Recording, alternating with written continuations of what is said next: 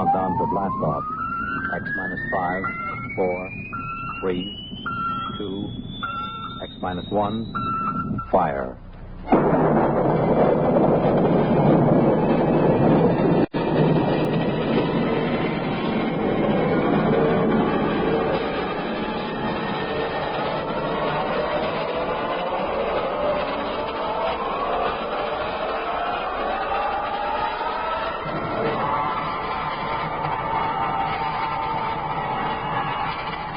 From the far horizons of the unknown come tales of new dimensions in time and space. These are stories of the future, adventures in which you'll live in a million, could be years, on 1,000 maybe worlds. The National Broadcasting Company, in cooperation with Galaxy Science Fiction Magazine, presents X minus 1.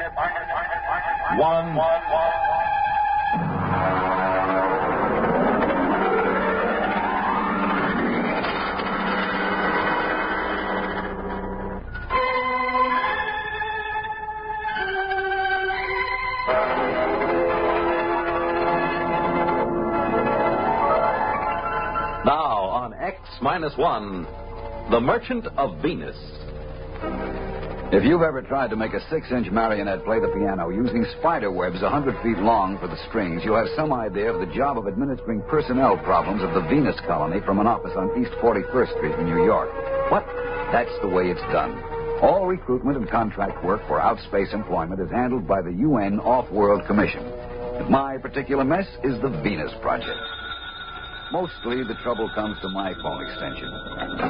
Work 'em here. Work 'em. How long do you think we're going to stand for this? Oh, General Carlson, how are you? At the rate you're going, there won't be a man left on Venus or a dollar left in the budget. What kind of a personnel director are you? Well, if you... Don't you know this project is vital to every person on Earth? General Carlson, just what is wrong? 30 more resignations came in from the colony on the last mail flight.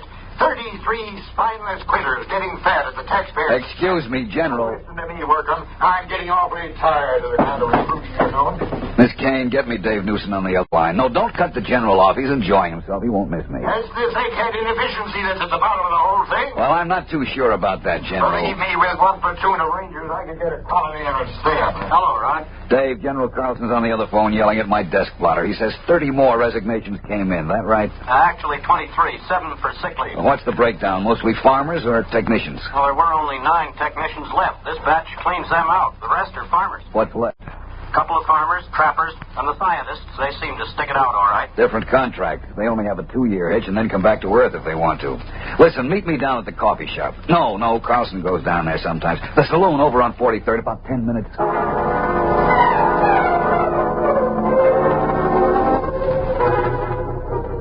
The saloon was decorated in old-fashioned foam and plastic furniture. It looked straight out of the antebellum 1950s. I found Dave waiting for me in a booth, and we got right down to it. Well, listen, why don't we leave this last bunch of quitters right where they are? Then they'd have to make a go of the colony to save their scrawny necks. Oh, I'd like to, but even General Carlson wouldn't dare. We'd never get another colonist off Earth. And our main job is to relieve population crowding on Earth. We get tough with the colony, a man would be a fool to go. And every one of these quitters talks like he was just sprung from Devil's Island. This isn't getting us anywhere. I want you to shoot me up the files on this last batch of quitters. Maybe we'd better have a staff meeting on it. Get the psychology section, the preliminary interviewers who passed these men, and I'll have Jameson, too. What do you want a historian for? Maybe he can find us something interesting in the project record. He's used to deducing the philosophical and religious behavior of the ancient hidden of a cuneiform laundry bill. Oh, we'd better make it formal. Book him into a saloon. He spends all his time thinking up guessing games to avoid paying for his drinks. Oh, make sure about General Carlson. I'll tell his secretary. No. Make sure he doesn't hear about it. I don't have anything against General Carlson personally. It's just that there's always been a fight over Venus Project. The military versus the rest of us soft, decadent civilians. Carlson felt the right way to settle any virgin territory was to set up a military outpost on the ground that soldiers had always been the best operators under similar circumstances. I had lunch with Dave before the conference. You want to call the Greasy Spoon and order? What's on the menu? Well, Protos burger, sliced seaweed borscht with boiled algae balls. Just coffee. Black coffee. Well, they don't have coffee. What do you think this is, the Chambord? You can have Neo-Cap or Syntho tea.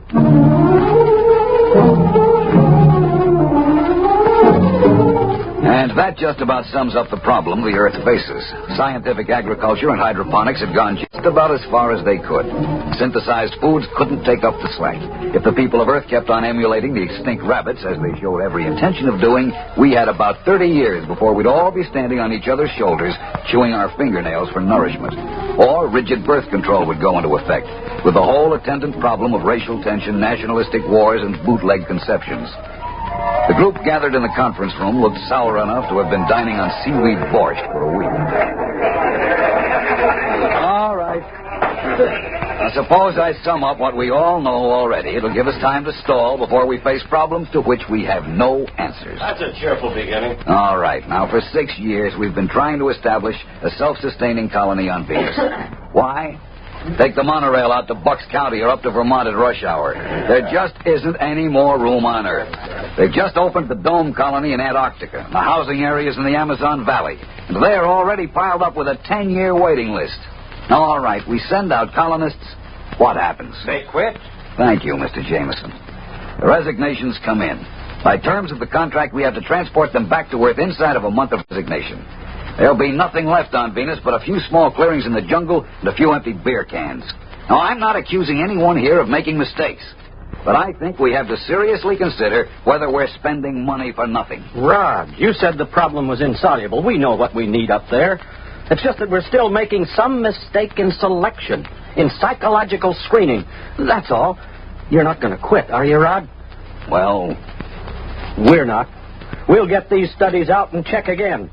Venus Project is too important to fail, right? Yeah, right.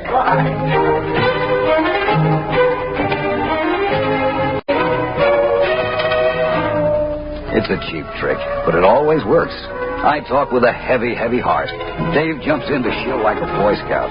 It always amazes me how a bunch of PhD psychologists can get suckered into enthusiasm every time. We tried to figure out what made us set quick. We went into their backgrounds, their personality psych profiles. The coffee grew stale and the smoke heavy. Nothing. Look, Rod, here's what it boils down to.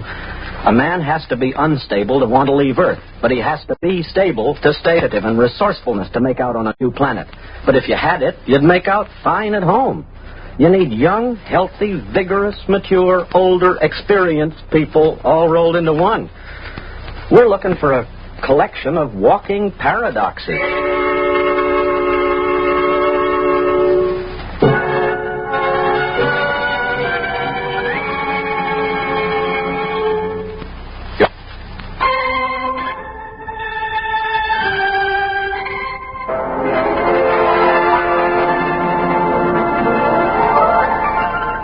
Now back to X-1 and The Merchant of Venus. We tried brainstorming on Project Venus. You know, just sit around and let the ideas seep out of your unconscious. Take kids up and bring them up on Venus under guard. Grow colonists in test tubes and ship them out wrapped in glass. Start trial colonies in the Congo. Nothing. I was mulling the conference over by myself in the saloon when Jameson dropped into a chair beside me. Hi, Rod. Oh, hello. Hey, I got a new game. I take 3 matches in my right hand and Don't you guess... bother. I'll pay for the drinks. Rod, you're taking the sport out of sponging. I see nothing amusing in being a petty con man. How about that snow job you work on the psych team every couple of weeks? You could get rich selling bogus mining stock to investigators for the SEC. There is a difference between legitimate personnel psychology. Sure. How about when you threatened to quit? Well, I'm not sure I was kidding. What would happen if you quit? Carlson would probably send a military outpost up there. Make a clearing, build a fort, maybe a town, and then he'd try to get people to come and live in it. It won't work, though. They'll want to know why the planet had to be colonized that way. Why wouldn't the civilian colonists stay? Rod, this may surprise you, but I agree with you. But not because of your fancy psych profiles and emotional mathematics. A free people will not willingly move into a military township. Rod, you a gambling man. I told you, I'll pay for the drinks. No. I mean, would you take a 50-50 chance if the colony had a chance of working out? Guess so. That's better odds than I'd give at the moment. All right. You're on. Now, wait a minute. What are you talking about? Never mind. Here, look. I take 3 matches in my right hand.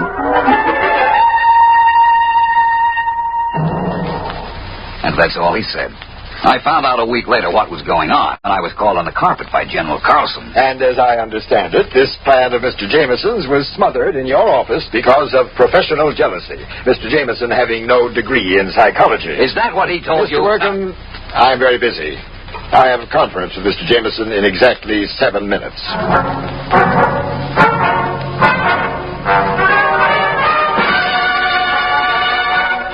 I caught him later that afternoon. Now, take it easy, Rod. That's the only way I could get Old Blood and Sarsaparilla to snap at my bait. If he thought you were sitting on an idea, he was bound to grab it. You know he dry-docked me for 6 weeks. Go fishing. Have a good time. When you get back, I'll have my little swindle going full blast.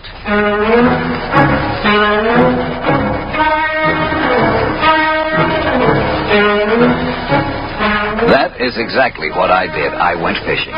When I came back to work, I had to fight to get into the building. Hey, where you pushing? I work in here. Yeah? Line fucker. What do you mean? You're gonna waste your time like the rest of us. What's going on in there? What, are you kidding? This is the volunteer office. Where have you been? Volunteer for what? The Venus colony. Oh, no. That's a little office around on 43rd Street. Wake up, Bud. They moved out of that office last week. You mean all these men are volunteering? Sure. Hey, you got a bottle on you? Bottle? Anything. A little California seaweed juice, maybe? I ain't fussy. Are you a trained farmer? Do I look like a hayseed? Technician? Mechanic? Listen, Buster. That's for marks, rubes, hicks. I know how to take care of myself. Let the suckers push tractors around. Are you sure you ain't got a shot? No. Man, I can hardly wait till I get there. The nearest saloon? Venus, man, Venus. What are you going to do when you get there? Well, stick me all up, climb, then let the creds roll in. So I get me a year's supply of the best pre-war scotch, and I'm going to use it up in a week. They don't pay that kind of wages at the colony. Wages? That's for square johns. I'm going out for the hot stuff. You know what I mean? Radioactives? Well, the government assays don't show enough to make it worth shipping. That's what they want you to believe. I heard they got loads of big U's so rich, you got to wear a lead union suit to get near them. Don't you realize there's nothing but jungle up there? And insects and spores and fungus? All right. I know the story. That's to keep out suckers. Take it from me, bud. Just look around. The smart money knows the truth. I'm getting in on the ground floor.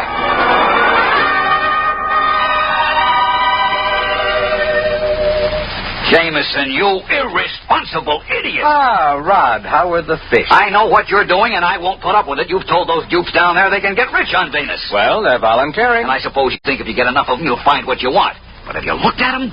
Crooks, gangsters, bums, hobos, drunks, and I don't know what. They are a little picturesque, aren't they? Well, you got recruits, all right. But what kind of a society are you going to start with them? Rod, you're not being just a teeny-weeny bit snobbish, are you? Look, this isn't a joke. I don't care who goes as long as they meet some standards. But to make a decent place, you need decent people. Morally clean and healthy. And to think this is a man I have seen playing stud poker. You've got a collection of bums and alcoholics and criminals. Probably half of them are wanted by the cops. You've got to stop.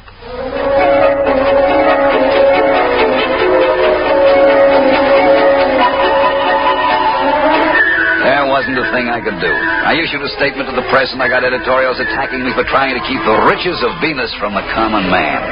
Days passed, weeks. The training and screening compounds were jammed, and the transports lifted from Cocoa Base on a tight schedule, 100 men to a ship, not counting crew. People traveled miles to apply. They drifted in from every skid row around the world. And then the numbers decreased.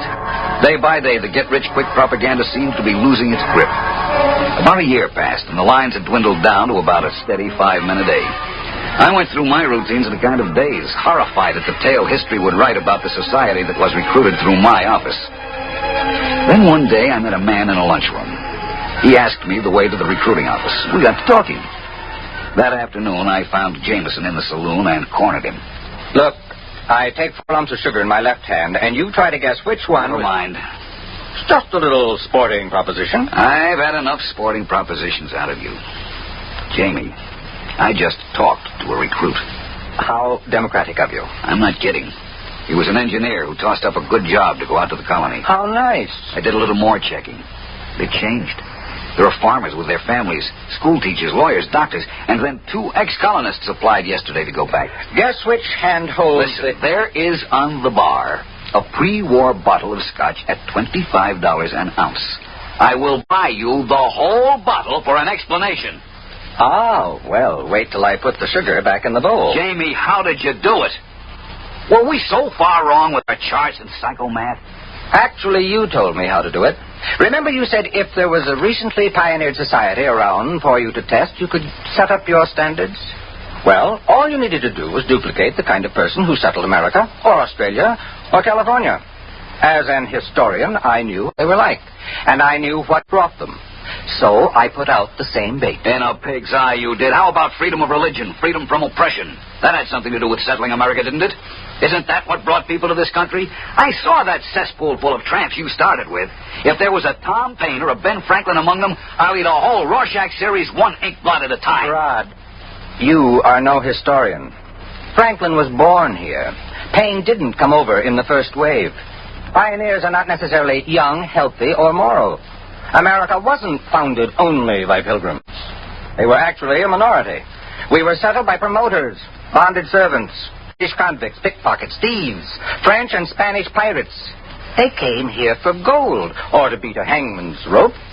That's the kind of person who settles a new land. Misfits, drunkards, fugitives from justice. Too sick in mind or body to make a go of it where they are. But what kind of society will they make out of it? What kind did the sweepings and nougat make out of America? After a while, they stop shooting each other down in the streets, and civilization catches up with them. One thing, they get married. And it's amazing what a civilizing influence a wife is. Won't they be a little sore? After all, you just worked the greatest hoax since the immigrants came to America because they heard the streets were paved with gold. Well, I'll be going along myself soon. You? Yep. Now that they've got a colony going up there, they'll be making history. And besides, I understand there's a wide-open gambling saloon at New Abilene on the Neo-Texas Peninsula. I'm anxious to try my luck on the wheel. I wonder if that pre-war bottle of scotch will stand the acceleration.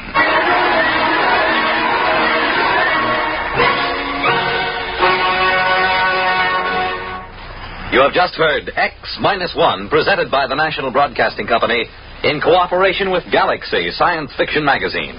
X-1 has brought you The Merchant of Venus, a story from the pages of Galaxy written by A.H. Phelps, Jr. and adapted for radio by Ernest Kinoy. Featured in our cast were Jackson Beck, Bernard Lenroll, Jared Reed, Joseph Julian, George Irwin, and Ted Osborne. This is Fred Collins. X-1 was directed by Daniel Sutter. It is an NBC Radio Network production.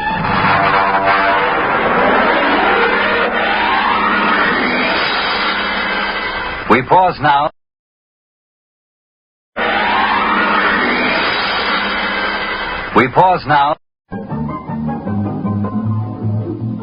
This is Nightline, your tie line to the world, and this is Walter O'Keefe.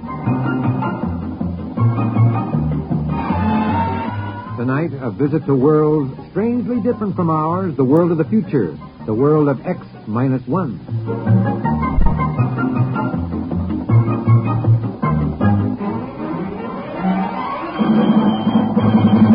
Now, here is the future, X-1.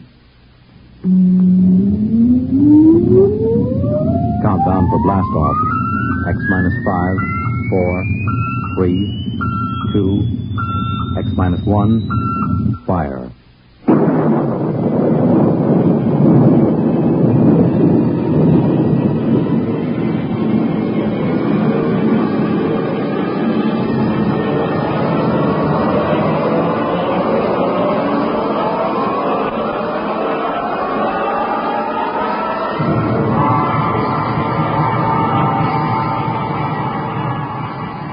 From the far horizons of the unknown come tales of new dimensions in time and space. These are stories of the future, adventures in which you'll live in a million, could be years, on 1,000 maybe worlds. The National Broadcasting Company, in cooperation with Galaxy Science Fiction Magazine, presents X-1.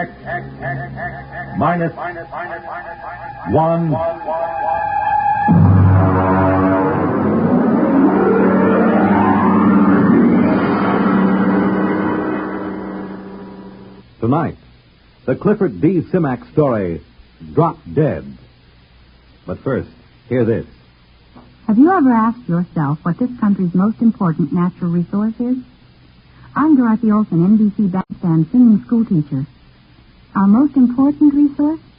Well, you might consider it our mineral deposits, or our tremendous sources of water power, or maybe our great forests. Well, these are all very important natural resources, but there's one resource that's more important than all these combined. Our children. Don't neglect them or their educational facilities. Poor schools breed inadequate citizens for tomorrow. And another thing, keep your youngsters in tip-top shape so that they won't miss important school days. Dress them against the weather so they won't catch needless winter colds. Check their wardrobe as they go back to school this fall to be sure that they have plenty of the right kind of clothing. Remember, our children are this nation's most important natural resource. It's your job to protect their future as they go back to school this fall.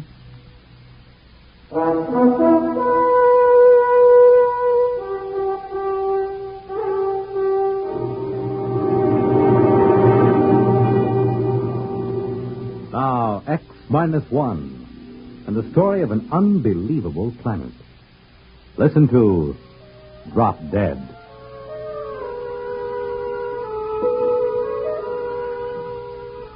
Exactly 1 hour and 20 minutes after we sent the survey ship out on its tail, the critters showed up.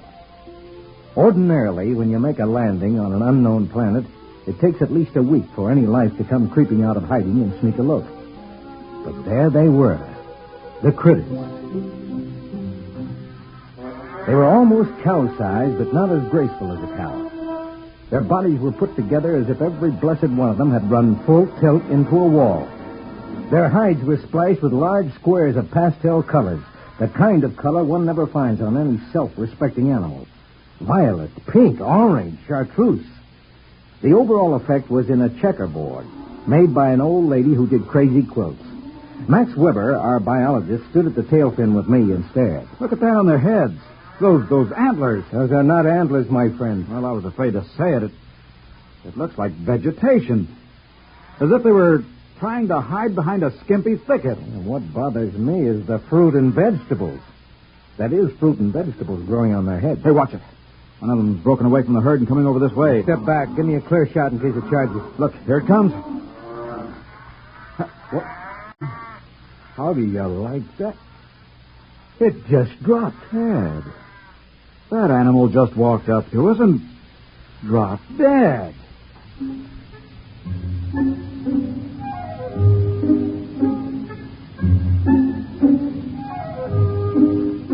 We left the critter lying where it fell and started to set up camp. Carl Parsons, our ecologist, had the stove together and the supper started before the last tent peg was driven. I dug out my diet kit and mixed up my formula, and all of them kidded me about it the way they always did. It didn't bother me. Their kidding was automatic, and I had automatic answers. I know ulcers must sound silly and archaic. You ask any medic, he'll tell you they don't happen anymore. But I have a riddled stomach and a special diet kit to prove that they sometimes do. After supper, Carl Parsons, the ecologist, Max, and I dragged the critter in and had a good look at it. Hey, look at this, Ed. This animal's got different colored blocks on it, just like a checkerboard. Look at this one. Holes. Yeah. Just like one of those peg sets the kids use as toys. Here, look what I found out of that. I'll poke it with my knife. There. Looks like a bee. Well, it is. On top of being a tomato bush and a grapevine, this critter is a walking beehive. Why couldn't there be something simple? Yeah, it never is. You know, this is a screwy place. The critters? No, not the critters. The planet itself. Never saw one like it. It's positively naked. No trees, no flowers, nothing. Almost as if someone had said, let's make a simple planet. Let's cut out all the frills. Let's skip all the biological experiments and just work on the basics. One form of life and the grass for it to eat.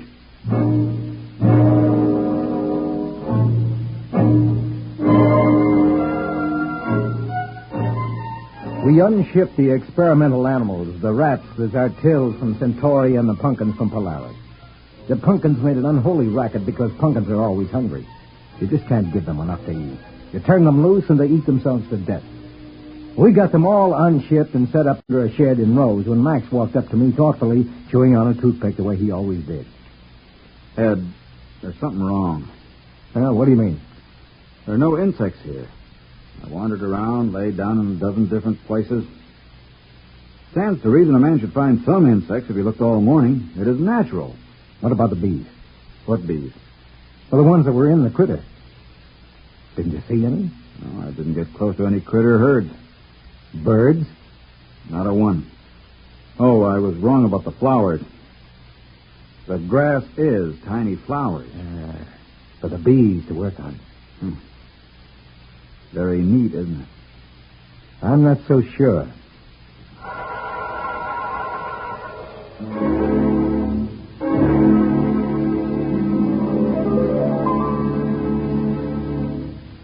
American tradition.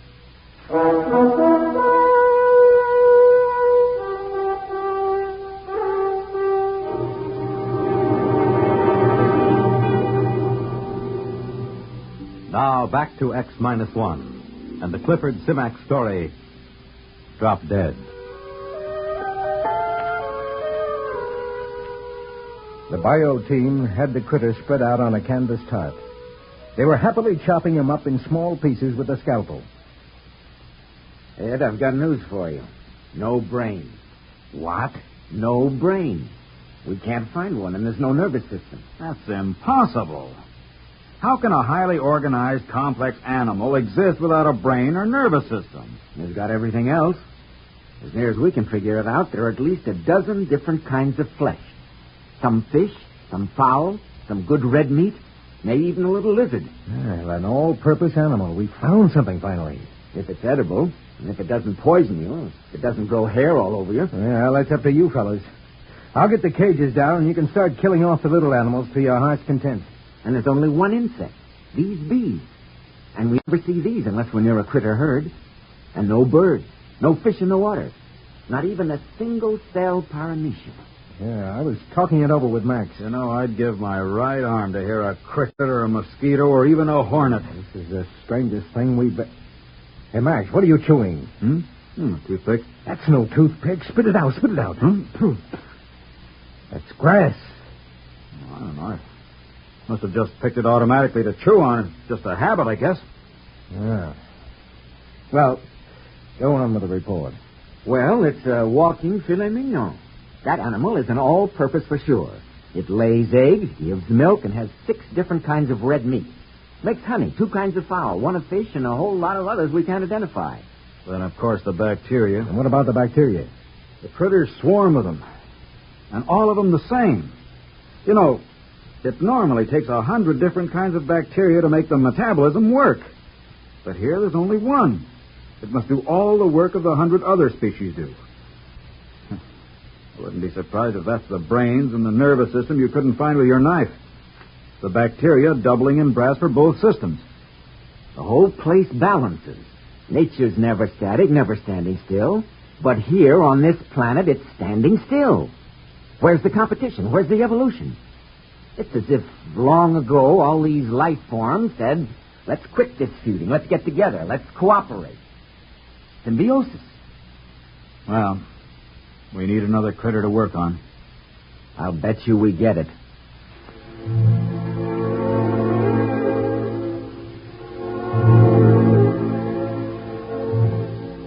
Luckily, Max didn't take Carl's bet. Right after breakfast, the critter came in and died with a savoir-faire that was positively marvelous. We unloaded all our supplies and got ready for a long stay. We were feeding all the experimental animals on a critter now. The carnivorous ones ate the critter meat, and the vegetarians chomped on critter fruit and critter vegetables. They all grew sleek and sassy. We were sitting around after supper one night when suddenly we heard something. Hey! What is it? Listen! Thunder. Listen! I think... All right, quick. Everybody up into the ship.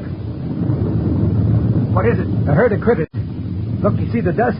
They're coming this way in a stampede.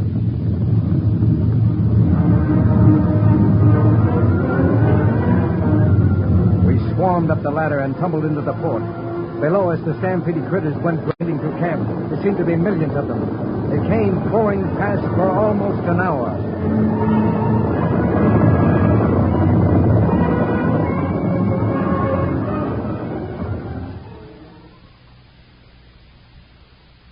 When it was all done, we came down and surveyed the damage. Well, the animals are safe. They were under the tail fins. Everything else was gone. Tents carried away. Food supply is gone. How about the emergency rations in the ship? I had to move them down to the supply tent so they'd be handy. They're gone, dashed into the mud. Well, even if we lifted ship immediately, it's at least 7 weeks to the nearest contact point. And no rations. Well, gentlemen, I suggest you try on your bibs. There'll be steak for dinner. Steak? That's right. Steak or fowl or fish or honey, whichever you like. You mean eat critter? You got any other ideas?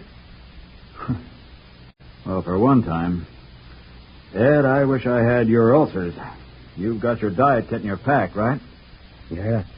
Well, let's get a good fire going and throw on a chunk of critter.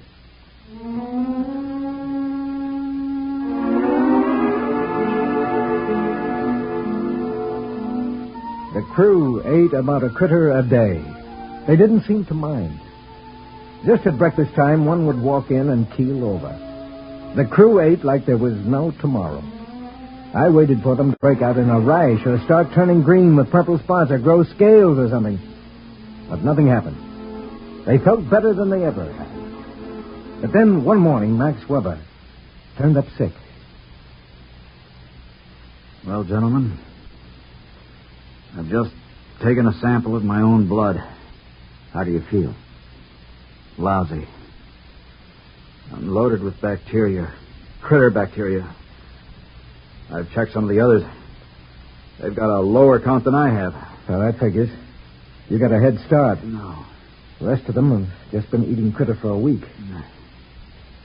Hey, remember the day you ran out of toothpicks and took to chewing on a grass stem? Well, we can't stop eating critter. It's all the food we have. Well, we might stop eating critter now. And there's my diet kit. We might make it home. Your diet kit wouldn't last us 3 days. I took a blood sample on the test animals. They've got a bacteria count almost as high as mine. Well, it doesn't make any difference. We still have to eat critter. We haven't got any choice.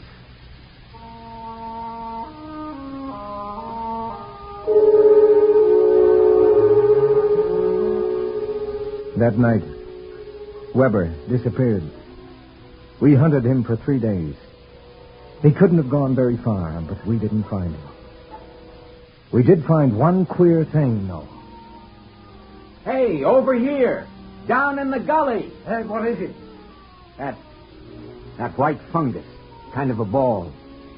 It wasn't here last week.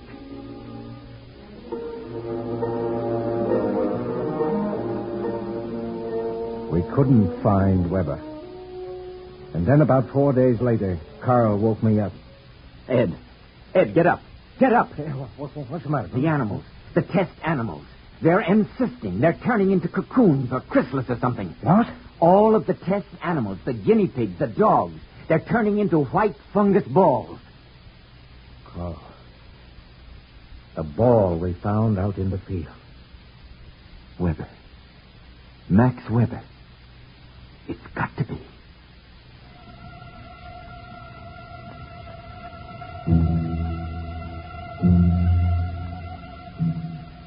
We had some trouble finding the place because the land was so flat and featureless. We finally located it just as dusk was setting in. It's split. It looks like an egg after a chicken's been hatched. Carl? What do you think? Look inside. There are 2 halves of that cocoon. Look at the marks. You can see what it is now. Ed, you're the only one who has a chance. I think you should leave right now. Get back to the center and tell them. You've got your diet kit. You can make it. No wonder there are just the critters here. Take one drink of water, chew a single grass stem, take one bite of critter. Do any one of those things and you turn into one of them. Listen, Ed, you take your diet kit and notes and get out of here. But I can't run out on you. Forget us. We're not human anymore. You must not stay. If you do, in a day or two, a critter will come in and drop dead for you. And you'll go crazy all the way back home, wondering which one of us it was.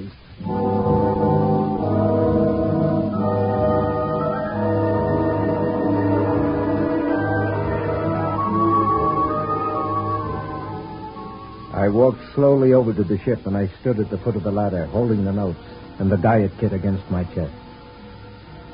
I thought of all the things we'd been through together. The crew, how they'd always kidded me about the diet kit. I thought of almost 10 years eating that awful goo, and that I could never eat like a normal human because of my ulcerated stomach. Maybe they were the lucky ones, I told myself. If a man got turned into a critter, he'd probably come out with a whole stomach and never worry about how much or what he ate. The critters never ate anything except the grass. But maybe, I thought, that grass tasted just as good to them as steak or a pumpkin pie would taste to me. So I stood there for a while and I thought about it. Ed, what are you doing back here? Carl, I just took that diet kit and threw it out into the waste disposal unit. What are you talking about? My friend, I am very hungry. What have you got for supper?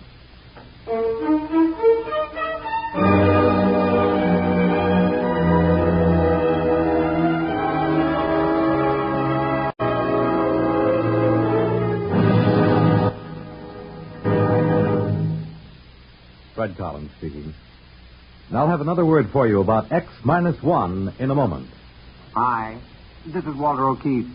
You know, they say there's nothing new under the sun, and maybe that's true. But there is something new under the moon, and that's Nightline. In Nightline, we think we found the way to use the intimacy as well as the lightning-fast maneuverability of radio in an hour-and-a-half package of high-voltage, different entertainment. We found the way to make the airwaves your magic carpet to wherever big things are happening. Anywhere in the country, for that matter, anywhere in the world. Now, let's say that your favorite comedian is performing at a Las Vegas nightclub. He's packing them in, and you've really got to have connections to get a table. Well, Nightline is that connection, and your radio is your ringside table.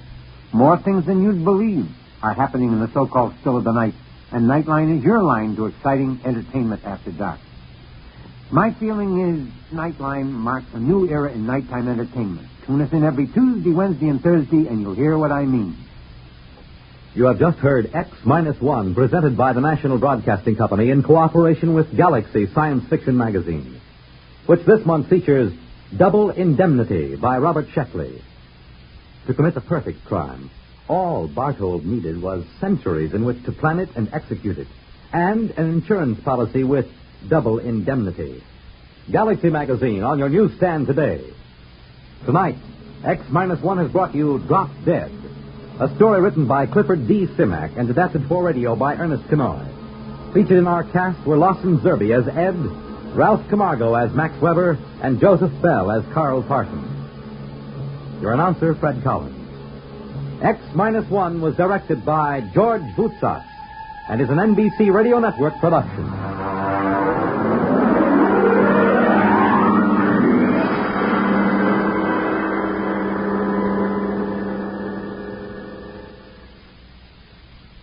You'll be on the right line to exciting entertainment when you hear Nightline tonight over most of these NBC stations. Tonight over most of these NBC stations.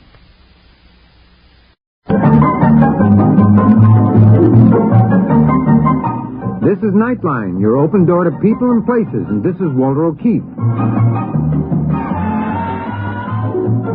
Nightline invites you to listen in on NBC's award-winning science fiction series X-1.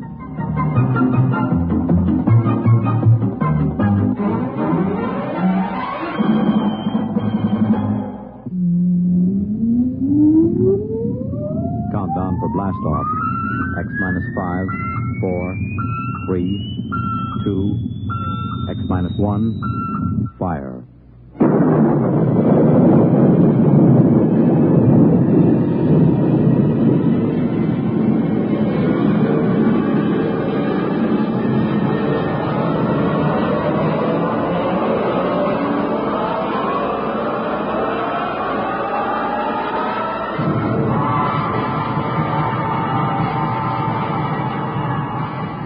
From the far horizons of the unknown come tales of new dimensions in time and space. These are stories of the future, adventures in which you'll live in a million, could be years, on 1,000 maybe worlds. The National Broadcasting Company, in cooperation with Galaxy Science Fiction Magazine, presents X minus 1.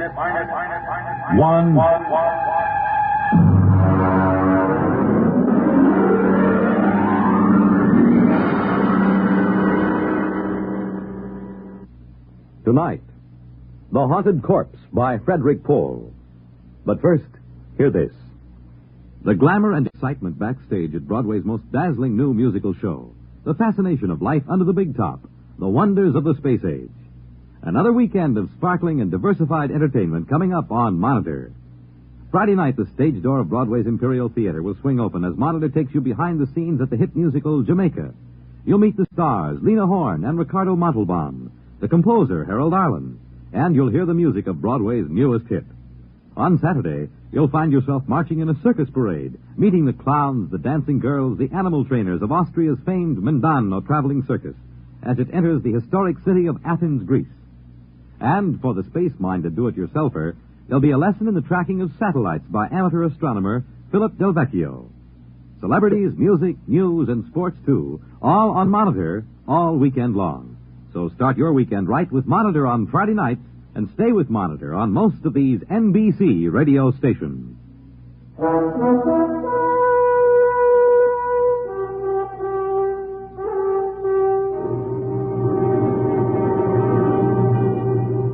Now, X-1 and tonight's story, The Haunted Corpse.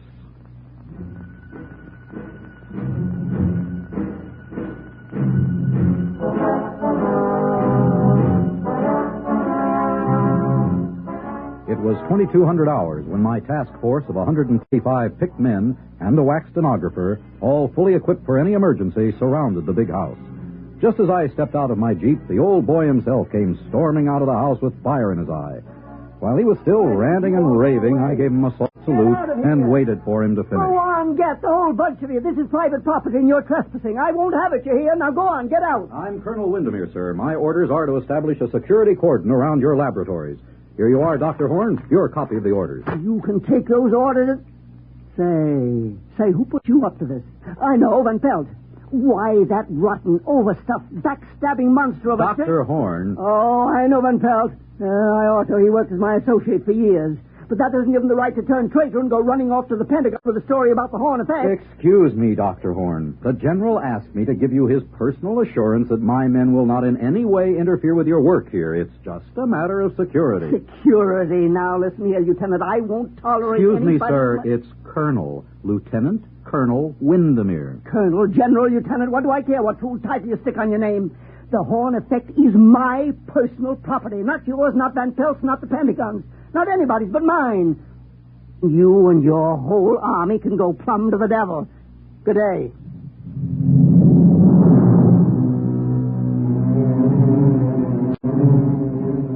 I watched the old man, he must have been all of 85, go stalking back into the house. During the night, a wire stringing detail surrounded the whole place with 3-strand electrified barbed wire with guard towers every 50 yards. I inspected the whole establishment before breakfast the next morning. And then, satisfied that everything was in order, I ate breakfast in my tent. I was interrupted by the appearance of Van Pelt, the fat and chubby scientist who had sent the original report to Washington. What did he say? How did he take it, Colonel? I mean, is he sore? Sore as a boil, Doctor. Oh. Well, you're here, so I guess he won't try anything. By the way, I didn't get a chance to have breakfast in town, and I wonder... Oh, of course. Have some bacon and eggs. Thank you very much. It looks delicious.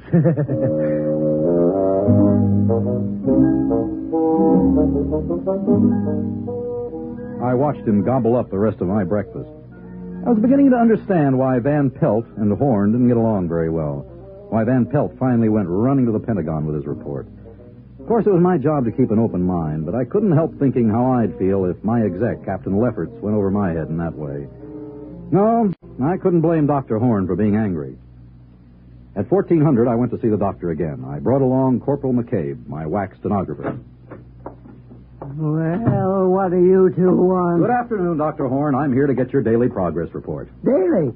You want to report every day? Yes, sir. Refer to paragraph 8 of my orders. Corporal McCabe here is an expert stenographer. She'll take down your dictation. Dictation? No, I won't do it. I absolutely will not do it. You'll have to do it, sir. Why, Orders. Why, you and your stinking little two-bit army. I ought to... Progress report, you're saying? Yes, sir. You're going to stick to what you say? I must, sir. Well, I suppose I must reconcile myself to the situation.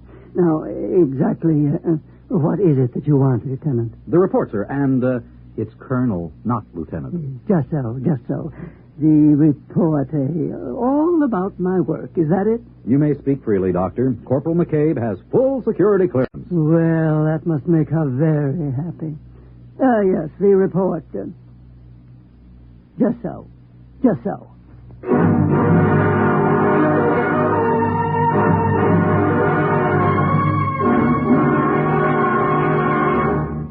You're listening to The Haunted Corpse, tonight's attraction on X-1.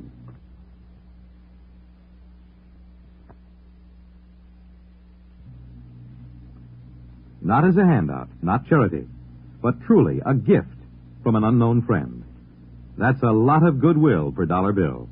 Send your dollar bills, won't you? As many as you can to CARE, New York 16, or through your local Railway Express agency, and do it today. Your own holidays will be the brighter for it.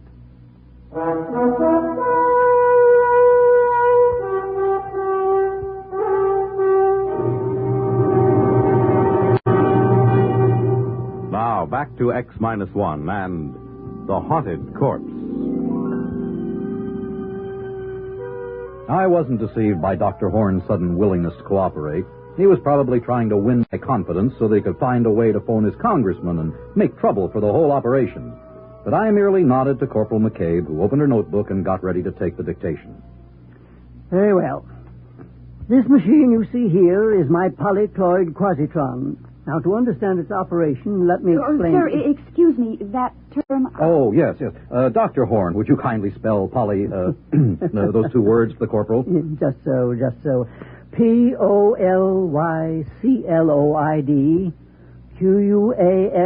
quasitron. Thank you, sir. Just so. Well, now, the various... It was rough going for about an hour. The doctor had to pause every 50 seconds to spell a word for McCabe, who was looking more and more ill at ease. But there was one virtue to this slow pace. I was able to follow it all fairly well. And when the doctor finally stopped, I was ready to sum it up for him. I hope, Lieutenant, that I've made myself clear? Yes, sir. In other words, you've perfected a method of electronically killing a man without touching him. What? Electronically killing a man without touching him? Yes, sir. Just so, Lieutenant, just so. Will you tell me one thing? What in the sweet name of heaven did I say that gave you that particularly stupid notion? Well, sir, that's what you said. It is also what my briefing from General Follansby at the Pentagon gave me to understand. Oh, rubbish. Oh, I see what you mean. Just so. I confess I wondered why you're here in the first place. The government feels that this is a weapon. Of course, sir. Oh, well, now we understand each other. My machine renders humans into corpses. So does a Chip Flint, for that matter. Yeah, but never mind. That is the aspect which interests you. Yeah. Very good. But mark this, Lieutenant. My quasitron does something no Chip Flint can do. It removes from the human body that thing which possesses only a negative definition, the quantity that we will term X, which, added to the body, produces a man, subtracted leaves a corpse. Oh, but you don't care about all that, do you? Sir, I don't follow you. No, you're darn right you don't. We're all corpses, don't you see? Corpses inhabited by ghosts. And there's only one man in the world who can separate the two without destroying them, and that is me. And there's only one way to do it, and that's with the Quasitron. Good day, Lieutenant.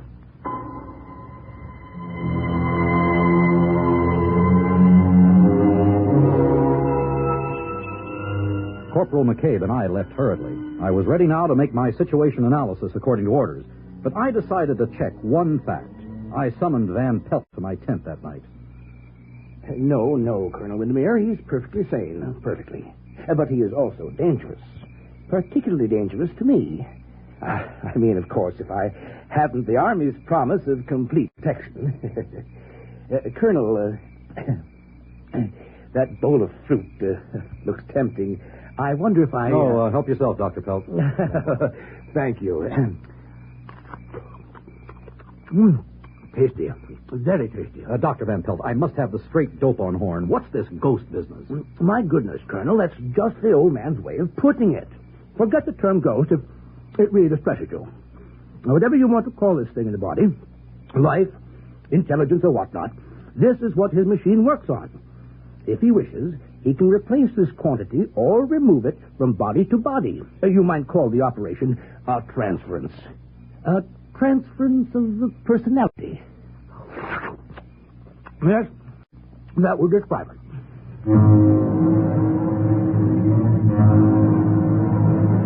Well, I got rid of Van Pelt fast after that. Now I had something really exciting to look into. This old man had a machine that could take a person out of his body and put him into another one if he liked.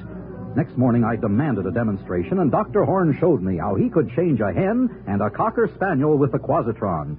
It was weird, but impressive and convincing. Well, Lieutenant, do you believe in my machine now? Remarkable. But can it work with people? Well, indeed it can, but these ridiculous laws governing the conduct of institutions. Heaven knows I've tried to get permission for an experiment.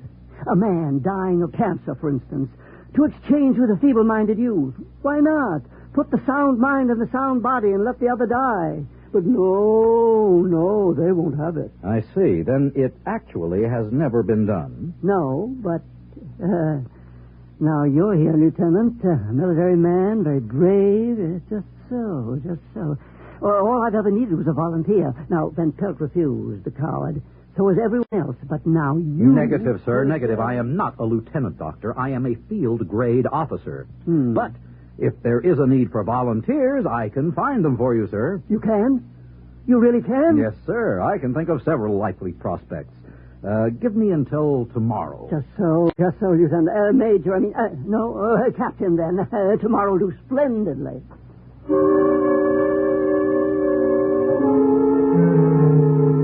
My immediate job was to get the volunteers. I would require 2. The first was easy. A private in Able Company. I sent for him, and he appeared looking apprehensive. Sir, the colonel sent for me? I did. You're the latrine orderly of Able Company?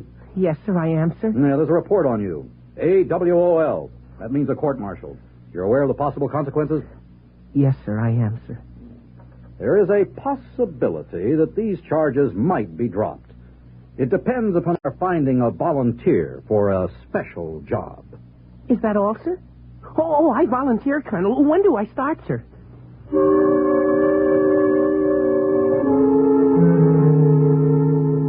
That was one. The second was a bit more of a problem. I thought at once of my executive officer, Captain Lefferts, a fine officer typical of the best leadership type. He had just been married, and he had no desire to be transferred to Saudi Arabia. Let me get this straight, Colonel. Are you saying that if I volunteer for this assignment, there's a possibility my orders might be changed? Captain, I hold your transfer orders in my hand. If you decide to volunteer, I will destroy them. Sir, I volunteer.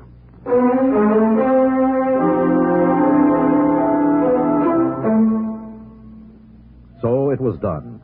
The next morning, both men were strapped into Horn's infernal machine. There was a great crackling and sparking.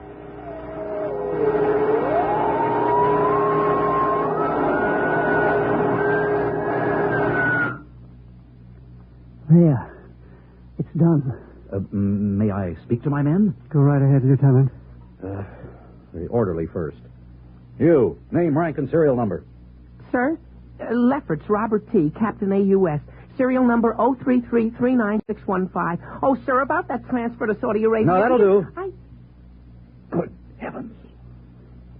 And now you. Colonel, sir, I changed my mind. If I can't go back to latrine orderly, I'll take the guardhouse, sir. It worked. At ease, men. You really did it, Dr. Horn. Just so, Lieutenant, just so. I really did.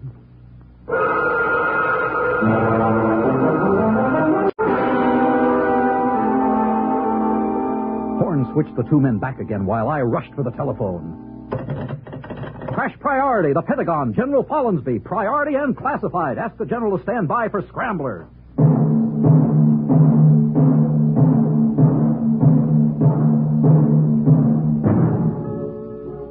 A weapon? This was far more than a weapon. We had the world by the tail. I got through to the General, and I was excited as I pointed out the implications of the device. Suppose a hostile representative visited this country, I told him. One of our men could switch places with him, and no one would ever guess. In time, we could have our men in the top positions of every government in the world. Our men reporting to us. It was the greatest opportunity any government ever had. The General was impressed in spite of himself. We arranged an appointment in the Pentagon for the next morning. As I hung up, I fingered the silver leaf on my shoulder. It would soon be a star. Colonel! What is it, O'Hare? Sir, I don't know how to put this. I'm afraid Dr. Van Pelt has gone psycho, sir. Why, Sergeant? What's he done? He's raving, sir. He says Dr. Horn wants to live forever. He says all Horn was waiting for was to make a test on a human being. He says now you've given Horn his test, Horn is going to grab the first human being he can find and, excuse me, sir, this is what he said, and steal his body. Great Scott! Where's Van Pelt now? In the laboratory, sir, with Dr. Horn. Gee, is everybody around here nuts? I saw it all in a flash. Dr. Horn had a brilliant mind, but a worn-out body. He was going to make a switch before his own aging machinery broke down. I had to stop him. Van Pelt was there, literally asking for it. When I opened the door of the lab, I stumbled over Horn's body, dead. He'd already done it. Next to his body sprawled my whack, Corporal McCabe, stunned by a blow on the head as she tried to prevent the tragedy. And there at the machine was Van Pelt, or what used to be Van Pelt, striking the complicated machinery with one blow after another. Too late, Colonel! Too late! Don't destroy the machine! Stop! It's too late, I tell you! Too late! Stop it! I know who you are! You're not Van Pelt! You're Horn! Get away from that machine! No! Not until it's destroyed! Destroyed! Destroyed! McCabe, you killed him. You fool! You unutterable ass! Wing him, yes. Stop him from smashing the machine, yes. But why did you have to shoot to kill? It seemed the best way. You've ruined everything now. Horn's dead, and so is Van Pelt. The machine is wrecked beyond repair. Sorry, Corporal, but I'm putting you under arrest. Give me that gun. I'm afraid not. You're fundamentally a nice guy, so I'm just going to lock you in here long enough to get away, Lieutenant. Lieutenant? Horn! You're Dr. Horn! Just so, Lieutenant. Just so. Goodbye.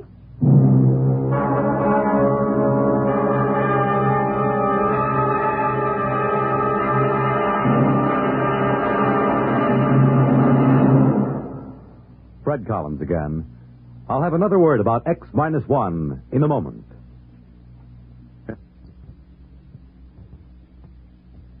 You have just heard X-1 presented by the National Broadcasting Company in cooperation with Galaxy Science Fiction Magazine. Galaxy Magazine science editor Willie Lay discusses medical problems of space travel in the current issue of Galaxy. Read Willie Lay's article, as well as the many thought-provoking stories similar to tonight's tale of fiction based on facts of the future. Galaxy Magazine on your newsstand today. Tonight, X-1 has brought you The Haunted Corpse, a story written by Frederik Pohl and adapted for radio by William Welch. Featured in our cast were Edgar Staley as Dr. Horn, Walter Black as the Colonel, and Dean Lyman Almquist as Van Pelt. Others in our cast were Lydia Bruce, Alan Collins, Bob Hastings, and Ralph Camargo. This is Fred Collins speaking. X-1 was directed by George Voutsas and is an NBC Radio Network production. Walter O'Keefe is your guide to new worlds of nighttime entertainment. Walter O'Keefe is your guide to new worlds of nighttime entertainment. Countdown for blast off. X minus 5, 4, 3, 2, X minus 1, fire.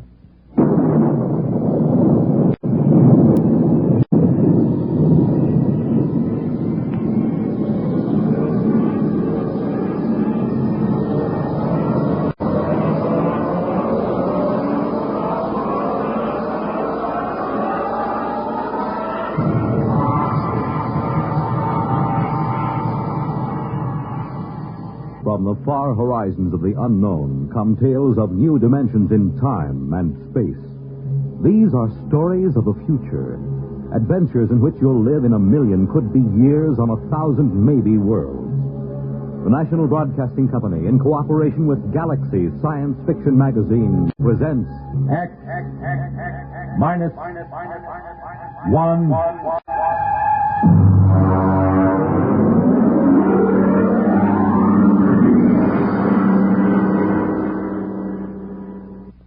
Tonight, End as a World by F.L. Wallace. But first, hear this. When the place is fine and the time is right, when the moon is low and the stars are bright. You make it Pabst, 'cause Pabst makes it perfect. Yes, Pabst makes it perfect. Just as we always have ever since 1844. So next time, you make it Pabst, because Pabst makes it perfect. America's Blue Ribbon beer from the Pabst Brewing Company, Milwaukee, Wisconsin. Yes, Pabst makes it perfect.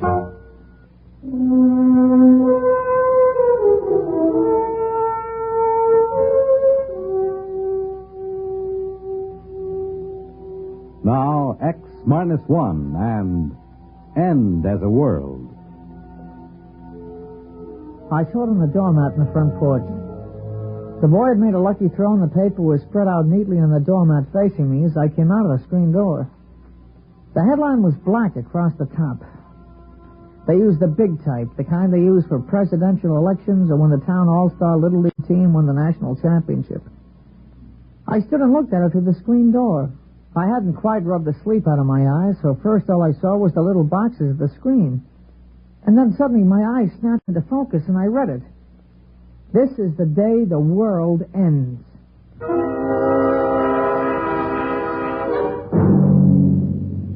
Pete, come in and eat your breakfast. Well, just a minute, Ma. Now, you leave the newspaper alone. You can read it later. Come on now, the eggs are getting cold.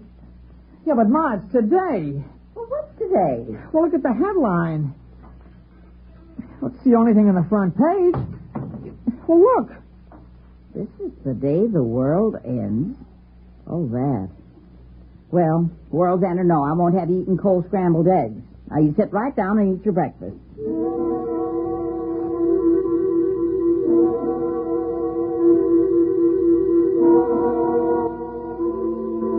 I brought the newspaper into the breakfast table. I turned to the sports page. The Dodgers were winning or losing, I forget which, and UCLA was strong and was going to beat everybody they met that fall. An H-bomb had been tested in the middle of the Pacific, blowing another island off the map, just as if we had islands to spare. Ordinarily, that would be in the front page, but not today. Now, don't get the newspaper in the egg yolk. All right, Ma. Want some toast? Peter, do you want some toast? All right, Ma.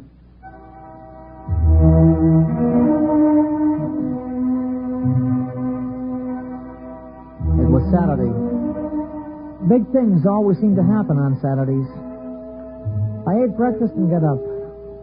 I had the usual things to do, like mowing the lawn, for instance, but I skipped it that day. There wasn't any use mowing a lawn on a day like that. I went out remembering not to slam the door. It wasn't much, but it showed thoughtfulness. I went past the church and looked at the sign that was set diagonally in the corner so I could read from both streets. There it was in big letters, quoting from the papers. This is the day the world ends. Dr. Davidson scheduled a prayer meeting for the calculated time. It was a bright day. People were out walking or just standing looking at the sky. It was too early to look up. Hey, Pete! Pete, here you are. Tag! Here. Hey, who showed you how to throw a football? Catch this? Hey, nice pass.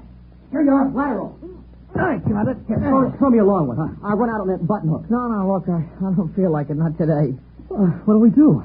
Oh, listen, the new issue of Popular Rocketry came in down at Grover's. Yeah, I saw it. Well, we could go down and see Howie. All right. Pete? Peter? Hey, your mother wants you. Yeah, what is it, Ma? Now, don't go too far. I got some things I want you to do. What? I want you to help me move some trash out of the basement and help me move some of the potted plants around in front. Ma, what's the use of doing things like that on a day like today? Never mind. Now, you come back by 11 o'clock, here? No. Come on. Howie's probably down at Grover's. Hey, look at this high hurdle. I'll go right over the sign. Here I go. Olympic star Paul Smithfield.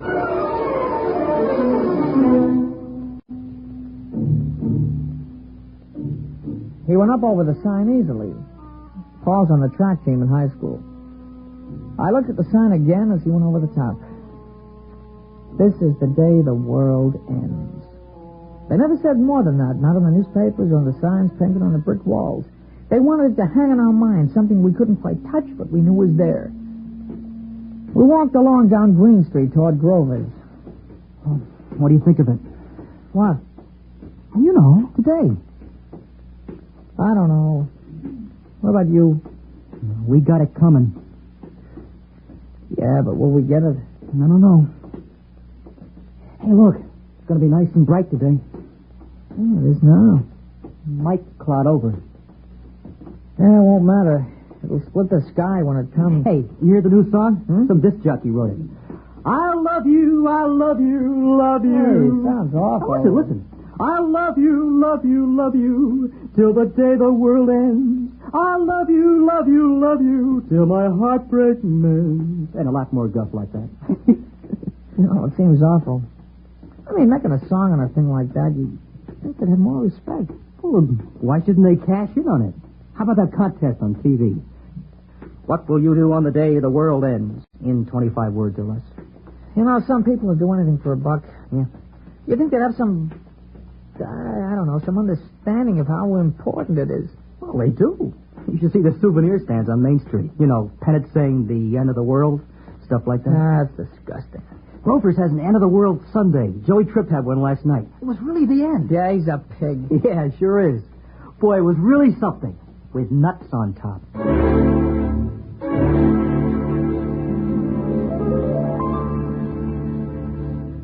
You're listening to End as a World, tonight's attraction on X-1. Careful planning and sensible driving add up to an enjoyable vacation trip. There are a few tips from the National Safety Council that should help make your trip a pleasure instead of a tense, nerve-wracking time. Before you leave, have the car given a thorough checkup to be sure it will always respond properly to your careful control. Check the emergency equipment you'll need, such as a first aid kit, keys, permits, identification, flashlight, tire-changing equipment, and your unexpired driver's license. Plan your trip for frequent rest stops with a good night's sleep each night. And then on your trip, pay attention to the job at hand and don't daydream. Stop off the road to see the sights or read the map. Be prepared for winding and straight roads, level and hilly roads, and changing traffic patterns between urban and rural areas. Obey all speed limits, traffic signs, and signals, and keep your distance behind the driver ahead. This vacation is what you've been waiting for all year. Enjoy it with sensible driving.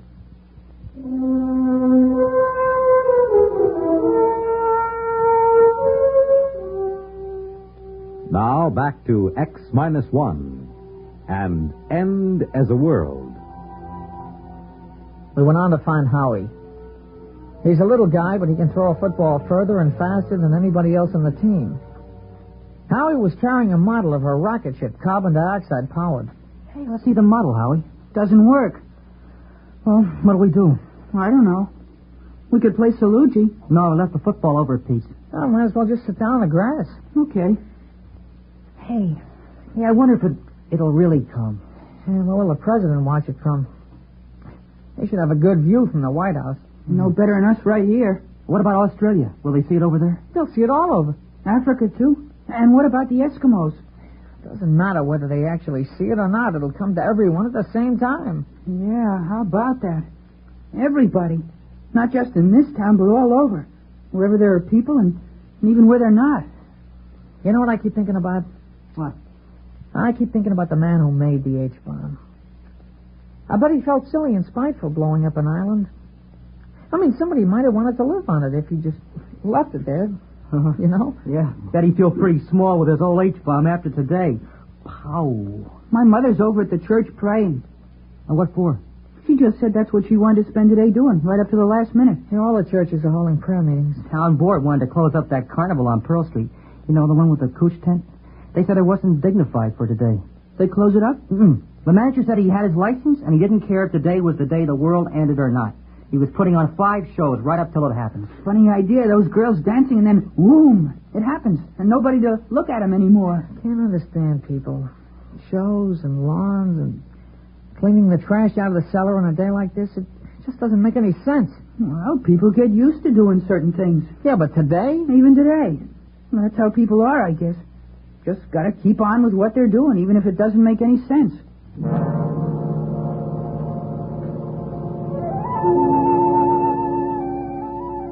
Now, we talked about it for a while, but we talked it out long ago.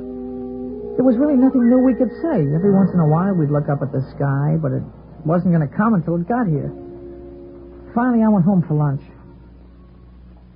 Now, you sit still and eat your lunch. Oh, Ma. It'll happen without your help. It's going to be all right. You think so? I think so. I'll give you your allowance now.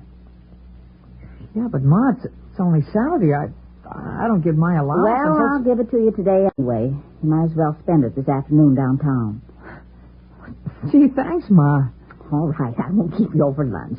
You can run uptown and watch it from there. Okay, Ma. You gonna go? Of course I'm not. Why should I get into that mob? I can watch it just as well from here.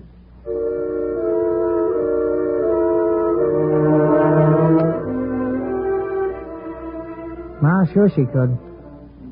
It wasn't the same. Everybody I knew was going to be there. I changed my shirt before I left. I took a rag and wiped the dust from my shoes. I wasn't trying to be fussy or dressed up or anything. I just thought I should do it. I walked uptown slow because there was lots of time to kill. There was shade and sun on the streets and a few big clouds in the sky. I never knew how slow a day could pass. I suppose I should have slept late in the morning and kept busy doing something. Well, this was worse than putting on a uniform and waiting till game time. At least there was a coach on the field to let you know what to do as you ran through the drill. I ran into Paul at the corner of Cross and Chestnut. Hey, you nervous? No. Why should I be?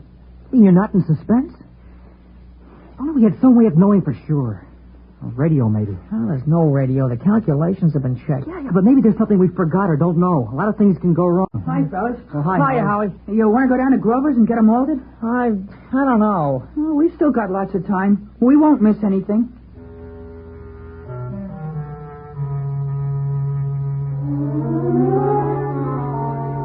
We all went down and had malteds at Grover's. The television was on. They were showing a street in India with people looking up. They flashed all around to Italy, China, and Brazil. Except for their clothes, it wasn't much different from here. They were all looking up. Well, let's get outside. I haven't finished my malted. What's the difference in a day like today, huh? I want to finish my malted.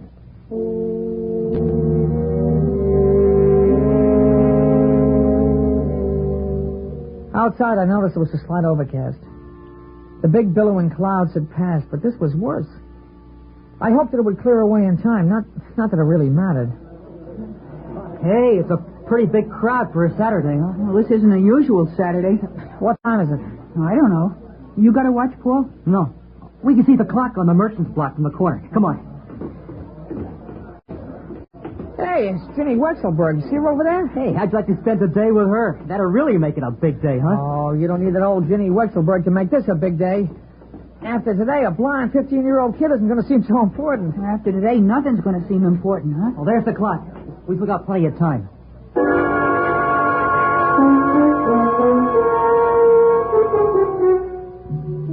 We just walked around.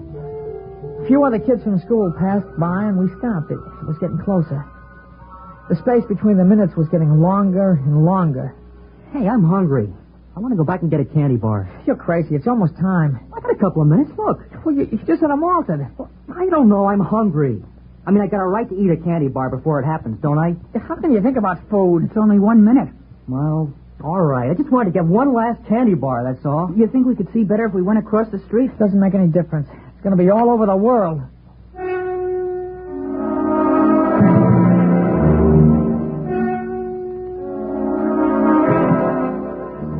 There was still a minute to go, and I kept wondering if there'd been a miscalculation.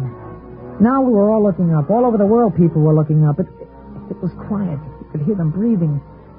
I sneaked a look across the street. Ginny Wexelberg was staring up, and she was crying. I kept wondering why a pretty girl like that should be crying. And then, just as I looked back at the sky, it happened.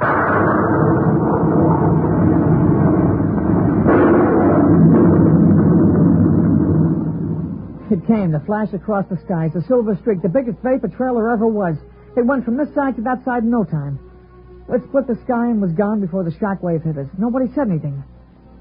We stood there and shivered and straightened up after the rumbling sound passed. You know what? It's going to go around the whole world. Well, he did it. Yeah. Yeah, he did it. Yeah, he sure did. All the way to Mars and back. Safe and right on schedule. You realize that? He did it. He did it. The first trip to Mars. He's back. He's safe.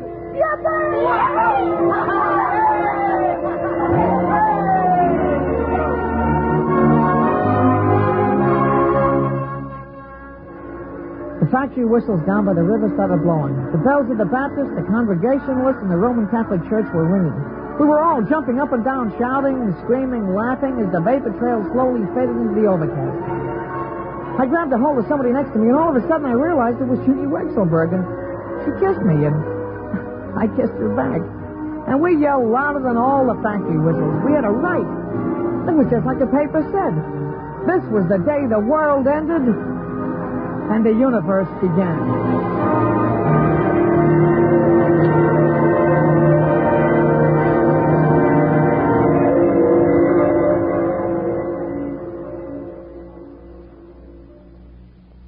This is Fred Collins, and I'll be back with a word about X-1 in a moment. Hi, this is Walter O'Keefe.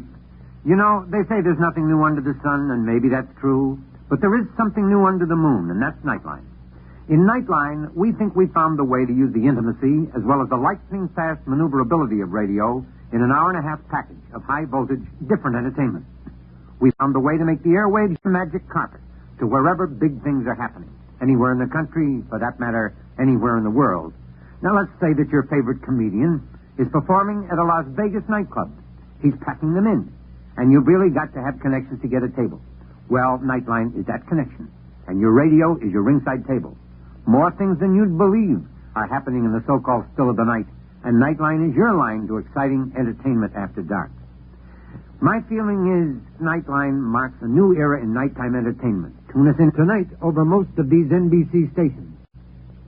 You have just heard X-1, presented by the National Broadcasting Company in cooperation with Galaxy Science Fiction Magazine, which this month features William Morrison's novelette, The Sly Bunger Hop. To Colmer, it was the chance of a lifetime. He could hear opportunity knock. But where in all creation was the door it knocked upon? Galaxy Magazine on your newsstand today.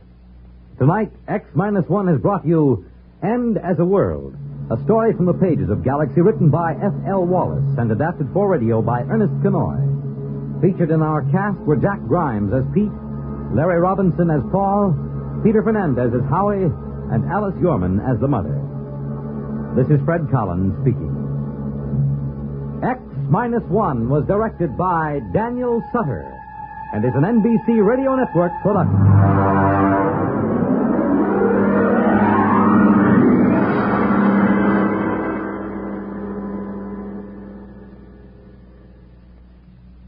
Next week on X-1, another exciting story from the pages of Galaxy. The Scapegoat by Richard Maples. If you saw a big teenage young bully beating up a helpless old man on the street, what would you do? Try to stop it? Or save your own neck by just walking away? Well, this is the story of a man who did stop it. Of a newspaper reporter who not only rescued the old man, but took him home, hoping to develop a good angle for the newspaper series he was writing on juvenile delinquency. The Scapegoat tells of what happened then, of the terrible threat posed by this seemingly harmless old man to the unsuspecting reporter and his family. Be sure to hear it next week on X-1. Wondering what the weather will be like tomorrow night? Will it be cool? Will it be hot? Will it rain or not? Well, don't give it another thought, because NBC's Monitor has a weatherproof evening plan for you with excursions to 3 world-famous underground scenic spots. You'll go roving with Monitor on a 2.5-mile trip through Marble Cave in Missouri. You'll listen to the music of a stalactite organ in Luray Caverns, Virginia.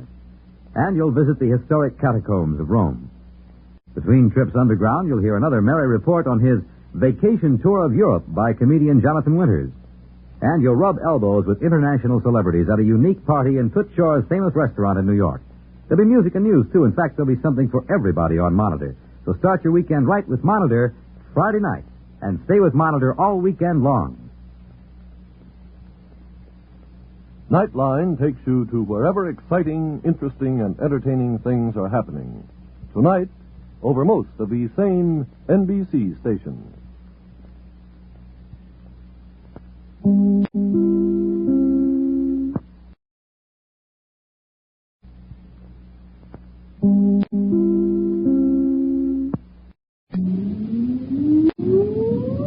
Countdown for blast off. X-5, 4, 3, 2, X-1, fire.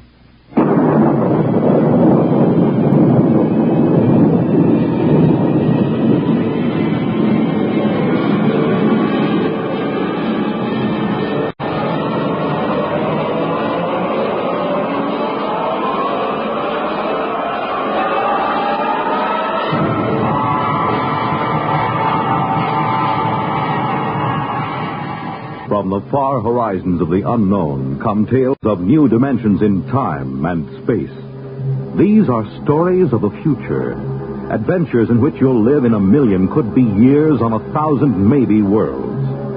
The National Broadcasting Company, in cooperation with Galaxy Science Fiction Magazine, presents X-1.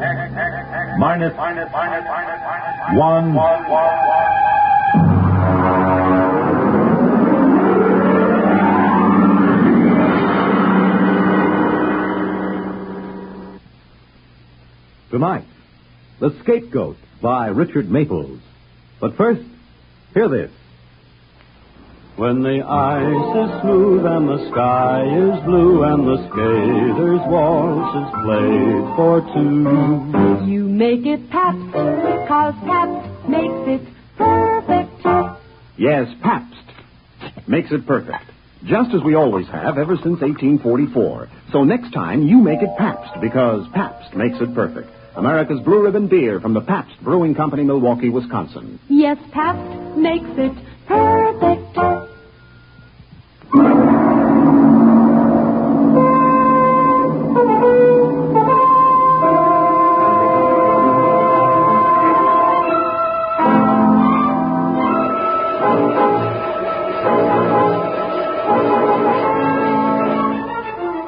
Now, X-1 and The Scapegoat.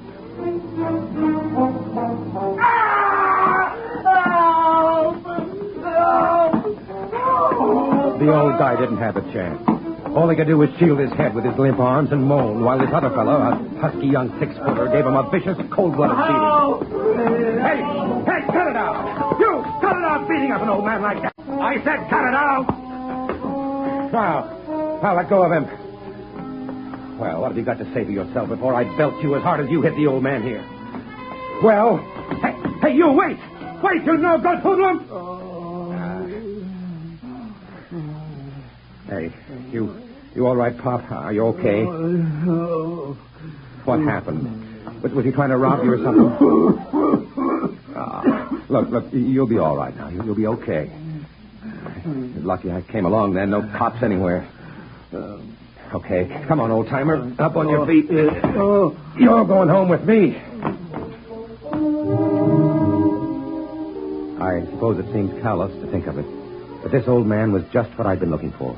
A brutal assault and a helpless old man, and I was the hero, just what I needed. You see, I'd just come from a meeting with the city fathers and the commissioner of the police department. And old man Jones, my publisher, had promptly yanked the rug out from under me and chickened. I'd written the articles panning the city's handling of the juvenile delinquency problem because Jones had to be in his bonnet to be the mayor.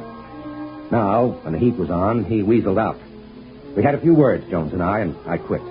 But now I had it, an eyewitness story, no cops anywhere, and a young bruiser beating up a defenseless old man. I figured I'd take him home, let my wife fix him up, keep him around the house until the story broke. Ed, what's the idea? Ed! Take it easy, honey. It's all right. This old guy just needs some patching up, that's all. Come on, old-timer. Oh, but he looks awful. Eddie. What is blood? Yeah, come on. I'll help you get him inside. He's cold.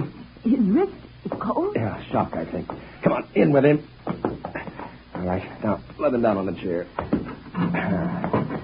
There you are, Pop. Were you in an accident? No, some hoodlum was beating him up. I chased him off. Oh, that's awful. Did you call the police? There weren't any police there. I'm going to crack this whole situation wide open with this story. Hey, Mom! Hey! Wow! Never mind. Go into the bathroom and bring out some towels. Ed, we'll need bandages and... Yeah, we'd better get a blanket around him. A blanket? It's 90 degrees. It's for shock, son. Go ahead, Tommy. Okay, Mom. Ed, I think he's coming to now. He's opening his eyes. No, you're all right, old-timer. You're all right. Well, isn't this cozy? What's your name? Ash. Ash. And first name? That's it. Oh, then what's your last name? I don't know. All right. Take it easy. What happened? Who was that hoodlum? Did you ever see him before? I don't remember. Well, why was he hitting you? I don't know. I don't remember. You missing any money? I'm not sure. Well, I suppose I scared him off before he could rob you. Yes. Oh, yes, you rescued me, didn't you? I'm really very grateful. Don't try to talk too much now. You'll feel better after you've had something to eat. Ed, we have nothing in the house. We were just going to have a salad. Well, salad's all right. Well, Ed, I think maybe we'd better get Mr. Ash to a hospital or to his house or something. Oh, look, Nana, I told you I want him Ed, here. Please. Come inside. Well, what's the matter with you? Come inside. Okay. You just sit right here, Mr. Ash. I'll be right back. I just... Yes, I'll be all right now. Nan, what's the matter with you? Get rid of him. What? Get him out of here. Well, why? He gives me the willies. Oh, no, it's just a he. Well, you must know he leered at me. Oh, Nan, he's an old man. He's just been beat up and in shock. Ed, please. No. I've got to keep him here. He's my proof. I'll write a story that'll rip the administration wide open, and Jones can't pull it out because I've got the proof right here, and I was the eyewitness. But, Ed... No. Please. He stays here, and that's all there is to it.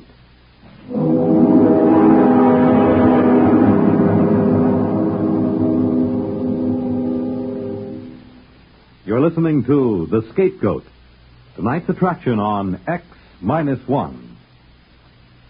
Once, a tall and beautiful tree stood in the forest. It had been there for 200 or 300 years. In the course of that time, wind shook it and lightning struck near it. A hurricane bent it once until its top was nearly at the ground. But none of the ferocious assaults could fell that tall, proud tree.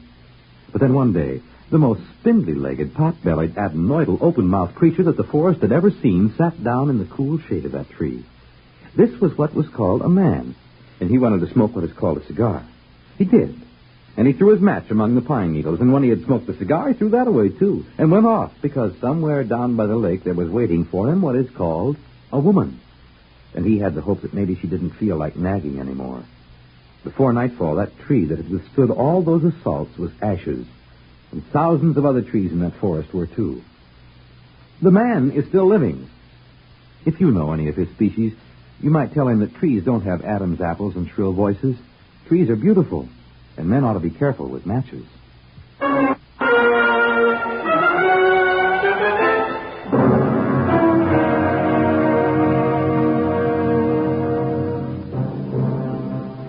back to X-1 and the Scapegoat. The old man seemed to recover pretty quickly. I suppose mostly because I'd gotten there in time. As a matter of fact, he began to talk, and he kept it up through the whole meal. And it was the craziest story you ever heard. He insisted he'd come from another world outside our solar system, where people existed in a kind of liquid state, bouncing about for the most part like large water-filled bladders. They were, however, capable of taking almost any shape their superior minds willed.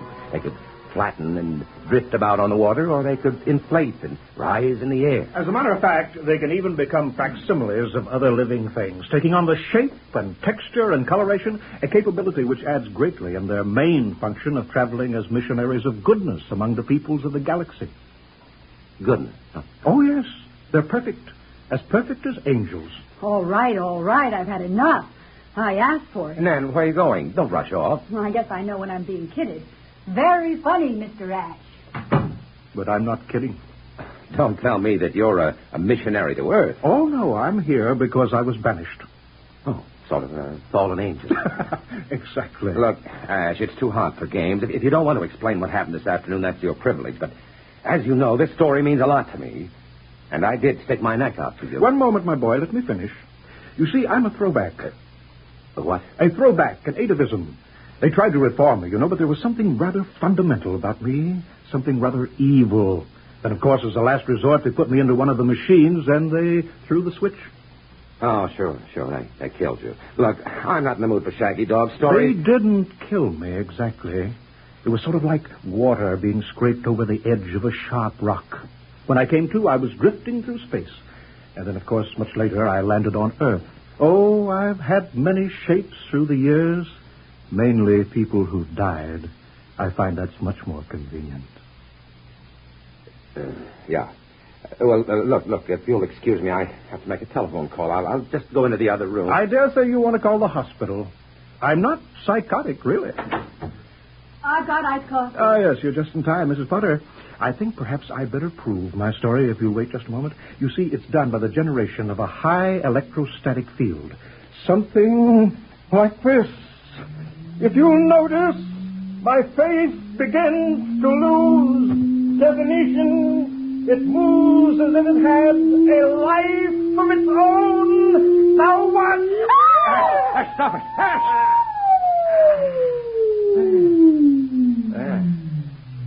Well, that looks considerably younger, doesn't it? 30 years younger. 30 years just dropped away like... Listen, this story will set the whole country on its ear, with my byline on it. Oh, Ed, don't let him take you in. It's a trick. It's mass hypnotism or something. I saw it right here. So did you. I'll have an exclusive. Life will have to come to me for the story.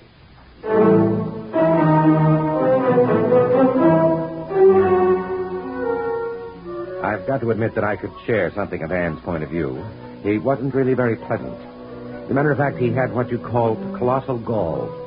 After supper, he came right down to cases. Naturally, if I'm to stay here and keep my identity secret until you can arrange for an exclusive story, I will need a little pocket money. How much? How much you got? Well, I don't know. I got about $22, and payday isn't until Thursday. Well, how about your bank account? Hey, now, wait a minute. Well, we'll see what we can arrange later. I am a little tired, though. I think it's about time to go to bed. I noticed a rather comfortable bed in here. Well, I'll see you all in the morning. Good night. And thank you again for rescuing me. Ed, that's our bedroom. I know. Well, you go right in there and tell him that he can't Listen. sleep. You locked the door. Oh, Ed, do something. All right. You get some sheets from the linen closet, and I'll make up the couch. Next day, I made careful inquiries. Started to feel around for contacts on Live and the AP, someplace to really break the story big. About 5 p.m, Jones, the publisher, called me into his office. Sit down, Ed. I've got some good news. Now, look, Mr. Jones, ever since you left me out on a limb at the mayor's... Oh, now, let's not worry about that, Ed. We've got something very interesting going for us now that changes everything. They've arrested a gang of kids for shoplifting. Well, one of them is Tommy, your son. What? Arrested Tommy. Wait, Ed, don't go off half-cocked. It's a break, don't you see? You can cover delinquency with the lid off now. You'll be riding as a parent in the same boat with other parents. Hey, wait a minute. Where are you going?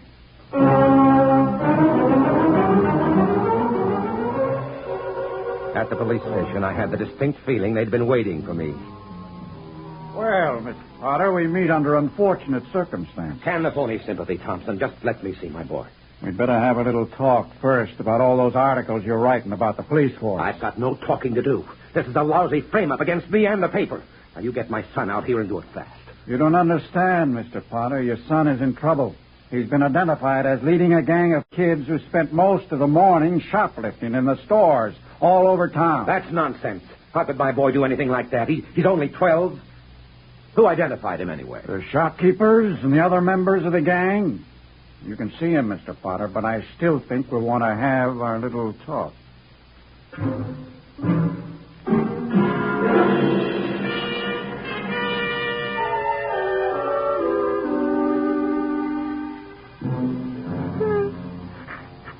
Son, what's this all about? It was Ash. Ash? Yes, I told him about the gang. What the heck are you talking about? Some of the fellows got together and built a hut for a clubhouse. What does the gang do? Oh, different things. One of the fellows is a 22, and we hunt rats, and... Well, go ahead. What is it? we smoke. Oh. And what else? That's all, honest. What about shoplifting? No, that was Ash. He wanted me to talk the gang into shoplifting, but I wouldn't. Then he changed himself to look like me and talked the fellas into it when I wasn't around. I only knew about it because I ran into them after they'd robbed their store. Who is this Ash he keeps talking about? Why, he's a man... Oh, never mind. Listen, the boy's beside himself because of all he's been through. Will you let me take him home with me? Of course, Mr. Potter, but the charges still hold. Don't forget to stop in and have our little talk before you report back to juvenile court.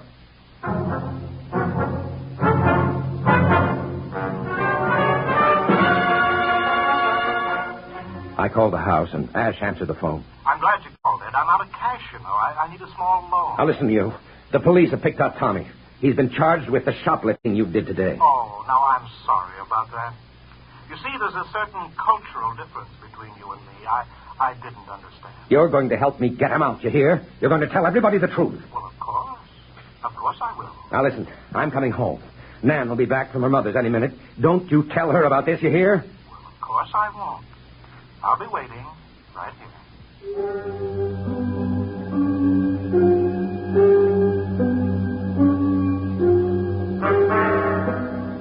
I suppose I was a fool, but I still wanted that story. I wanted it so bad I could taste it. The exclusive account of an extraterrestrial being. Driving home, I had it all figured out. I'd bring Ash down to the police station. He'd tell the story, go through his changing act to convince him, and spring Tommy. I'd have my story already filed and beat everybody. In the meantime, I just hoped Nan wouldn't spoil everything alone with it. Alone with it. And then suddenly I let my foot come down on the accelerator like it was made out of lead. I pulled the car to a stop and sprinted up the driveway. Nan! Nan, where are you?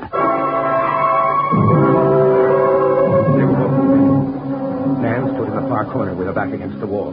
Her shoulders were scratched and her lip cut. She held a heavy bookend poised to strike at Ash, who was in front of her, moving stealthily forward. He turned as I came in, and I froze in amazement. I couldn't recognize him. And then, all at once, I realized I was looking at the spitting image of myself. Ed, I knew it wasn't you. I knew it wasn't you. Well, if you'll both excuse me, come back here. I'll get you. I'll get you. I bolted through the window and circled the house. I spotted him rushing down the street, and I caught him around the corner at the same spot where I'd first seen him. Let go of me! You've got this coming to you! You've got this coming to you! I slugged him. Yet I knew it was useless. The instant the blow landed. He felt just like sponge rubber. Yet I kept hitting him. I didn't bother listening to his cries, even after he changed himself back to an old man. And then suddenly I felt a hand grab my shoulder and whirl me around, and a fist exploded in my eye. What's the matter with you? Do you think you're doing beating up an old man like that? You know good. Who am I out of... I searched desperately for an explanation. And then, abruptly, without having said a word, I reeled and stumbled down the street. Home to Nan.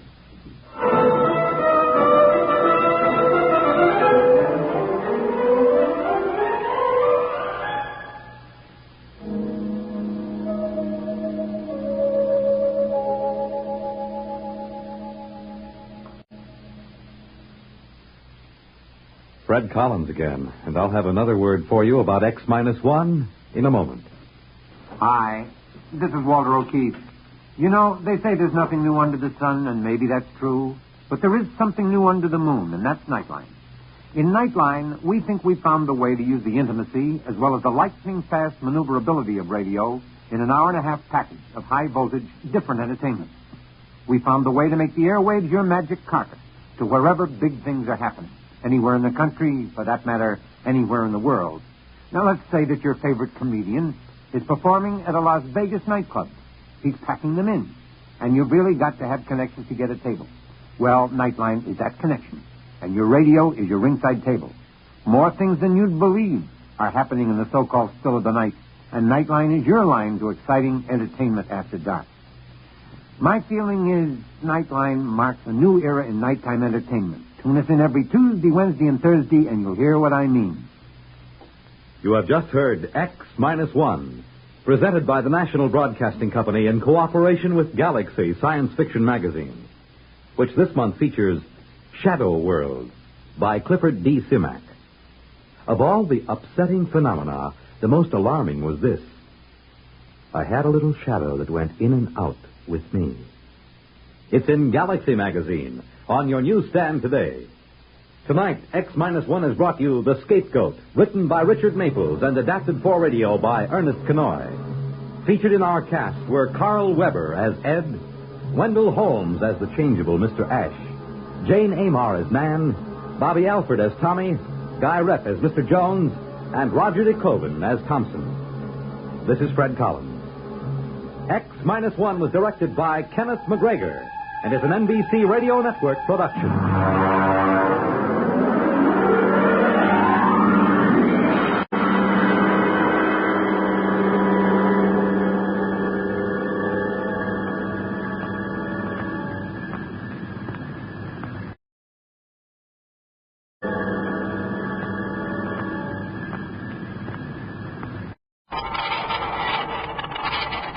From the far horizons of the unknown come tales of new dimensions in time and space. These are stories of the future, adventures in which you'll live in a million, could be years, on 1,000 maybe worlds. The National Broadcasting Company presents X-1.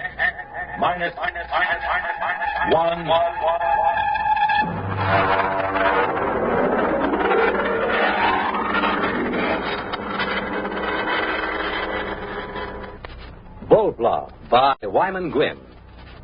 But first, hear this. What can you do with 43 cents?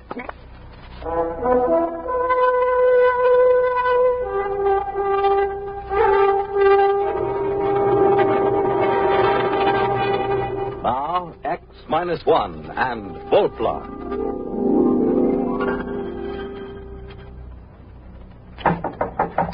Lunch here. I'll be right there.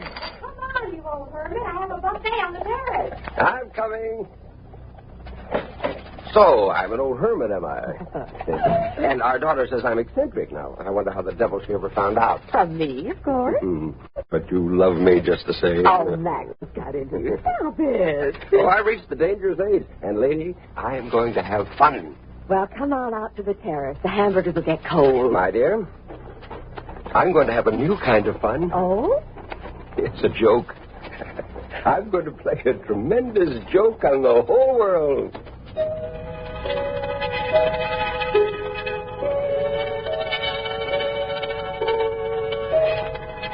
I have been working for this moment for 10 years. And now, Voplas, 3 of them, a male and 2 females. I had called them Voplas since that day 10 years ago when I got the idea of creating a flying mutant, which I would teach to feed, play, and talk. Now I was almost ready to play my joke on the world. After lunch, when I returned to the lab, the Voplas were moving about on the mattress where I had placed them, and the male was trying to stand. They were about 28 inches high. Except for the face, chest, and belly, the Voplas were covered with a soft, almost golden down. The skin was pink. Upon his head and across his shoulders, the male had a shock of fur as soft as a chinchilla. The cranium was in the same proportion to the body as it is in the human. And they were shockingly human-eyed. When the male spread his arms, the span was 48 inches. I held his arms out and tried to tease the spars open. These spars turned backward and ran alongside the wrist almost to the elbow. Powerful wrist muscles could snap them outward and forward. Suddenly, as I teased the male Vopla, this happened. The spars shot outward, adding 9 inches to each side of his span. The lateral skin, that had until now been resting in folds, was tightened into a golden plane that stretched from the tip of the spar to his waist. A true gliding plane. Perhaps even a soaring plane. By 4 o'clock that afternoon, they were ready for their first solid food. Come on now, here, hold the cup. That's the way. Hold the cup. Oh, you're a beauty. You're all beauties. No. Come on. Hey, don't climb on my back. No, stop. Oh, that's better. Oh, hello, pretty one. Hello. Hello. So that's the way it's going to be, eh? Hello. Wonderful. Oh, you have no idea what I have in store for you, my dears. I will teach you a language. Perhaps English, a simple basic English. You will have your own crafts, and you'll live in small tree houses, and I'll teach you legends that you came from the stars, that you watch the red men and the white men, and you listen to their speech. And when you're able to take care of yourselves, I'll turn you loose. There'll be Vopla colonies up and down the coast before anyone suspects. And then, my dear, one day, somebody will see a Vopla, and the scientists will observe them. Then the legends will come. Isn't that funny? Don't you think that's terribly funny?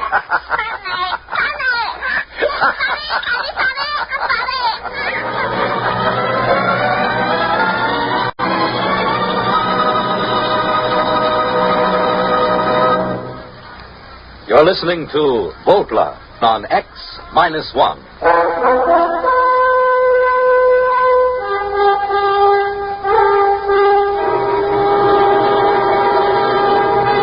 Now back to X-1 and Act 2 of Vopla.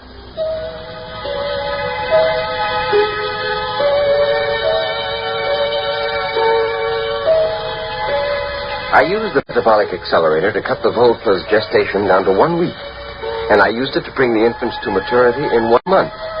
By the next spring, I had a colony of over 100 Voplas, and I shut down the accelerator. From now on, they could have their babies in their own way. I had devised a language for them, and I carefully adulterated it with English, as if they had observed us and learned. My Voplas were amazing. They were bilingual. Jane and Susie went down to Santa Barbara for a week, and I took the opportunity to ship the male and the oldest 2 females out of the lab. I put them in a Jeep beside me and drove to a secluded valley about a mile back of the ranch. Tree, rock, sky. That's right, Chief. That's the sky. All right, come on now. Everybody out. Run, jump. Jump, run, sky. That's right. Take off. Go ahead.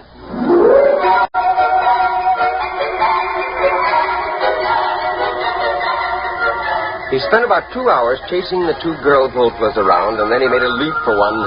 And when he spread his arms, his spars snapped out, and those golden planes sheared into the air. Sky. He sailed over her, and he rose up, and he hung in the breeze for a long moment, 3 feet above the ground. Fly. That's right. You can fly. Oh, fly.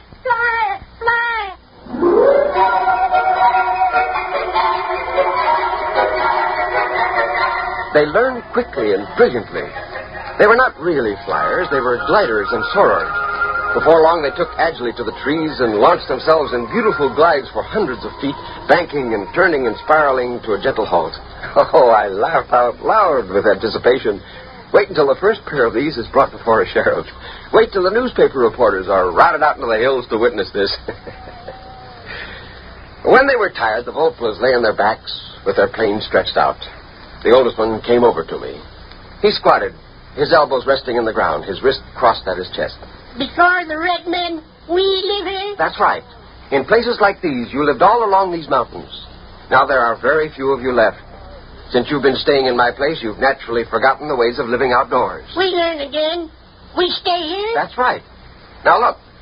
Look, you see up in that tree? That's a bird. That's your food, if you can kill it. How? Well, I don't think you can get at them in the tree. You'll have to soar up above and catch one of them on the wing when they fly away. Go ahead, try.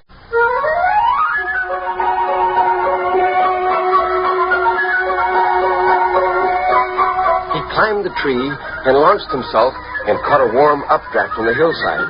In no time, he was about 200 feet away. He began working his way, crisscrossing back to us, and then suddenly he dived.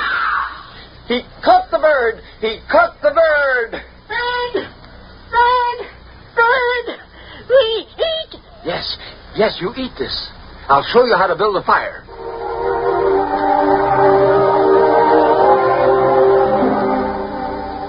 Again, I told them the story I had made up. How they came long before the Red Men in a ship from the stars. I taught them to point to the planet Venus and say that was the star they came from.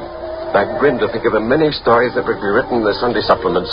Oh, what a great joke I was playing on the world. We came from a star before the Red Men? From a star? Yes. The next week, I brought all the Voplas out to the Oakwood. There were 107 men, women, and children.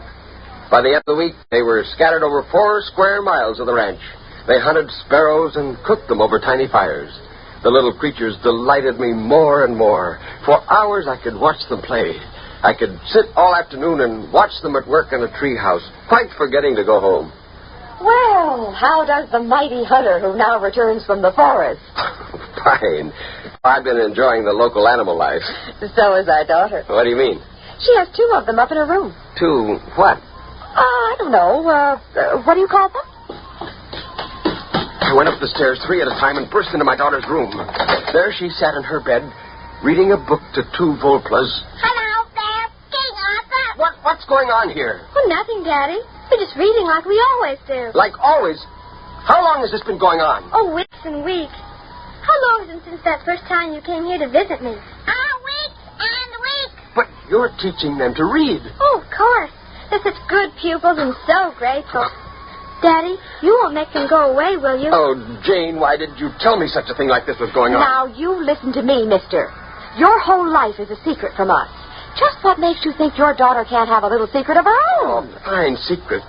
Didn't it occur to you that this might be dangerous? Those creatures are... Oh, Max, for heaven's sake, they're sweet, lovable little creatures without a harm in their furry little bodies. Now, don't get excited.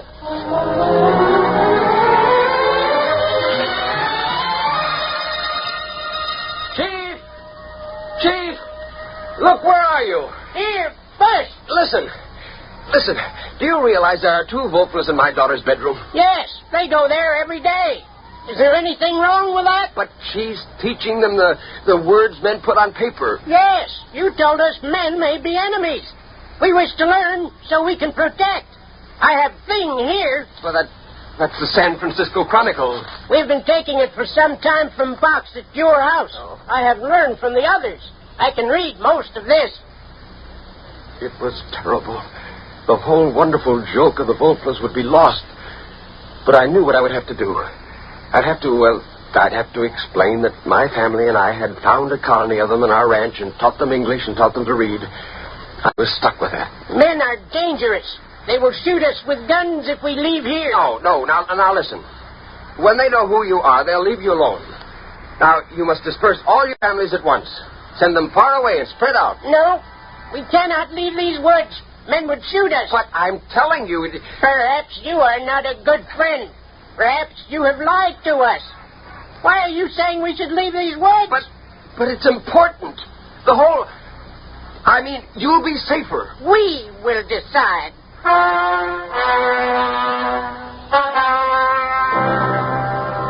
The whole thing was critical. It could be disastrous. I went back to the house and up to Susie's room. I found her talking to 2 Voplas. Oh, no. I'm sure you didn't come from the stars. That doesn't sound right. The more I think about it, the more I'm sure that my father made you. Susie, what business have you telling them that? I don't want you talking to them that way. Do you hear me? Daddy, you want to play a joke, don't you? Like the time you said I could have a horse for my birthday.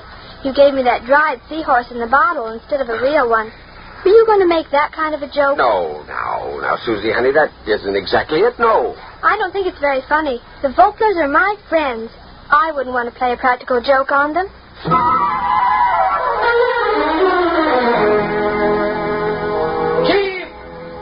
Chief, where are you? Chief! Oh, confound it, the fires are out, none of them around. Chief, are you up there in that treehouse? Where are you? Where are all of you? You've got to listen to me. I made you. The joke, the whole joke is spoiled. Where are you? Chief! Voplas! Voplas!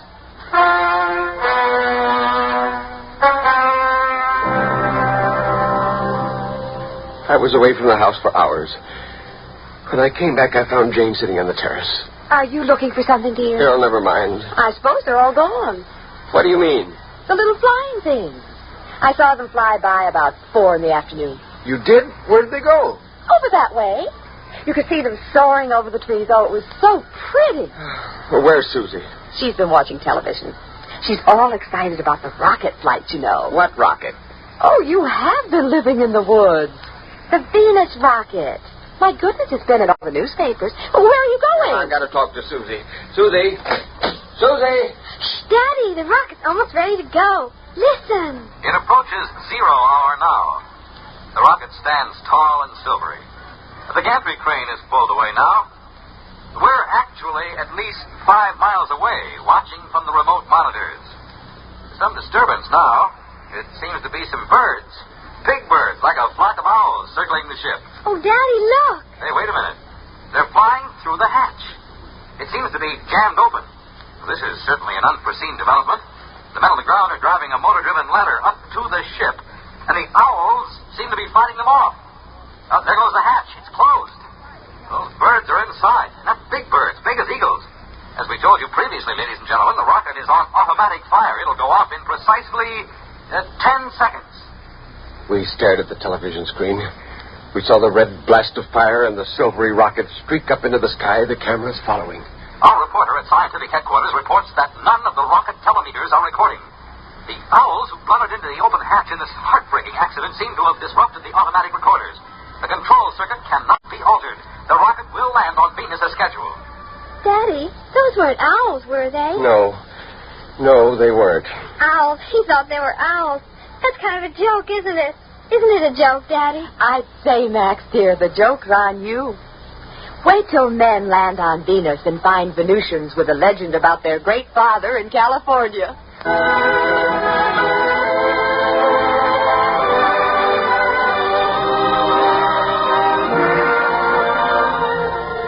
Of course, they left me a note. The handwriting wasn't very good, but then you wouldn't write very well either if your index finger was 9 inches long. I sat on the patio and read the Vopla's farewell. It said, "The man who made us, we forgive you. We know we did not come from the stars, but we go there. I, the chief, give you welcome to visit. We will try not to laugh at you. Goodbye."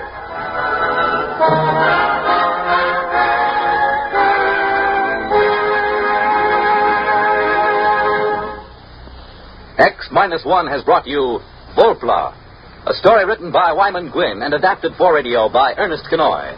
Featured in our cast were Nelson Olmsted as the scientist, Anne Petoniak as his wife Jane, Adele Newton as his daughter Susie. This is Fred Collins. X-1 was directed by George Voutsas and is an NBC Radio Network production. We pause now for station identification.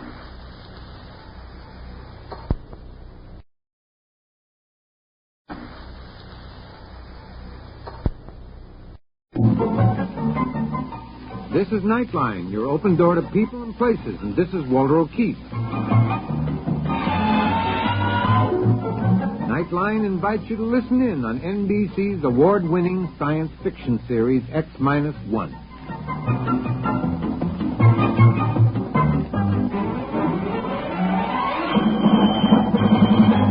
Now escape to a world of the future. Countdown for blast off. X-5, 4, 3, 2, X-1, fire.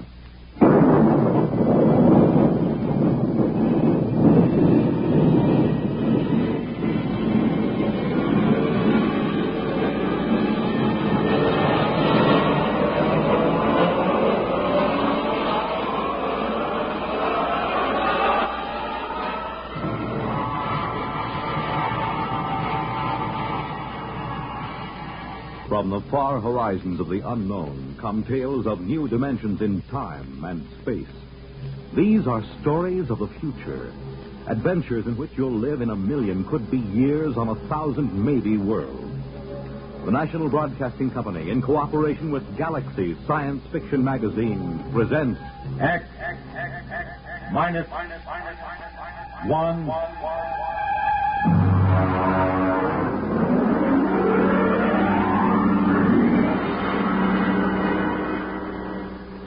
Tonight, Tsylana by James E. Gunn. But first, hear this.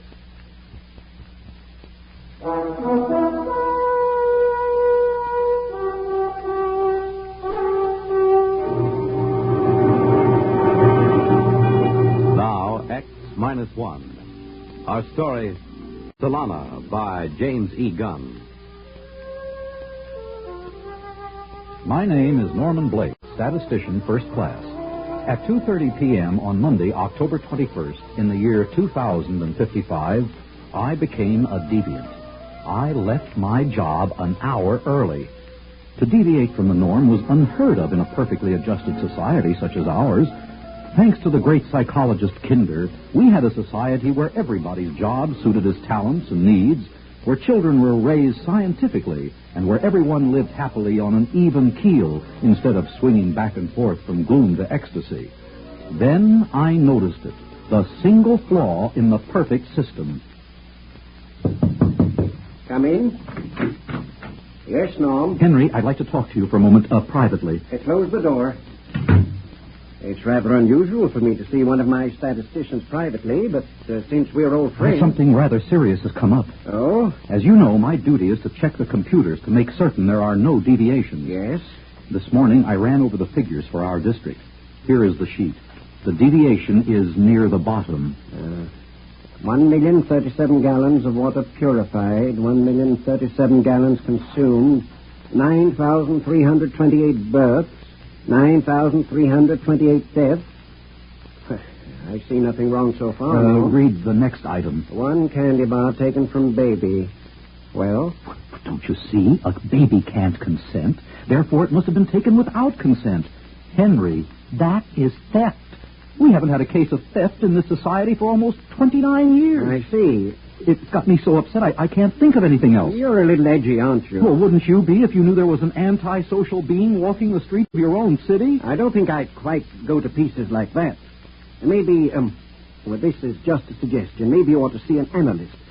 Perhaps it would help you deal with this problem. I've been analyzed. How long ago? 8 years. Well, unless you're prepared to handle this problem, I'd advise you to get some help. Meanwhile, take the rest of the afternoon off. Off? Deviate from the schedule? As director, and as an old friend of yours, I order it.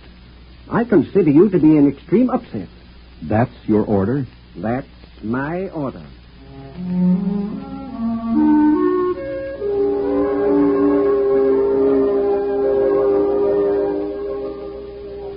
I must confess that as I went toward the elevator, a line kept running through my head. Norm has departed from the norm. I was doing something unorthodox. And what frightened me was that it amused me. Here I was, leaving work 1 hour early. I was so preoccupied that I stepped into the elevator without noticing that someone was already in it. An invasion of privacy almost unforgivable. He was a small, strange-looking man with short silver hair and thick, round glasses. Oops, I beg your pardon. I didn't really know you were... Perfectly all right, stranger. I'll just step out and... Hold it, brother. You've got troubles, I can see. Well, My advice to you is see an analyst. Don't wait another 24 hours. Thank you for the advice. That's more than advice, brother. It's a commercial. Here's my card. Andrew C. Rednick, public analyst. Oh, you're an analyst. Freelance. I didn't know there were any. I'm probably one of the few still practicing. My slogan is, don't kid with your id. If life ain't dandy, come see Andy. I may be up to see you. You will, I can tell.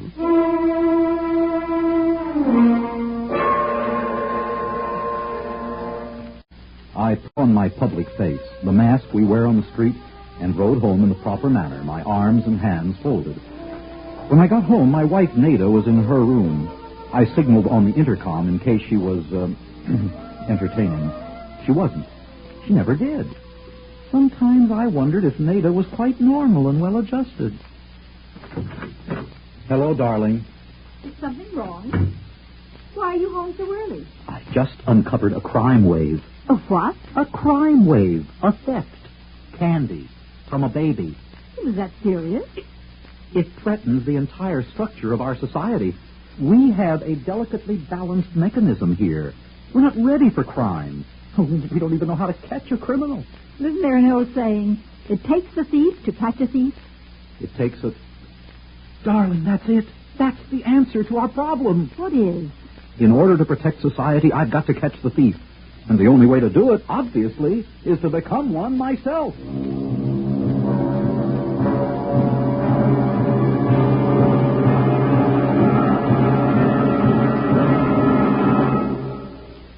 You're listening to Tsylana, tonight's attraction on X-1.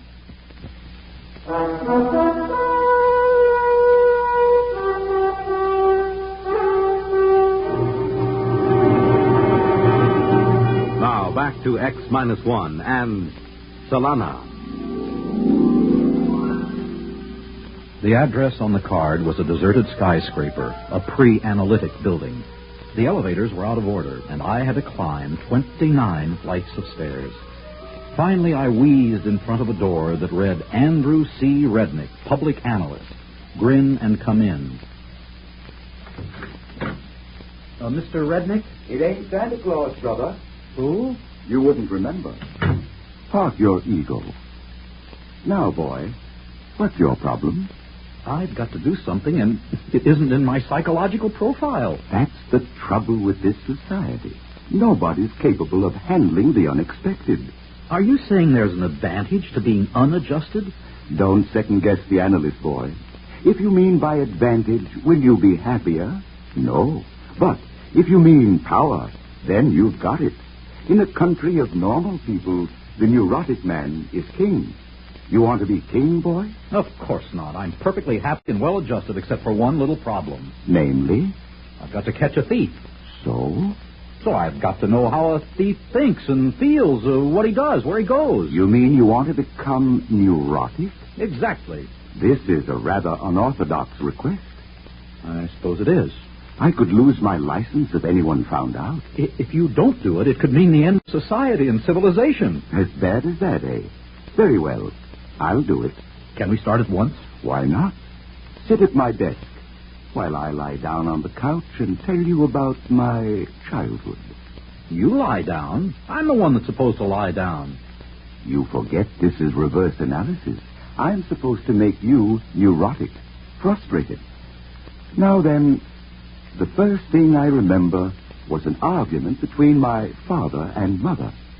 You were living with your own father and mother? Ooh, how unhygienic. What a nasty situation. You aren't very good at this sort of thing, are you, boy? You're supposed to listen, not comment. Now then, when I was 27, I perfected analysis and revolutionized society. What are you talking about? Kinder perfected analysis and revolutionized society. He died. Don't second-guess the analyst. You know, I'm beginning to dislike you already. Fine. We're making progress already.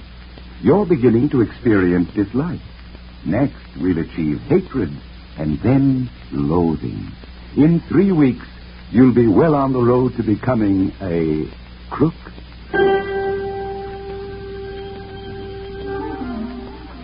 Every day for the next week, Rednick lay comfortably on his red leather couch, rambling about his childhood and his problems, while I longed to tell him about my own. I grew more and more repressed, and my disposition became worse and worse. On the 8th day, something happened at the office that made me realize I had to hurry. Come in. Henry, it's happened.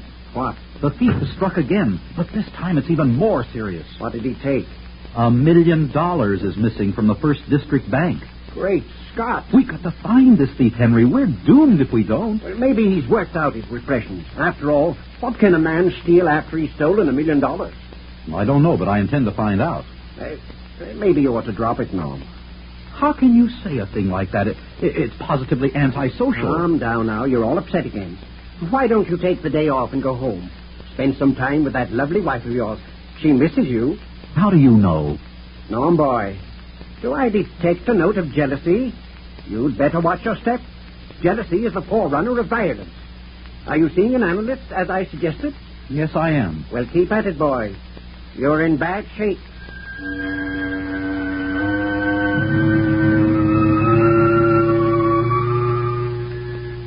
I kept at it. By the time the annual status examinations were due, I was a complete wreck.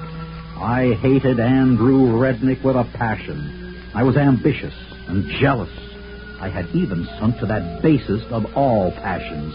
I had fallen in love with my own wife. And still I had not been able to ferret out the thief. He had not struck again. Ah, you're early, son. So I'm early. You'll have to wait. I have another patient. What? You'll have to wait. I have another patient in the other room. He'll be leaving in a minute. Just sit down. Another patient. I could have killed him. Never occurred to me that Andrew C. Rednick would have another patient. After a few moments, a man emerged from the inner office. He was wearing a silver mask or public face, and naturally I couldn't see his features. As I had my own mask on, he didn't see my features either, but I sensed a certain hostility as he brushed by me. Come in, son. Who is he? Take it easy. We don't reveal the names or identities of patients. I hate him. You're jealous. Jealous? As a matter of fact, I've been thinking of quitting the analysis. Good. This is your last session anyway. My last session? But it can't be. The annual examinations are coming up tomorrow. I am not ready. I'll be demoted to a menial job. I doubt it. I told you I'm not ready. What can I do? Have you ever thought of cheating? On the examination? That's horrible. Only a monster could suggest such a thing. What kind of man are you? Who are you, Rednick? Let me close the door.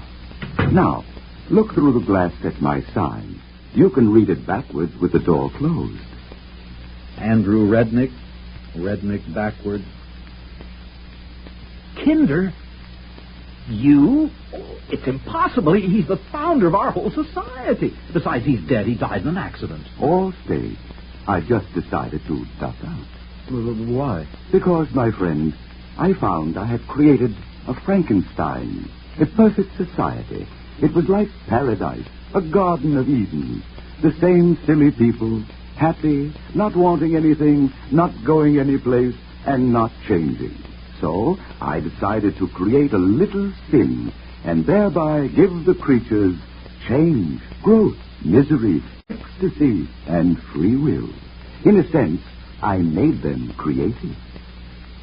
Well, son, au revoir. But am I really finished? You're just beginning.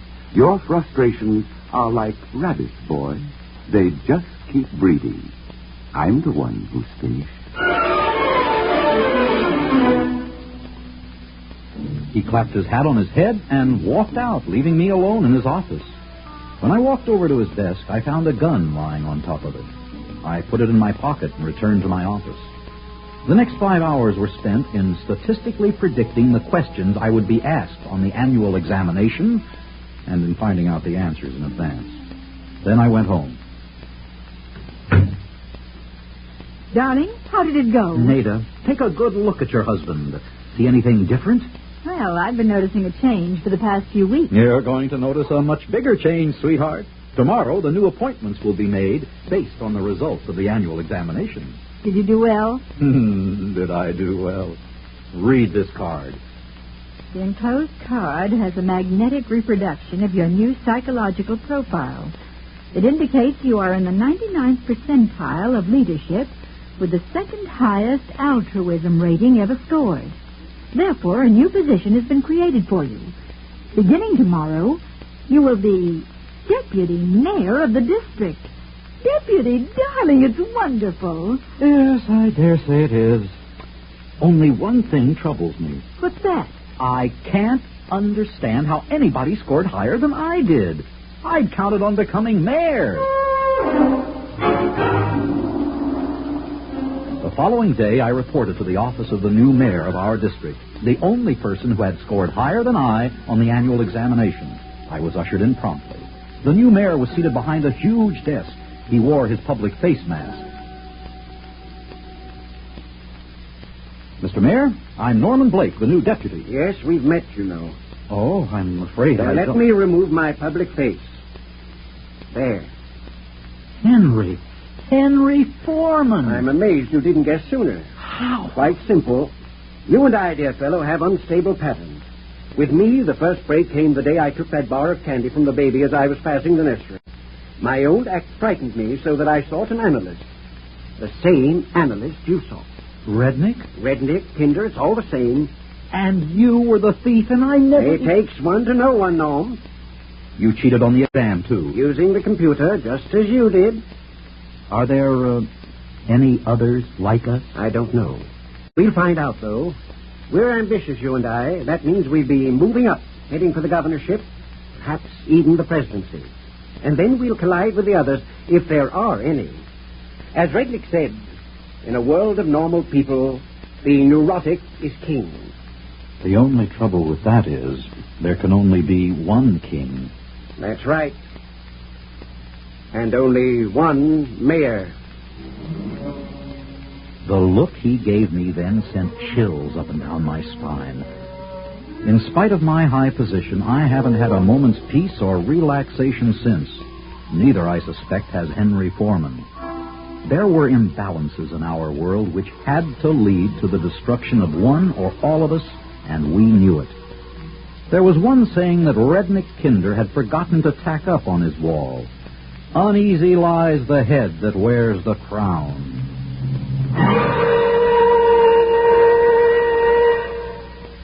Fred Collins again, and I'll have another word for you about X-1 in a moment. The attention of the nation is focused on Los Angeles and New York, the cities where two long-awaited World Championship boxing matches will take place. The ears of the nation will be tuned to Cavalcade of Sports on NBC Radio, the only network that will bring you both these championship bouts. Friday night, Archie Moore versus Tony Anthony for the light heavyweight crown. Monday night, Sugar Ray Robinson versus Carmen Basilio for the world's middleweight title. And you'll hear them both direct from ringside only on Cavalcade of Sports on NBC Radio. Yes, Friday night, light heavyweight champ Archie Moore pits his skill and experience against the youth and stamina of Tony Anthony. Monday night, Sugar Ray Robinson, one of the greatest boxers in history, defends his middleweight crown against Carmen Basilio. Two great championship fights, Friday night, Moore versus Anthony, Monday night, Robinson versus Basilio. Both brought to you direct from ringside on Cavalcade of Sports, exclusively on these same NBC radio stations. You have just heard X-1, presented by the National Broadcasting Company in cooperation with Galaxy Science Fiction Magazine, which this month features Morning After by Robert Sheckley.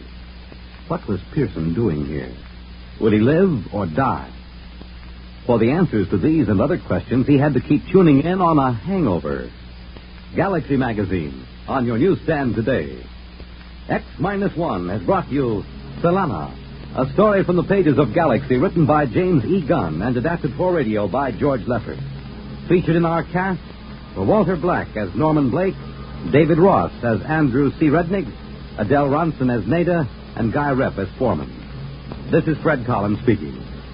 X-1 was directed by George Voutsas and is an NBC Radio Network production.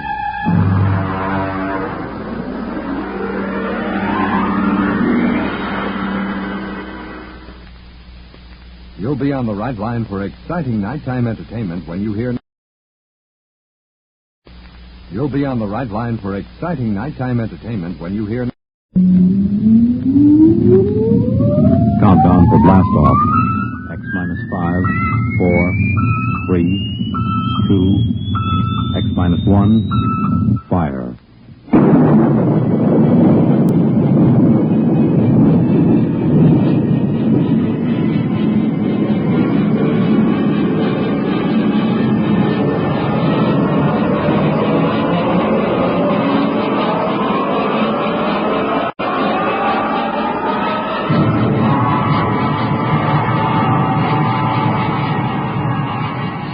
From the far horizons of the unknown come tales of new dimensions in time and space.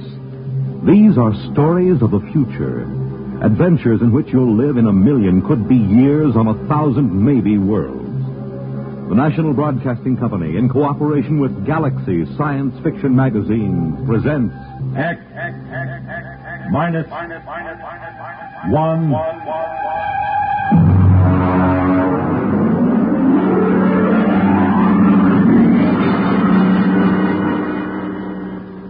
Tonight, The Native Problem by Robert Sheckley. But first, hear this. This is Marion Baker of Atlanta, Georgia. As a teacher, there is a problem that I feel quite acutely. I know most of you think I'm speaking of low salaries or inadequate school facilities. True, both of these situations should be remedied. But actually, what I would like to speak to you about is something which should be quite close to you as parents. Each day in your community, there are quite probably children who will miss valuable days in school simply because of preventable illnesses. It's all very easy to speak of the normal winter cold, but such things as hot breakfasts, good lunches, adequate clothing, and shoes can do more than any yet-to-be-discovered miracle drug in keeping our children warm and healthy and in class. Look into your school system this fall when your youngsters go back to school, but give equal consideration to the way in which you look after your children's needs.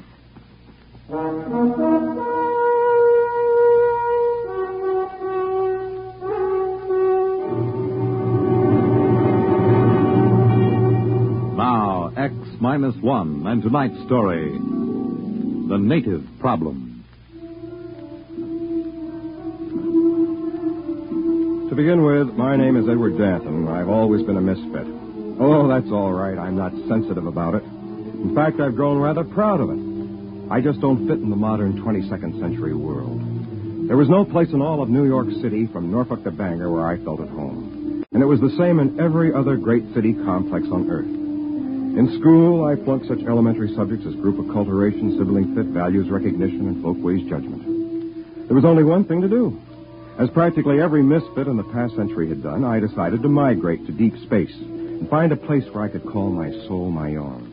I told my best friend Al Trevor of my plan. Good night. You're really going, Ed? That's right, Al. Just as far from the solar system as I can get. But why, man? You've played 12-handed bridge with me, Al. You know what a dope I am at mass dancing. I'm a misfit. I want to get away. And it's not like in the days when the ships used the old Nicholson Drive. With these new GM subspatial torque converters where we can travel in a matter of months what used to take them 30 or 40 years. Well, I hate to see you go. One more thing, Al. I'm going to give you my breeding certificate. Oh, now, Ed, we couldn't let you do You and that. Myrtle want 2 children, don't you? Well, we've always wanted to have 2, but you mustn't... I won't need a breeding certificate where I'm going. As a matter of fact, I may even find it impossible to breed at all. Well, that could be rather frustrating, old man. Well, maybe after a while I'll find a girl pioneer. In the meantime, there's always sublimation. True. What substitute have you selected? Vegetable garden. Might as well be practical, you know. Might as well. Well, old man, good luck, and thanks for that breeding certificate.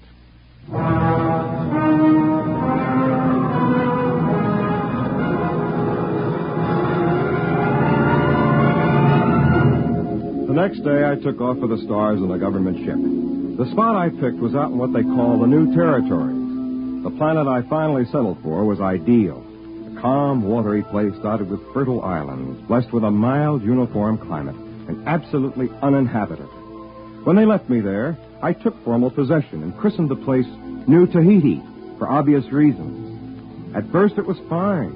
I was busy exploring, growing vegetables, and building a shelter. After that, though, time began to drag. I had to do something. But what? I was marooned on this deserted planet, and it might be years before another Earthship would land here. And then, miraculously, it happened. A ship came out of the skies and headed for a landing on my own private island. It was an ancient Mickelson Drive job, battered and scored, but bearing a proud legend painted on its nose. The Hutter people, it read. When the ship landed on the beach, I ran out to meet it, forgetting that I must have looked more like a naked savage than a fellow Earthman. Hey, there in the ship! Stop where you are! Welcome to New Tahiti. Boy, am I glad to see you folks. What's the latest news from... Stand back there. Take another step and I'll shoot. Well, is something wrong? What's your name? Edward Danton. What's yours? Simeon Smith, military commander of the Hutter people. And this is Jedediah Franker, my second in command. How come you speak English, boy? Me? Why, I've always spoken English. Where are the others? Where are they hiding? There aren't any others. Just me. I see. Father, can't we come out now? No, get back in the ship, Anita. Then I'll watch from here. Say, she's pretty. Your daughter? Huh. What do you think, Simeon? It's what I expected. Ingratiating, fawning, undoubtedly treacherous. Yeah. His people won't show themselves, you notice? Probably waiting in ambush. I think an object lesson is in order. Right. Put the fear of civilization into them. Hey, don't point that gun at me. Father, no, he hasn't done anything yet. This way the others will know we mean business. It isn't right. Let him have it, Jedediah. No, wait! Wait! Hey! He's running for the woods. Shoot him, Jedediah. Okay. Shoot him. We've got to teach these savages who's boss.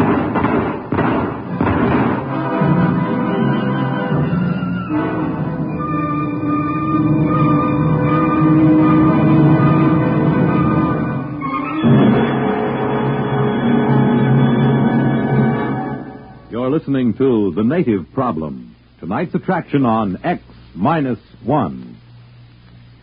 Friends, for as many years as any of us can remember, the sadness that polio has brought to so many homes has been almost unparalleled. But a greater sadness than this lies ahead for any who may from now on catch polio, because it may be due to carelessness. Vaccination against polio, the well-known Salk shots, is more than 75% effective. And it's due to such vaccination that there was a drop of 47% in polio cases last year. 5 million have had as much as one shot of the vaccine. And please remember that while the first and second shots are helpful, the third shot is necessary for maximum protection. Now, there's plenty of vaccine, and the doctors are anxious to cooperate. Remember, the end of polio is at hand, but it takes 3 visits to the doctor to lick it. Can you afford not to go?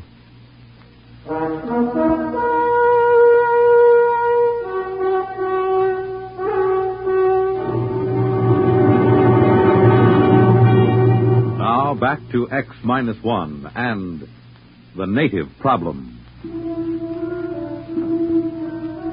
I was just plain lucky to get back to the friendly cover of the forest without stopping a bullet. It was obvious these people were too jumpy just then to listen to reason and believe me when I told them that I was not a native, that I was all alone here. I decided to wait a while. About dusk, I crept through the woods to get as near their ship as I could without being seen. They had come out of their ship. There were several dozen men and women, and a few children. They were grouped around a campfire eating. On the edges of the group were several armed men looking toward the woods with apprehension. I watched while their leader, Simeon, stepped into the circle of firelight to address them. I could hear everything he said plainly. Friends, we have come at last to our long-awaited home, our promised land. Behold, a land of milk and honey, a place of bounty and abundance. Was it not worth the long voyage, the constant peril, the endless search? Yes, it was. However, there is an aboriginal people here, naked and savage, undoubtedly cunning, ruthless and amoral, as aboriginals always are. Of these we must beware. We will live in peace with them if they will let us. No one can tell what goes on in a savage heart. Their standards are not ours. Their morals are not ours. We cannot trust them. We must be forever on guard. And if in doubt, we must shoot first. Remember, land too.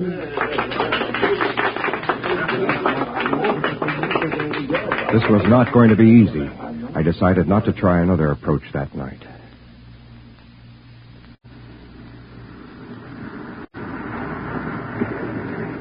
The next morning, as they were bustling about unloading their spaceship, I walked down to the beach and headed straight for them with my hands held out to show them that they were empty. The sentry stopped me at the point of a gun, and in a minute, both Simeon and Jedekiah came running up, covering me with their weapons. I stood still, my flesh creeping in anticipation of the bullets someone might fire at me any minute. So you have come back. I'd like to explain. I am the leader of these people. I am the big chief fella. You, big fella chief, your people? There's no need to talk that way. I told you yesterday. I have no people. It's just me. I speak English. Unless you're honest with me, you're going to regret it. Now, where's your tribe? I'm an Earthman. Are you deaf? Can't you tell by the way I talk? Now, listen, you. Excuse me, Simeon. I don't believe I have met your friend. Professor Baker, this savage here claims to be an Earthman. Oh? You are an Earthman? That's right. My name is Edward Danton. Only a few months ago, I left Earth on a spaceship. How was it powered? By a GM subspatial torque converter. What do you think, Professor? It's amazing. Truly amazing. His grasp of colloquial English bespeaks a fairly high level of intelligence, which points up a phenomenon frequently met with in savage societies, namely, an unusually well-developed power of mimicry. Our friend Dante, as his original uncorrupted name must have been, will probably be able to tell us many tribal legends and myths. Oh, come off it, Professor. I'm an Earthman. No, my poor friend, you are not. Obviously, you have met an Earthman. Some trader, I dare say, stopping for repairs. We saw signs that a spaceship once landed here, Professor. Oh, confirmation of my hypothesis. That was the government ship that dropped me off here. It is interesting to note how his almost plausible story lapses into myth at various crucial points. He claims this ship was powered by a GM subspatial torque converter. Now, this is a nonsense syllabification, since the only deep space drive is the Nicholson. He also claims that the journey from Earth was made in a matter of months, since his untutored mind cannot conceive of a journey lasting for years. If we know that no space drive, even theoretically, can reach here from Earth in less than 30 or 40 years. Then GM must have been developed after you left Earth. How long have you been gone? The Hutter ship left Earth 120 years ago. We are mostly 4th and 5th generation. Now, come on, Danta. Where's your tribe? Why are they hiding? This is preposterous. What can I do to convince you I'm from Earth? That's enough. We won't stand for backtalk from natives. Where are your people? There's only me. Maybe a taste of the black snake whip will loosen his tongue. Later, Jedekiah. His tribe will come around for handouts. Natives always do. Then let's put him to work. Dante, you can join that work gang over there unloading supplies. No, thanks. I'll go back. Chief said no back talk. Why are you natives always so bone lazy? You'll be paid as soon as we unload the beads and calico. I'll get to work.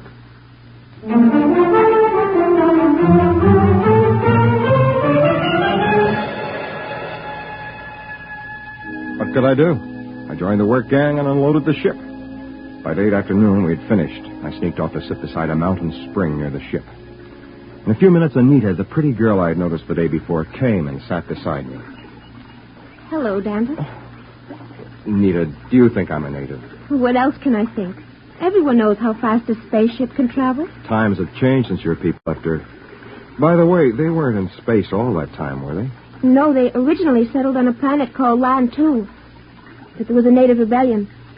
We barely managed to escape. In that case, I can understand why they're so nervous about aboriginals. Oh, but don't worry, Dada. Things will be better when a council takes over. Who are they? A council of elders. They're men of goodwill who detest violence. And if you and your people are really peaceable... I haven't any people. Yes, I know. But if you and your people are really peaceable, you're sure to prosper under the rule of the elders.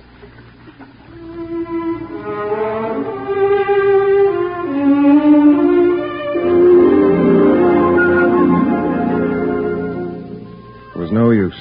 I couldn't even convince her. But as we sat together and talked, I began to forget my problems. I was enchanted by her. And I think she liked me, too. After a while, as though it were the most natural thing in the world, she was in my arms, and I was kissing her. What's going on here? Zedekiah. You're a disgrace to your people. Are you out of your mind, girl? You can't mess around with a dirty native and keep your self-respect. Now, just a minute, you. Shut up. As for you, you've got to learn something and learn it good. Natives don't fool around with Hutter women. I'm going to impress that little lesson on you right here and now. Zedekiah, don't! I've had enough from you. Grandpa, you struck him. He tried to hit me first. Get up, Zedekiah. You're not hurt. Oh, my jaw. Help! Help! The natives are revolting! Help! Well, that did it. People began to shout and run all over the place. Anita tried to calm them down, but it was no use. I took to the brush just before they turned a machine gun on me. And all that night I hid, while armed parties went crashing through the woods, shouting and firing at shadows. It was a nightmare. There goes one. Quick! They're behind us. Turn the machine gun. Got him! No, they got away. Look there in the trees. Fire, man, fire!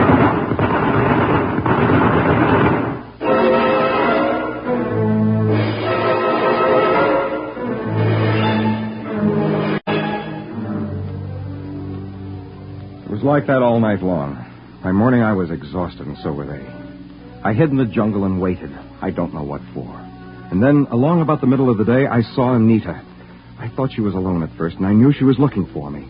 I stepped out in the trail in front of her. Oh, it's you, Denton. Anita, there are men back there. It's all right. They won't harm you. They came to guard me. Danta, are you all right? Guard you from me? They don't know you as I do. At the council meeting today, I told them the truth. You did? I told them the fight wasn't your fault. I told them you were only defending yourself. And Zedekiah lied. No pack of natives attacked him. There was only you. And I told them this. At last. Did they believe you? Oh, yes. I explained that the native attack came later. Native attack? Now, look, there wasn't any attack, Anita. There couldn't be. There aren't any natives.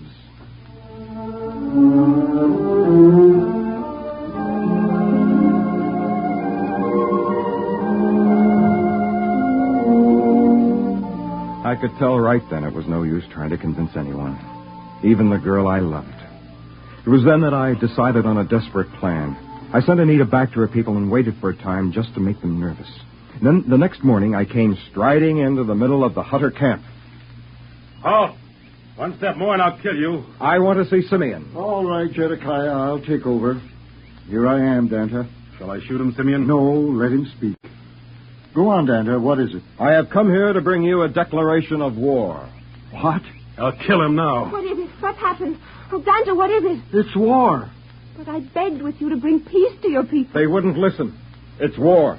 All the tribes are gathering from every outlying island. How many are there? Many thousands. 50 or 60. We will fight to the death. Danta, wait. Surely we can reach an agreement. Why shed all this blood? There is a way. I thought so. What do you want? Equal rights. Yes. What else? That is all. Except, naturally, an alliance between the ruling clan of the Hutters and the ruling clan of New Tahiti. In short, a marriage. Never. We'll fight, even though we're wiped out. We can't. We wouldn't have a chance. Accept, Father. Accept before it's too late. How can I accept? Where could I find a Hutter woman who would sacrifice herself for a marriage like that? Why don't you ask me?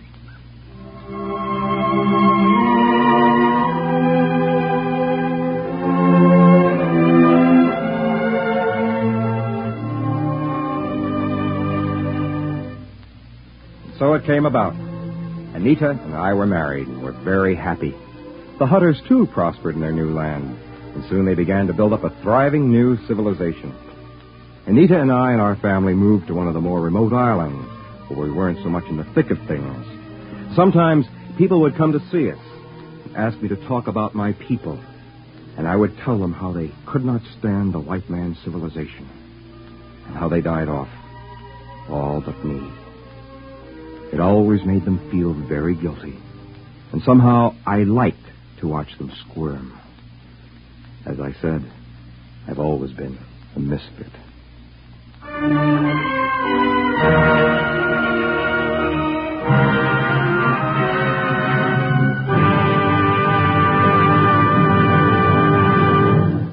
Fred Collins again. I'll have another word about X-1 in a moment. X-1, presented by the National Broadcasting Company in cooperation with Galaxy Science Fiction Magazine, which this month features Break a Leg by Jim Harmon. The man worthwhile couldn't be allowed to smile. If he ever laughed at himself, the entire ship and crew were as good as dead. Read it in Galaxy Magazine on your newsstand today. X-1 has brought you The Native Problem, a story written by Robert Sheckley and adapted for radio by William Welch. Featured in the cast were John Thomas, Joseph Boland, James Dukas, Ellen Muir, Charles Webster, and Alan Bergman. This is Fred Collins speaking. Alan Bergman. This is Fred Collins speaking. Countdown for blast off. X-5, 4, 3, 2, X-1, fire.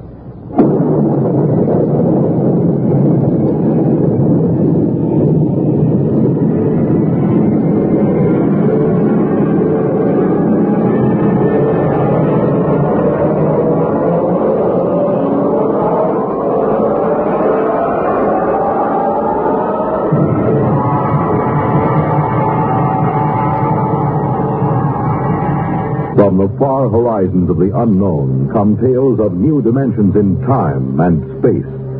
These are stories of the future, adventures in which you'll live in a million, could be years, on 1,000 maybe worlds.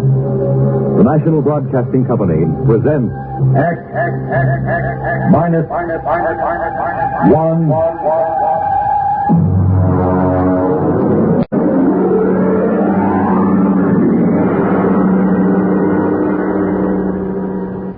A Wind is Rising by Finn O'Donovan.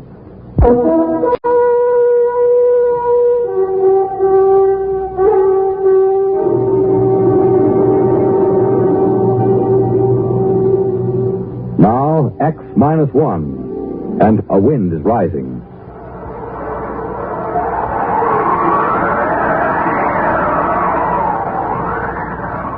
I'd only been on Corella for 8 months. Not long for a seasoned advanced exploration man like myself, but long enough to know one thing. Before long, I was going to kill me a native Corellan. Maybe I was a little edgy. When you have to live inside a steel and concrete capsule just listening to that fantastic wind howl 24 hours a day, it begins to get you. Anyway, it started when Smanik, he was our Corellan radio man, came up to my quarters to get me. Corellans are a dirty brown and look something like big spiders with 5 hairy tentacles. Yeah? Smanik, Earthman. Well? Other Earthman, tell Smanik, tell this Earthman, come pretty quick. Okay. You got lump sugar. What for? Smanik, do something favor. Get lump sugar. No, I don't have sugar. Now beat it. Maybe you got dead meat. Smanik like dead meat. No meat. Now get your slimy shape out of here. Yeah, what's wrong? Come on down with me. Listen, I don't think it's good to insult these Corellans. They have no feelings, you know that. They have no emotional nervous setup. Just the same, I don't think it's good. For who? For you. When you insult somebody by your own standards, you hurt yourself. Even if the object of your insult is a dead thing. Now, look, Mary Chev, I'm an advanced exploration expert. You're an anthropologist. You stick to your stuff, and I'll stick to mine. Sorry. Now, what's the fuss about? The water faucet. What about it? It isn't running. What? I pounded it and put a probe in. It must be blocked out at the storage tank. How could it be blocked out there? I don't know. Maybe the wind rolled a boulder at it. More likely one of those spiders like Smanik was fiddling with it. The natives have been told not to tamper with the water line. They don't like us. They might. I thought you said they were incapable of feeling like or dislike or any emotion. I did. I know they can't feel, but still somehow I get the sensation that they resent us. I'm glad we've only got one of them inside the station. Well, regardless of that, we can't live with our water supply cut out. Oh, listen to that wind. It'll be murder out there. I'll go. It's my turn. You wouldn't know what to do if you got there. It seems quite simple. Now, come to think of it, it could be a 2-man job if there's a boulder. The wind gauge reads 82 miles an hour. Just a light breeze on Corella. Maybe we ought to wait till it drops a little. Let's ask the gink. Why do we take him along? The gink? Well, he knows the terrain, and like all his kind, he's a fantastic sailor. But they take those woven land boats out in 100-mile winds with no problems at all. The brute weighs 14 tons, and it has a diesel engine. We don't need any sailors. If we have to use the steadying sail, I can handle it as well as any Spider-Man. Just a suggestion. You stick to anthropology. Open the locks, and we'll get the brute out. I need Smolik to close the locks after us. Smolik? Yes, man, call. Clayton and I are going out in the heavy land car. What's the weather going to be like? Wind come up along little more. Not anything to be afraid. You got sugar? Oh, here you are, Smolik. Very good sailing today. You got sail on truck. We have a steadying sail made of steel. Woven reeds, more better. A more easy time. We know all about that. Open the lock, Narishev.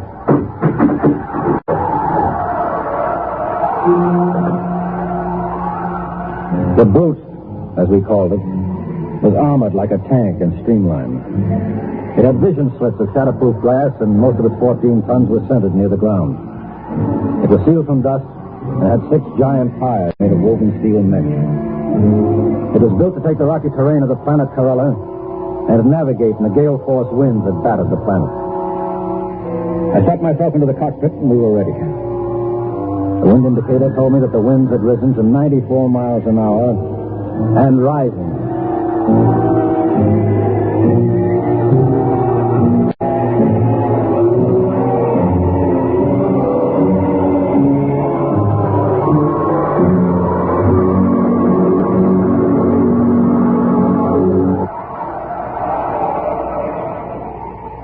I looked out over the instrument panel.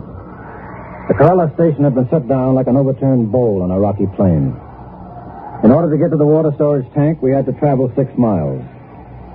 Immediately around the station were our boulder baffles, huge spikes of concrete designed to stop the boulders that the wind rolled off the mountains.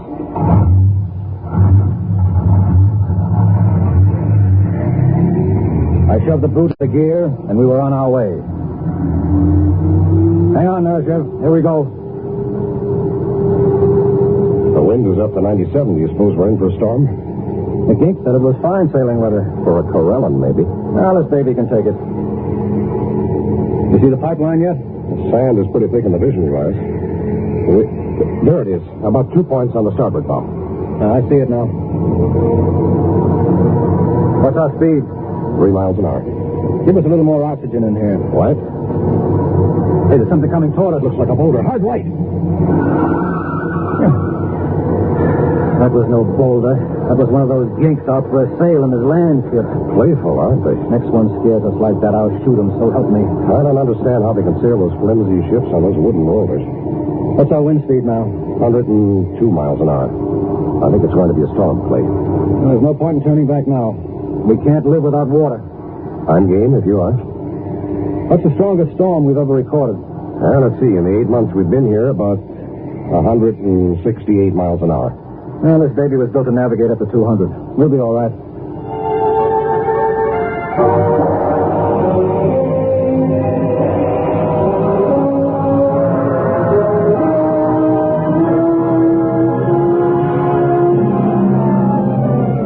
We had had 2 storms on Corella since Earthmen had been there. The first one had almost wiped out the station. That's why the boulder traps were built. The second one had leveled an entire mountain range on the other end of the plain. By the time we reached the water storage tanks, the wind was up to 113 miles an hour.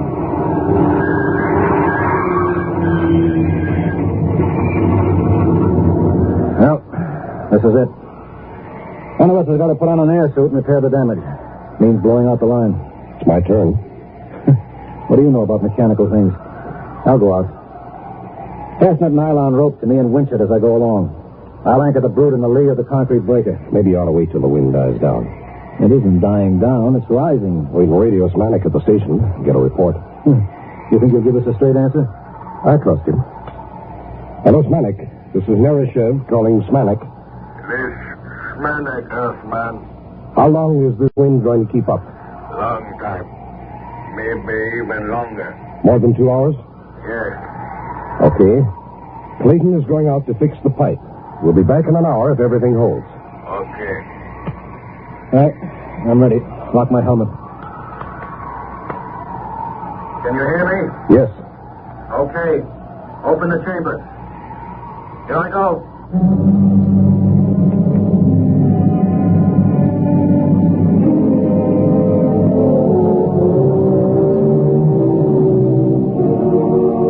Outside, the wind thundered and roared like breaking surf. Once I was almost blown free, but the line held. By the time I crawled back into the ship, I'd cleared the water lines, but my suit was shredded and my air extractor was clogged with dust. The wind was up to 145 miles an hour and still rising. You all right? Yeah.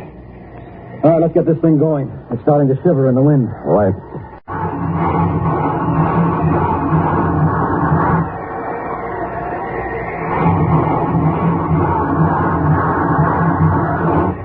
What's wrong?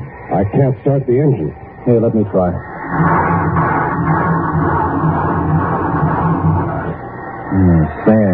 Sand in the bearings, in the injectors, every place. She'll never start. Good grief. Now we'll have to sail her back. What? I said we'll have to sail her back. At wind speeds like this? It'll be like sailing a little dinghy across the Atlantic in a gale. Well, what else can we do? We'll put out the auxiliary anchor and ride it out. Oh, no. One good golden, we'd be goners. Come on, raise the sail. Okay.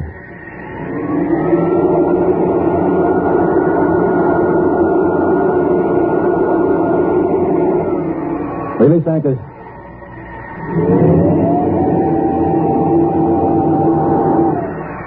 Hang on. Here we go.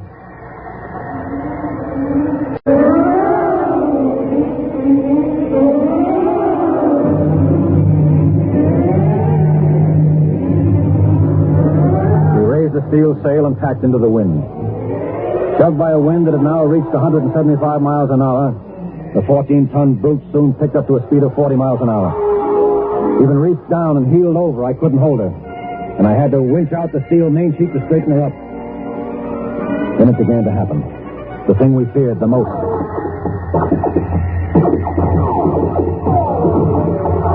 What's that? The wind is tossing rocks at us.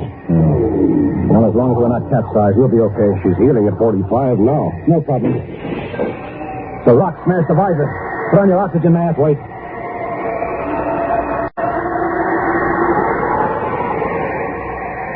And she's floating along now, 75 miles an hour. Please, there's a boulder coming. Down the mountain. I can't head her up. Head off. No use, I'll have to try. You can't. Take it in.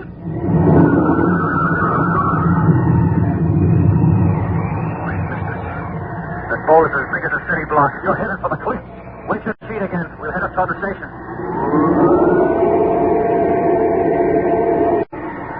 It's no use. I can't head her up.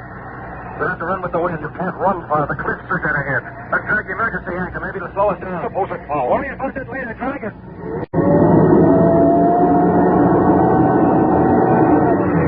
That's better. I may even be able to head her up now. Those cliffs. Smoke, look at that. A dozen Corral and land ships sailing toward the station like it was a fine afternoon. They usually keep away from the station. There's no time to worry now. Wait in the sheet. I'm going to head up higher.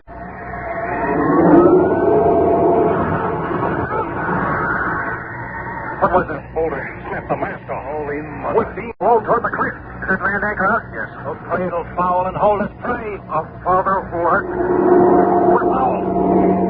Yeah. And it's holding. Now if it'll just bite in. I think we're anchored. But listen to those boulders. We won't last 10 minutes anchored here. Move over. Why? I'm going to try the diesel again. I don't know, maybe. It's a long shot, but maybe.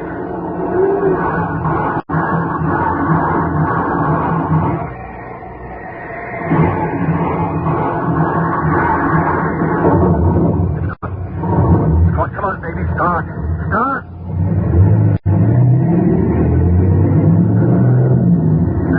She's running. All right, let's go to that anchor. All of the coffee smell like we're coming in.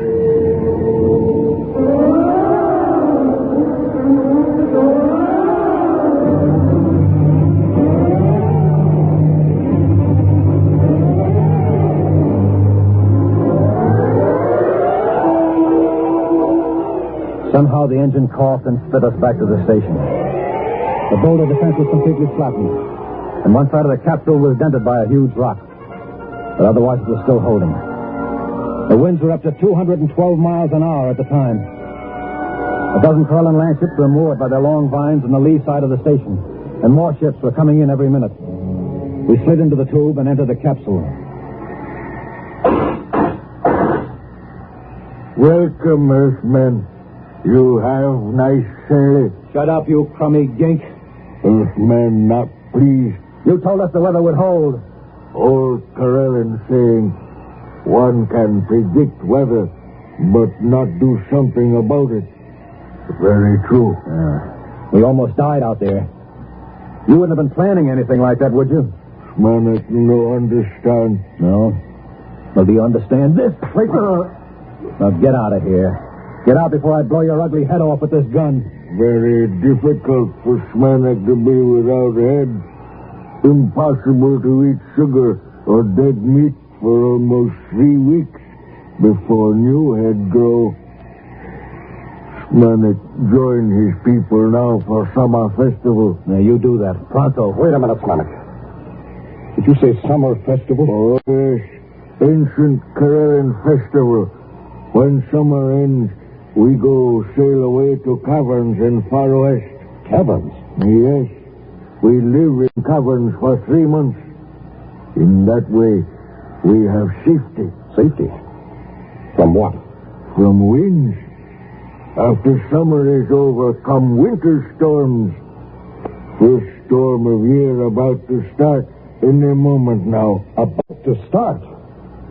What do you call what we've been having? The wind is 238 miles an hour right now. The brute's ruined, the boulder defense is leveled, the foundations are cracked. Very regrettable. Perhaps you like to come stay with us in caverns. Bring sugar. Impossible.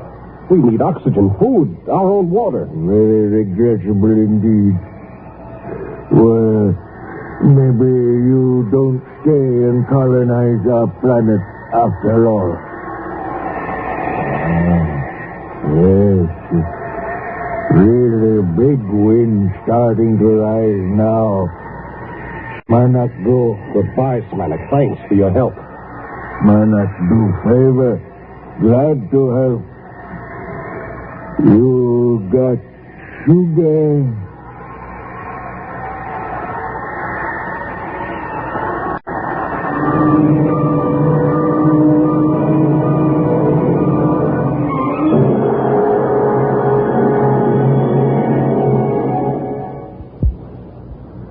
You have just heard X-1, presented by the National Broadcasting Company.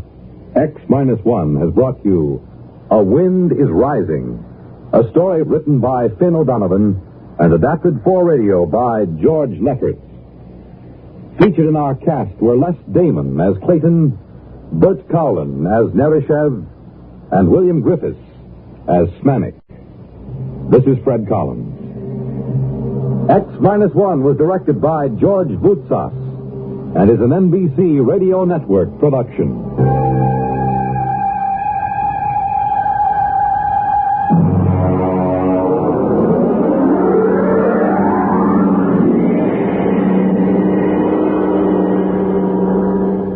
We pause now for station identification.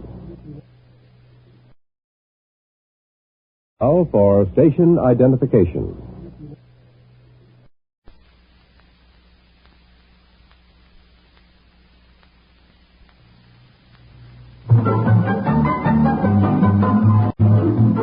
This is Nightline, your tie line to the world, and this is Walter O'Keefe. Tonight, a visit to worlds strangely different from ours, the world of the future, the world of X-1.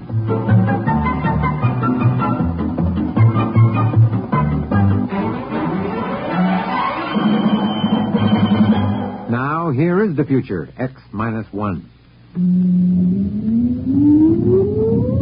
Countdown for blast off. X-5, 4, 3, 2, X-1, fire.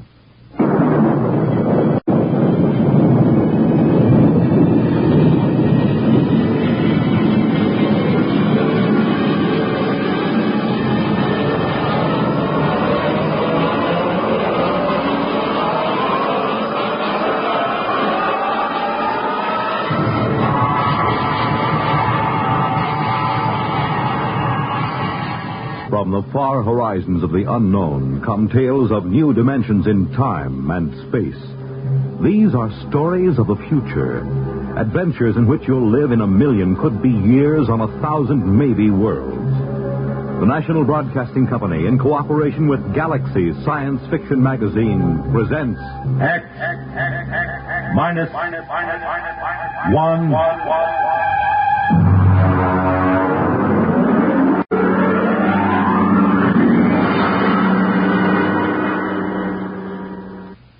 Tonight, Death Wish by Ned Lang. But first, hear this. During the theater season in New York, people flock from everywhere in the nation to see the latest Broadway plays. But very few of these people have ever been fortunate enough to experience the thrill and excitement backstage at one of Broadway's top musical comedies. Tomorrow night, Monitor invites you along as Don Russell goes backstage at the Broadway musical hit Simply Heavenly, introducing you to the cast, the author, listening to the songs from this fine musical show. It'll be an experience you won't soon forget. Then on Saturday, for sports enthusiasts, Army versus Notre Dame, and Monitor brings you this football classic direct from Municipal Stadium in Philadelphia. Add to these features Monitor's special coverage of the pomp, ceremony, and celebration during Queen Elizabeth's tour of Canada. Visits from celebrities like Mickey Rooney, Tennessee Williams, Tony Bennett, and Burl Ives, and you have some idea of the top variety of entertainment Monitor will bring you all weekend. So start your weekend right with Monitor on Friday night and stay with Monitor all weekend long over most of these same NBC radio stations.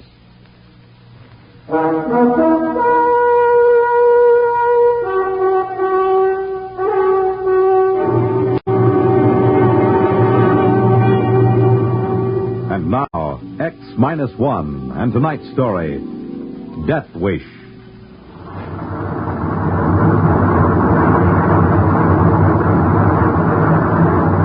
Fuel consumption normal. We'll reach Point Able in 10 seconds from now. 9, 8, 7, 6, 5, 4, 3, 2, 1. Cut. Well, gentlemen, we're on our way to Mars. Mr. Ratchett, give me a 30-second warning before we reach Point Baker. Very well, Captain. Now, Mr. Watkins, what's the condition of your engines? Don't you worry about my engines. The Deidre may be a cantankerous old crate, but she's good for another 5 or 10 round trips to Mars. You can lay to that? Look at him, Captain. If anybody criticizes his engines, you can actually see that walrus mustache of his bristle. Listen, Ratchett, I've had about enough of these personal remarks of yours.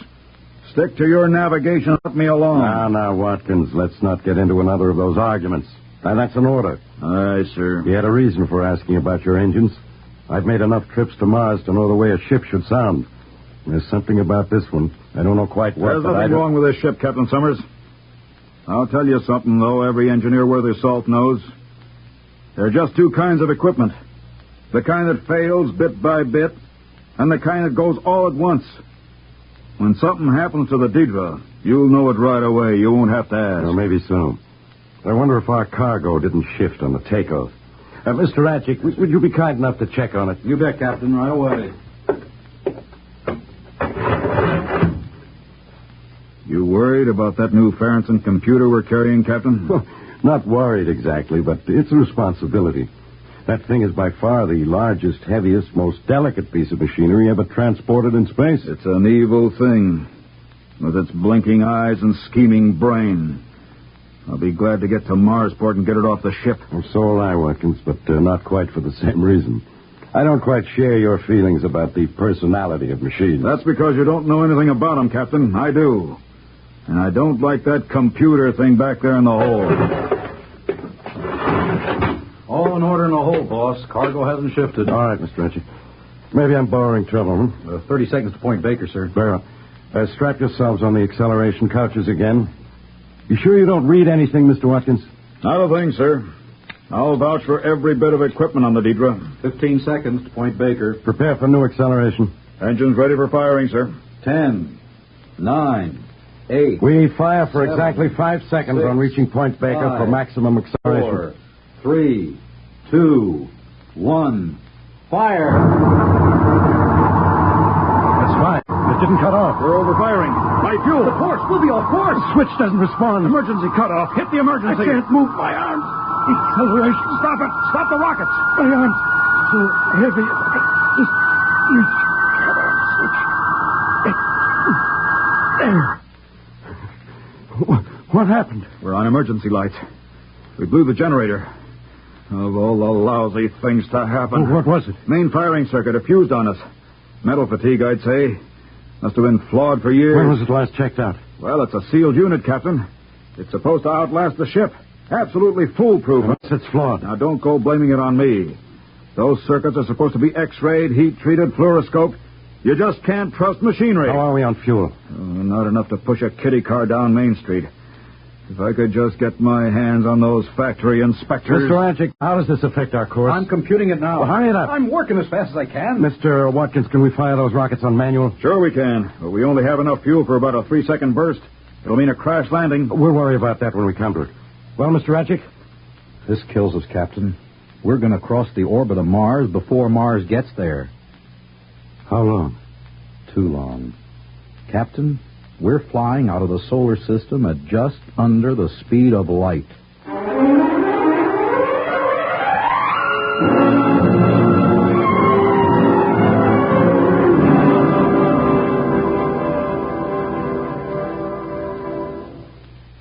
You're listening to Death Wish, tonight's attraction on X-1.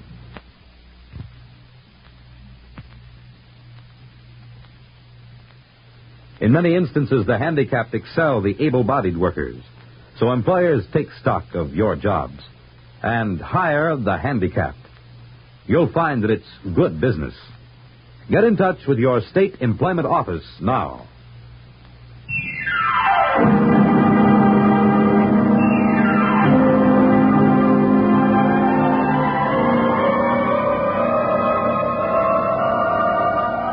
Now back to X-1 and Death Wish.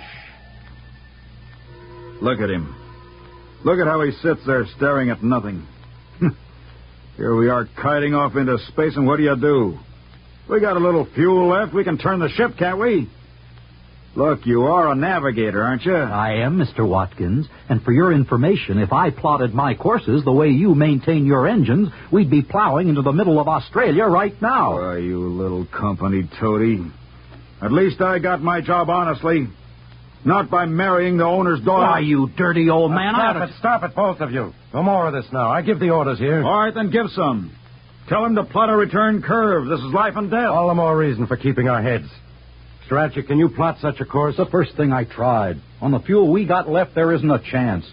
Best I could do would be a degree or two. That won't help. What do you mean it won't? We'll turn back into the solar system. Sure, but the best curve we can make will take us a few thousand years to complete.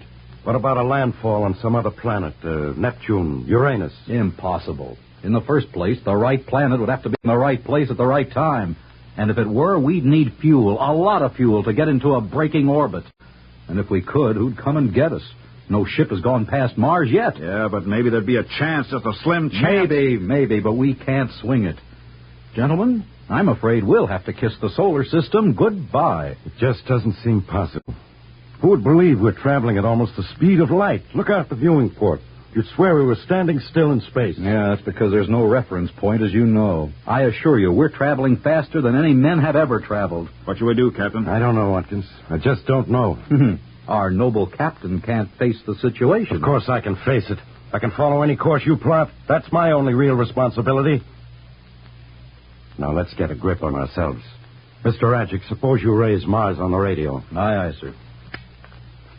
Deidre to Marsport. Deidre to Marsport. Urgent. Repeat, urgent. Come in, Marsport. Marsport to Deidre. Read you. Over. Emergency, Marsport. Firing mechanism jammed. Fuel almost totally expended. Acceleration 15 seconds past safe maximum. Heading out of solar system. Request help. Over. Can you turn the ship, Deidre? Can you put it into any kind of an orbit? Over. No fuel, Marsport. We can only turn a degree or two. Over. Put your captain on, Deidre. Over. Captain Summers, Marsport. Over. Captain, what do you propose to do? Good Lord, man, that's what we're asking you. What do you propose to What are they saying? I don't know. I couldn't catch it. Mr. Radjic, can't you get better reception? We're rapidly running out of range, Captain. I'll give it all the gain I can get.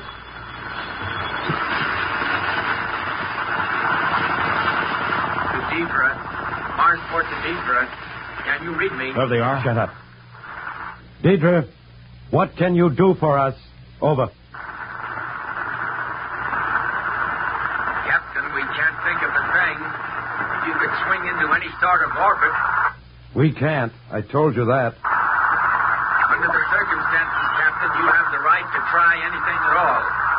Anything, Captain. Oh, that's nice of them. What do you expect us to do, complain to the company? Listen, Marsport. Marsport, do you still read me? Over. Read you faintly. Go on, but hurry. I can think of just one thing. We could bail out in spacesuits as near Mars as possible. The Diana is laying over there, isn't she? You could have her pick us up. Over. Sorry, Captain. You're confused. If you left your ship, your momentum would not be affected. You and your crew would continue through space at the same rate as the ship. Over. Of course, I wasn't thinking. I have it. Send the Diana out to intersect our course. Maybe we can find some way to transfer. My navigator will help you plot the intersection. Over.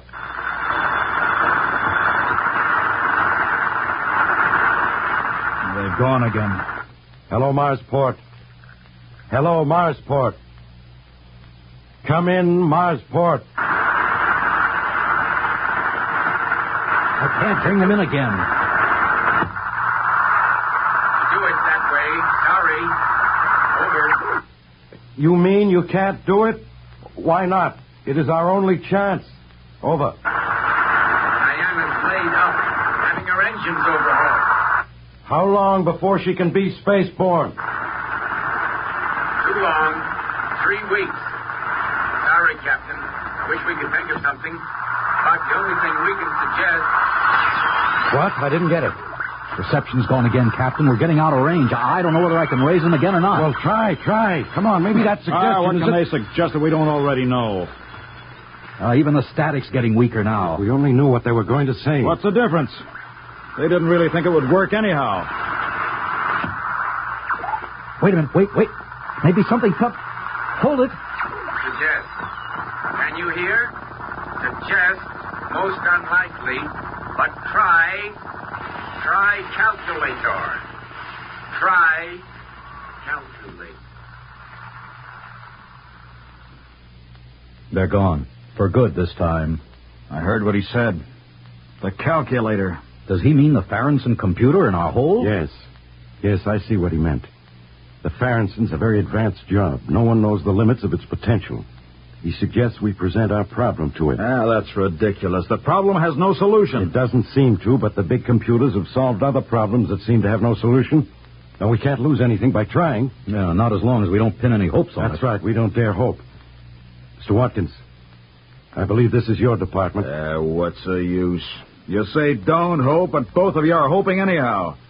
You think the big electronic god is going to save your lives? Well, it's not. Well, we have to try, man. Who says we do?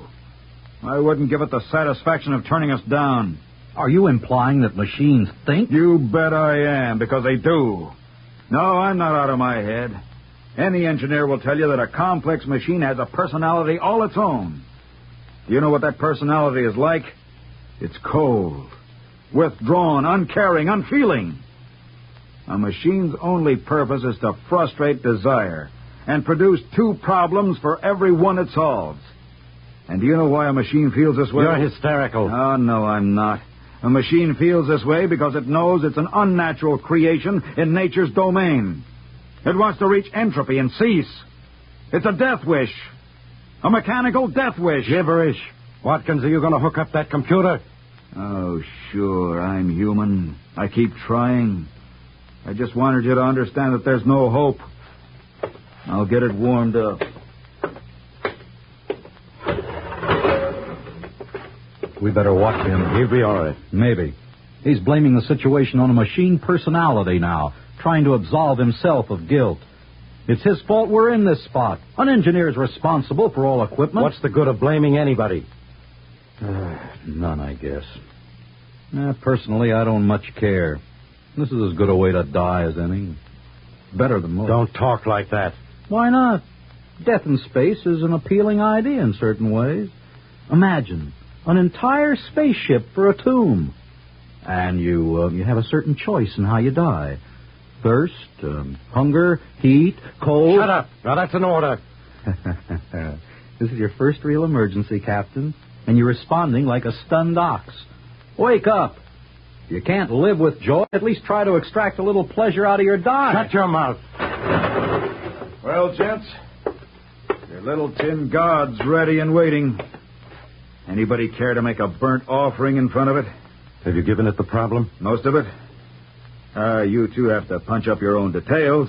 Position, elapsed time from maximum acceleration, water, oxygen, food. All right. Come on, Ratchik. Did you tell it we want to return to Earth alive? Oh, yes. Yes, it loves that part.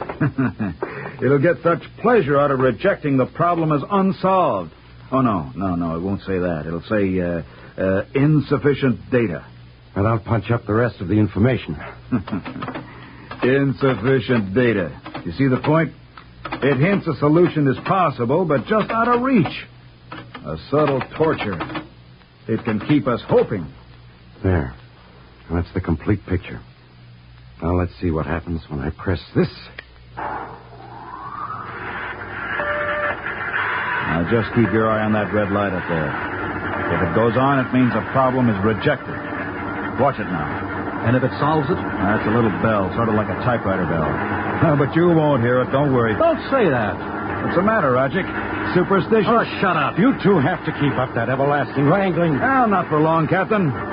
We haven't much longer to live, Captain. Maybe that's good. What's that? A solution. It's found a solution. That must be a mistake. There is no solution. It's fooling us, leading us on. Now who's superstitious? Yeah. Here's the tape. The solution's on this. Well, what's it say? Come on, read it. No, not me. You read it, Captain. I won't play its fiendish game. Oh, I see. That's fine. That's just fine. What does it say, for the love of heaven? You figured a few thousand years to return to the solar system, Ratchik? Well, the computer agrees. 2,300 years, to be precise. Therefore, it has given us the formula for a longevity serum. 2,300 years? What are we supposed to do, hibernate? Not at all. As a matter of fact, the serum does away quite neatly with the need for sleep. But 2,300 years, gentlemen. We three sit here in this little ship and look at each other. 2,300 years of that.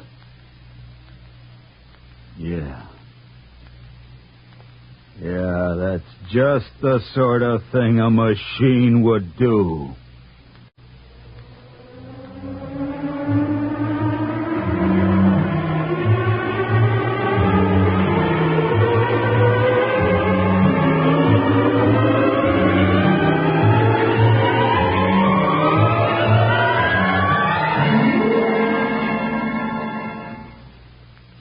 Fred Collins again, and I'll have another word for you about X-1 in a moment.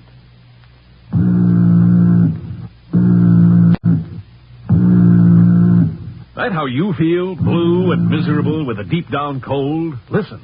Every second someone takes it for the miseries of a cold. Millions more take bromoquinine. Every second someone takes it for the miseries of a cold. Bromoquinine. More people have taken more bromoquinine cold tablets for more complete relief than any other cold tablet ever sold. You could use aspirin or cough syrups or nose drops all day and not get bromoquinine's relief. Bromoquinine works to relieve stopped-up nose, body aches, fever, irregularity, the blues, and headache, too.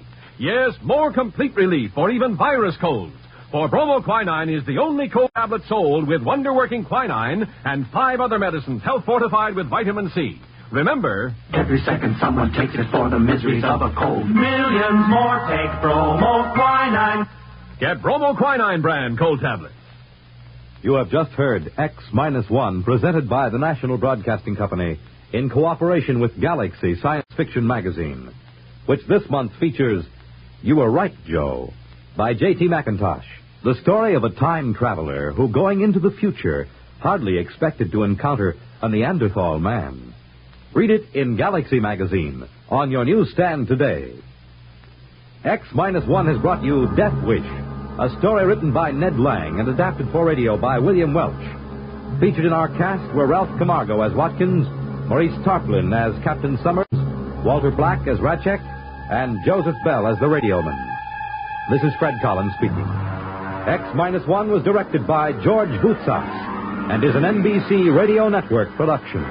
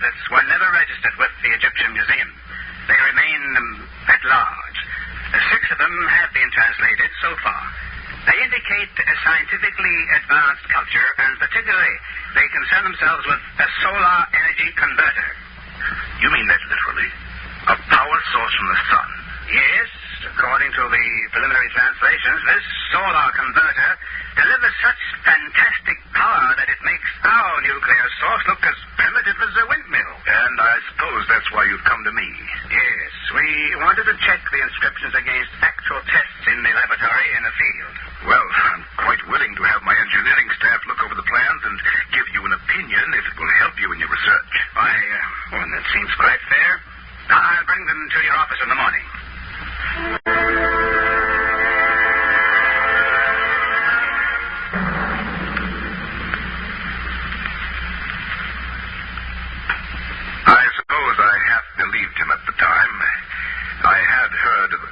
tablets, and I knew that the frontier of archaeology had been pushed back far beyond current thought by them. You gentlemen of the board of directors will have to believe me that I suspected no fraud. I had no reason to doubt Kane. I called in Rowell and Henniger, two of our engineers, and left them alone with Kane. About 5 o'clock, I got Rowell back in my office. Mr. Dollar, it's remarkable. Quite remarkable. Of course, I don't quite understand the field mathematics involved. Rowell, I want a simple answer from you because I'm a simple executive type. Will that thing work or not? Well, of course, it'll need a field test, but theoretically, I see no reason why it should. Should we build it? Well, there isn't any question, is there? It's revolutionary. Quite revolutionary. All right. You and Henniger are assigned to it. I'll give it a project name in the morning and allocate a research budget. You'll be working with Mr. Kane.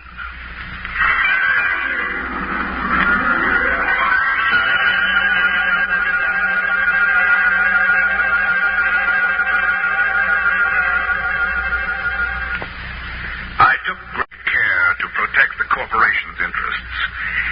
I shall submit in evidence the contracts I drew up with Mr. Kane. I set Rowell and Henniger up in an isolated shop in the west corner of the plant area, and they had a device functioning within 3 weeks. A week later, I checked in at the shop again and found Rowell still working with the power unit. Naturally, I asked what he was doing.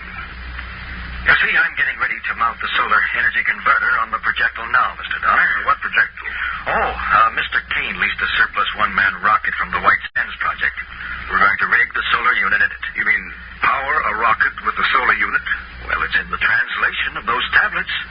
You see, it's a question of field mathematics and the quantum... Rowell, I'm an administrator, not a scientist. I ask you your engineering opinion. Is this a feasible research project? Yes. Yes, it most certainly is. Using the solar converter, you could develop thrust up to escape velocity at only 10% of potential. This solar converter is creating more power than any atomic pile we have. Mr. Donner, this is it. Space flight.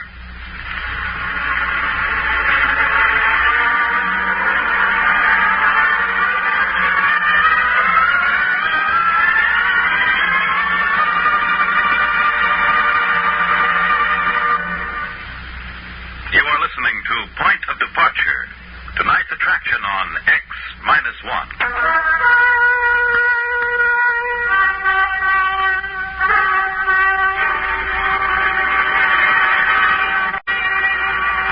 Now back to X-1 and point of departure.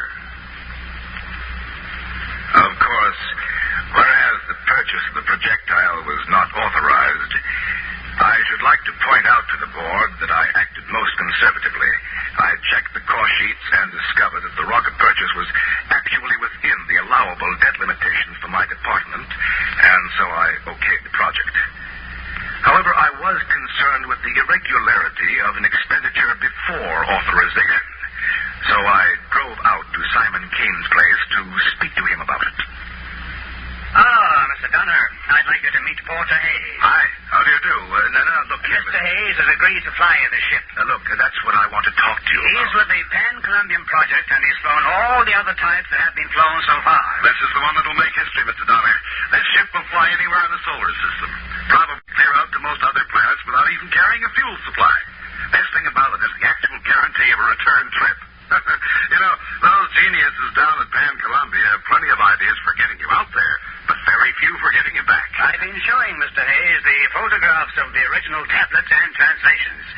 You see, Mr. Donner, aren't they beautiful work? Kane, I want to talk to you in private. The cost sheet. Hey, Kane, where's the last tablet? There are only pictures of 13 here. That's right. The first 13 tablets take us through the construction of the unit and the ship and inventor's 6 successful trial flights. The 14th hasn't been translated yet. It takes about a month to decipher each tablet. You do it yourself? Oh, no. That's a special study. My wife does it. She's an Egyptian scholar in her own right. Her father was Egypt's foremost antiquarian. I believe she's about to honor us with her... Nalja. I should like you to meet Mr. Hayes and Mr. Donner. How do you do, gentlemen? How do you do? How do you do? My dear, we you to give us a hint about the text of the 14th tablet. Are you far enough along? No, I am sorry. I have only just started. The language symbols are a little different from the others, and it is a bit difficult to read. Well, all I want to know is when's the ship going to be ready? In good time. It's waited 12,000 years. A week or two more won't matter.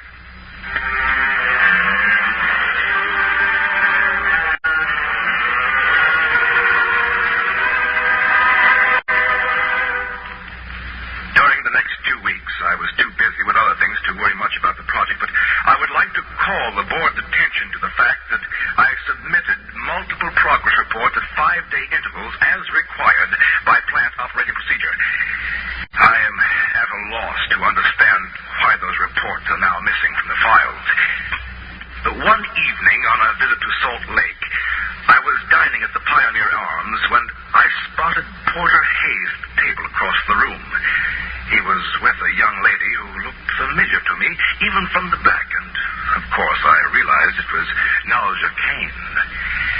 I felt it was discretionary on my part not to inform Mr. Kane of his wife's continuing acquaintance with Porter Hayes. On July 19th, Kane telephoned and said the airship was rigged and ready to go. I had assigned him an area in our desert test base, and we scheduled the test for the next morning. I got to the test site a little late. Everything was ready, and they were waiting for me. The gantry train moved back, and without the usual roar of chemical rockets or the scream of jets, the ship rose gradually to about 10 feet, and then shot up to a couple of hundred, and then stopped again. Kane was on the intercom. Hayes! Hayes! Is it firing right? What did he say? He's satisfied the craft works perfectly. He's going to take it straight out for 4 or 5 hours and then come back. Well, he can't do that. There's too much he doesn't know about that ship. Tell him to come back. Let him alone. He's making history. But the first time... There he goes.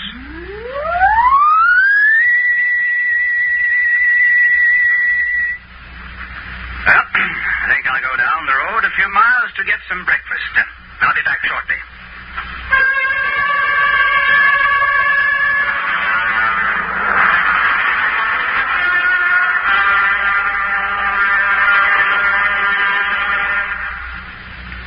That was 4 days ago. I want it clear to the members of the board that I have not notified the authorities. The ship carried the standard survival kit with 7 days' ration and water, and if he had no operational trouble, Hayes could stay out at least a week. Other than filing the original flight plan with the Joint Astronautics Board, I had no other official obligation. When Kane did not return to the test site by noon, I went to look for him. Meeting with no success, I attempted to question Mrs. Kane at her hotel room. I cannot tell you. I cannot tell you anything. Mrs. Kane, this is a matter of vital necessity to our corporation. I have exceeded my research budget on my own responsibility. I must find your husband. If something happens to the rocket, there'll be an investigation. An official investigation. It will all come out then, won't it? What? About my father. Mrs. Kane, I don't understand. What has your father to do with this? He stole the tablets. At least I thought he did. You mean the tablets you've been investigating?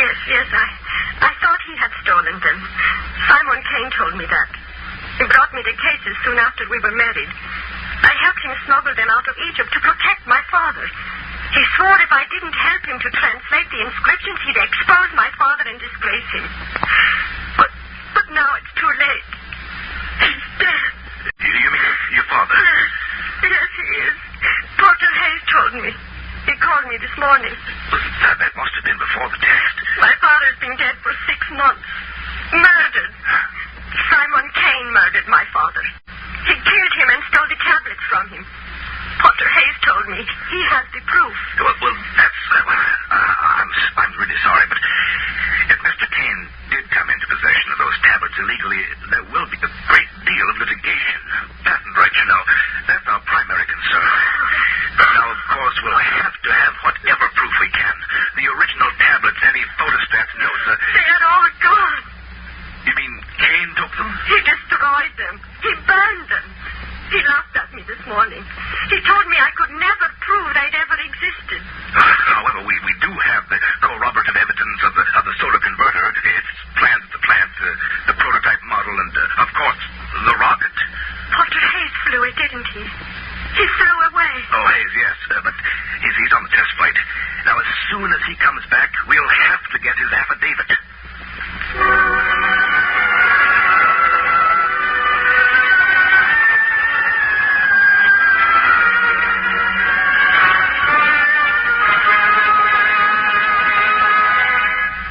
I'll admit I am at a loss to understand the absence from the plant files of all plans and prototype models of the solar converter. However, I am awaiting a report momentarily from our proving ground near Salt Lake on the return of Porter Hayes and the rocket. In the meantime, I am in receipt of a communication from Mrs. Kane, who had discovered a sketch of the 14th tablet, which remained unburned. She includes a translation, and I open this now in the presence of you gentlemen, and I include it in my report. I am convinced that the translation, which I have never seen before, will prove to you gentlemen my probity and my good faith in the corporation's behalf. And now I open the envelope. The translation, 14th tablet, and I quote, "The foregoing record is accurate, and we acknowledge a superlative contribution to science of the inventor." And there is a name here I cannot pronounce. I continue. "But we must admit his greatest contribution is in the proving of an axiom where ultimate force is involved. It is better to know none of the laws than to know most of them. On the 4th day, the aircraft returned from far space to the point of its departure. The aircraft was in excellent condition, but the solar converter was completely fused into a shapeless mass of metal. Of the inventor, the pilot of the craft, nothing remained but his clothing and a handful of white dust. I must conclude my report by proffering my resignation.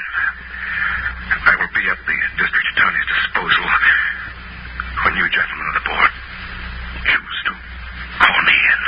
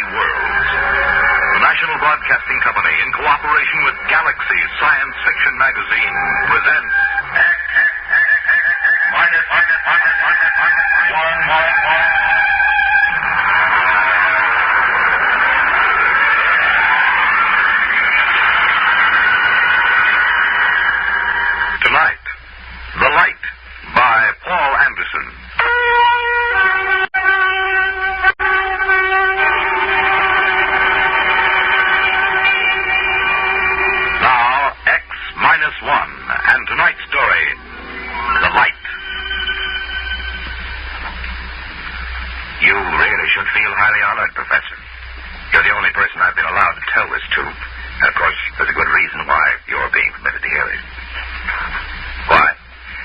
I think you'll see why before I've finished. We're not a gang of power-nutty militarists, you know that. Personally, I'd like to tell it to the whole world, but it could very well touch off a war, and a war would mean the absolute end of civilization. There's one thing you should understand right from the start. Just because I know enough math and physics, just because I could pass the most rigid physical exam ever devised, doesn't mean I don't know anything about culture and art. When they picked me for the three-man crew for the first landing on the moon, they were a little condescending about that side of my background. Baird, the skipper, and Hernandez, the engineer, the other two members of my team, were a little leery of me just because I could talk about art every now and then. They needn't have worried. Once we left the space station and got into orbit, we didn't have much to do for several days but talk. Look at it.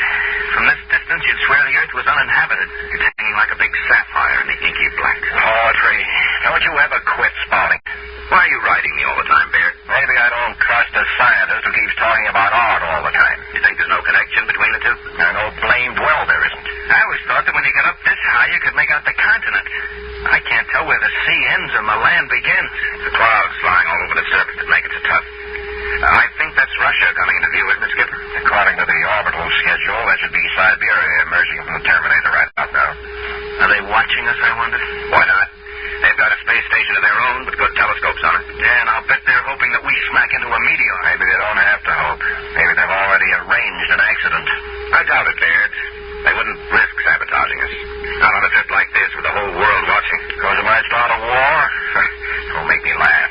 Nobody's going to start shooting when they know the whole world will go up in smoke just to avenge 3 spacemen and a $10 million hunk of ship. Ever hear of chain reaction? One sharp diplomatic note might set off the whole thing. You think our own government would be sending us to the moon if there were any military advantage to be gained from it? Then what's the idea? Why are we doing this? Prestige. They put up the first satellite, built the first space station. Now we've got to be the first man to step on the moon, or the rest of the world will start looking on us as a second-rate power. You make it sound like some kind of game. Oh, it is, Hernandez. The deadliest game mankind ever played. One false move and bang, the whole world goes up in a mushroom cloud. How long will it go on? That's what gets me. As long as there's a balance of power. But let one side, Russia or us, find a really new concept, something the other side doesn't even dream about, and it'll be all over.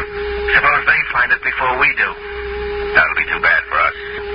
The Cold War will be over, and so will we. Why don't you shut up, the two of you? You both talk too much. It was the wrong thing to say, I knew, out there in the great, quiet night. We shouldn't carry our little hates, fears, and greeds out beyond the sky and into space. Or perhaps the fact that we can be burdened with them and still reach the moon shows that man is bigger than he knows. I couldn't say. Anyhow, as the whole world knows, we made it.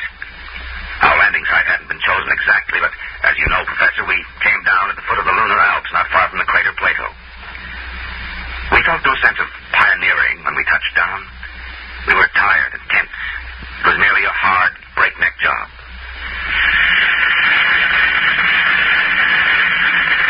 Hot rockets. Rockets off.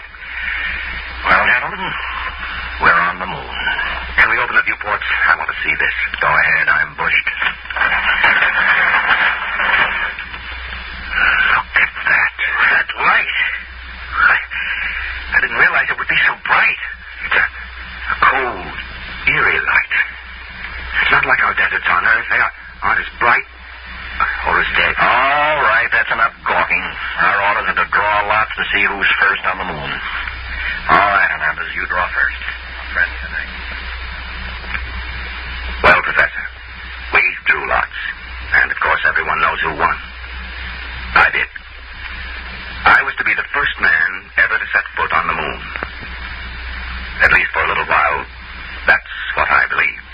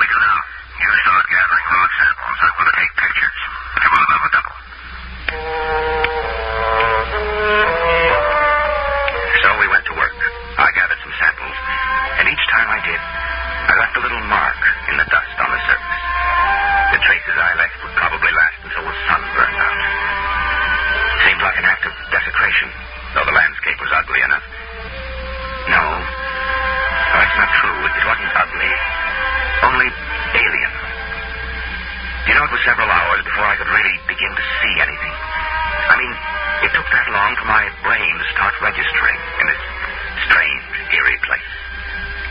I remember pausing to rest a minute while I watched Baird making adjustments on his camera lens and snapping various bits of landscape. That ought to be a good one. Tell Baird, the thing that gets me is the light. That's no trouble.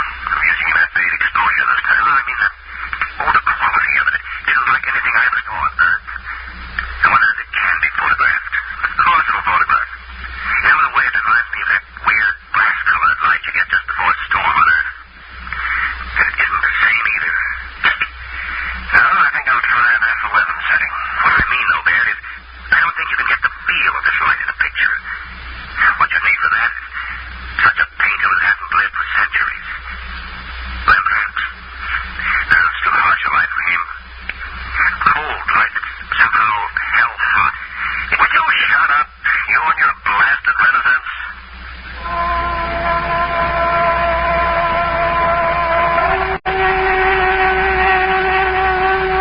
Well, I suppose they had a point. This was hardly the place for a chat about art. We went back to the ship after that, had a meal and a nap before setting out for more exploration. We decided to take a look at the Plato crater, and conditions were right for it, so we set off. All three of us this time. I won't describe the walk in detail. I can't. It wasn't simply the landscape and the lighting. On the moon, your weight is only 1/6 as much as it is on Earth, while the inertia remains the same. It feels almost like walking underwater, but you can move very fast once you get the hang of it. After a while, we reached the crater wall, climbed it, and stood looking down.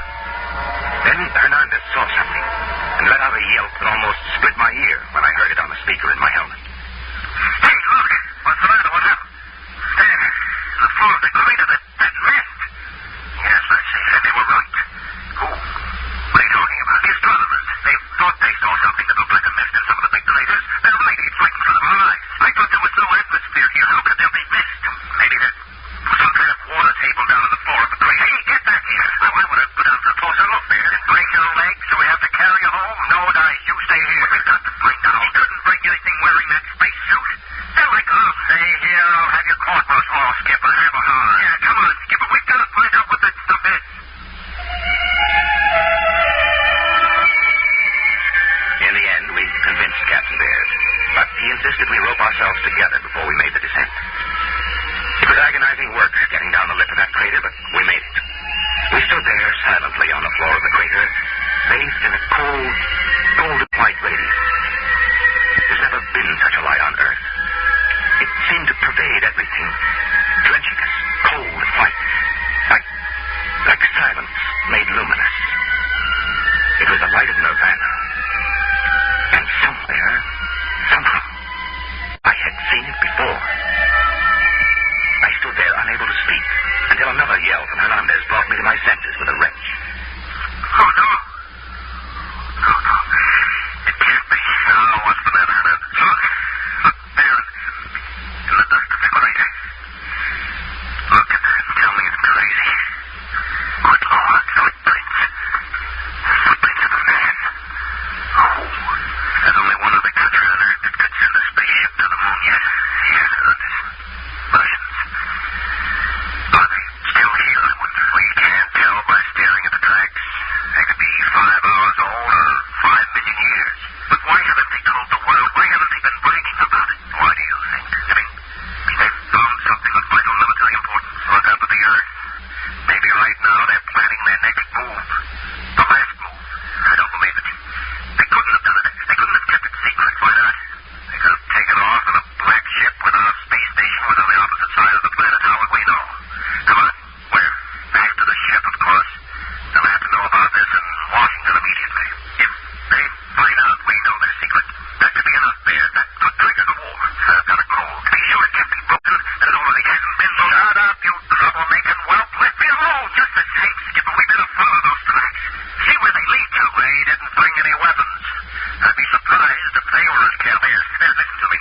All right, court-martial me later if you want, but listen. We can't just go back to the ship, never knowing for sure what these footprints are, who left them, how much looking can you do? In less than 1 hour, the sun will sink behind the lip of the crater. When that happens, it's going to get cold. Colder than anything you've ever imagined. We've got to heating unit in my suit. Good for 20 minutes at the most against a cold like that. Barely time to get back to the ship. All right. I'll take the chance and get back in time. But let me follow those footprints there. It's your duty to let them back. Oh, that permission granted. God help you.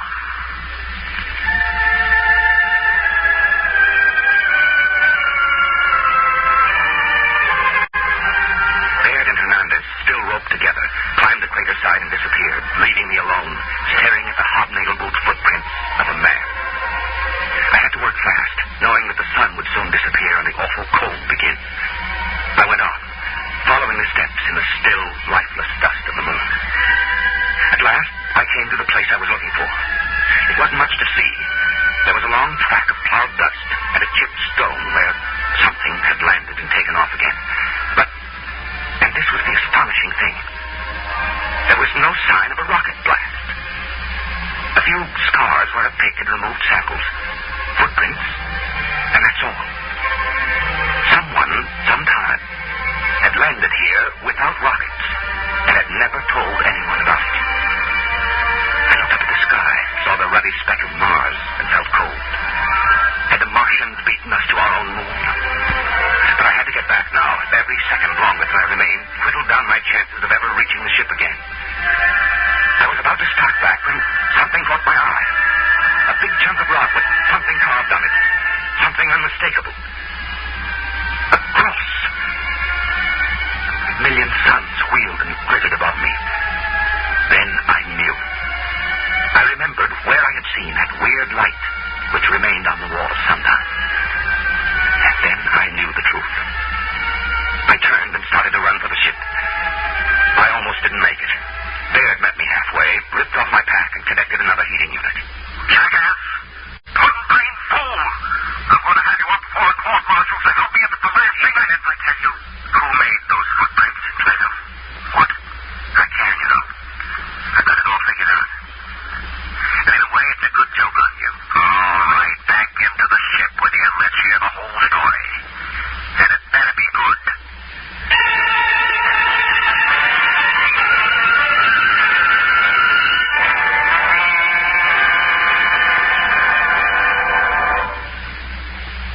Intelligence has been working night and day ever since we returned and made our report. They know we were telling the truth. And that's why you've been drafted, Professor. We're going overseas together, you and I. Officially, we're tourists. You search the archives, and I'll tell you when you've turned up something we can use. Oh, we'll find it. We'll find something. It couldn't have been done by rockets, you see. Even if the physics had been known, which it wasn't. The chemistry and metallurgy wasn't there. But there was something else. Anti-gravity? Maybe. Whatever it is, when we find it, the Cold War will be over and we'll have won. You don't get it? Professor, I'm shocked and grieved. You're a historian, a cultured man. All right, then. Our first stop is the National Gallery in London, where there's a painting called The Virgin of the Rocks. In that painting, you'll see a light. Cold and pale and utterly gentle. A light which never shone on Earth. A light playing over the mother and child. And the artist, Professor, but of course you know the answer now. The artist was Leonardo da Vinci.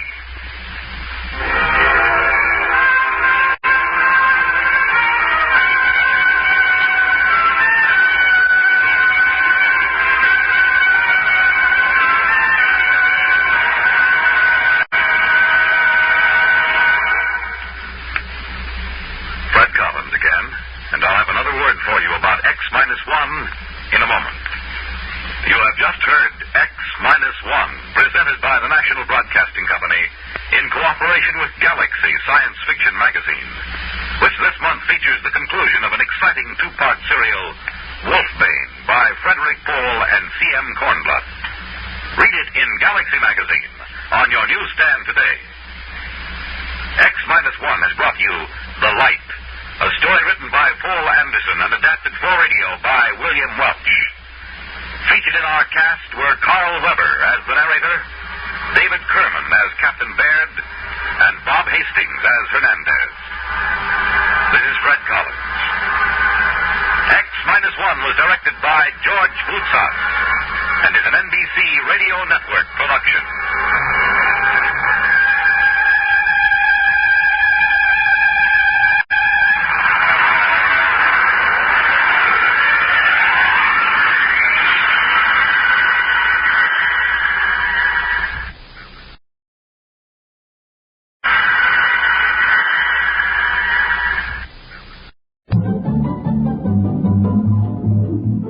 This is Nightline, your tie line to the world, and this is Walter O'Keefe.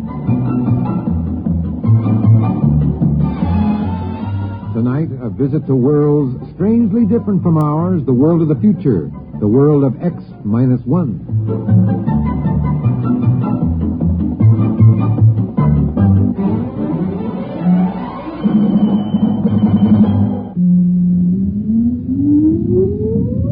Countdown for blast off.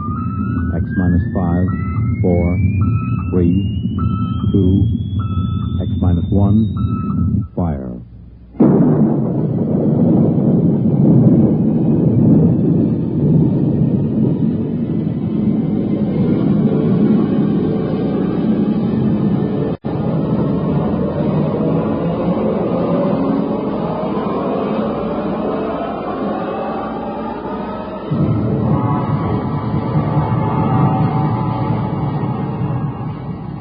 From the far horizons of the unknown come tales of new dimensions in time and space.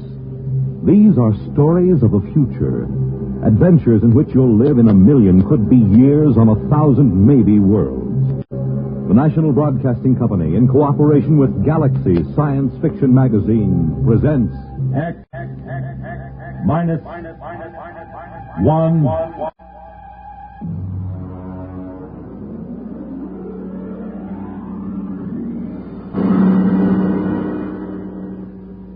Tonight, Lulu by Clifford D. Simak. But first, hear this.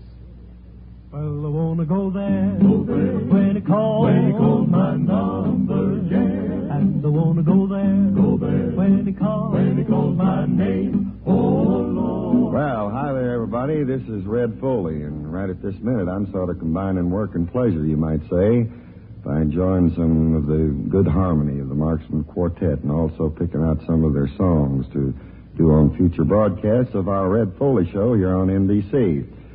You know, Saturday has come to be my favorite day of the whole week, and I think there's a pretty good chance that we can make it a better day than ever for you with the fun that we stir up here in the Ozarks. In addition to the Marksman, I'll bring with me some of the other top favorites in our field, and, of course, the guests that you tell us you want to hear. So let us be a regular part of your Saturday schedule. Won't you do that, please? Tune in our NBC program, The Red Foley Show, and we'll do our doggonest to make it worth your while.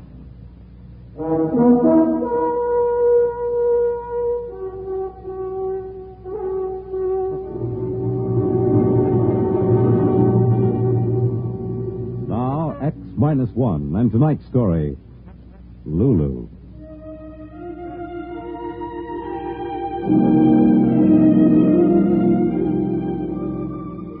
Technically, she was a PER, a planetary exploration robot. That meant she was equipped to do just about anything necessary to meet any kind of conditions on any planet she explored. She carried a crew of 3 inside of her, and she was able to talk to them, and take care of them, and adapt herself to their needs. Yes, sir, she was the complete spaceship. Robot, mother, base of operations, and companion all rolled into one. Her communicators and memory banks were stuffed with every conceivable kind of information. And we called her Lulu. That was our biggest mistake.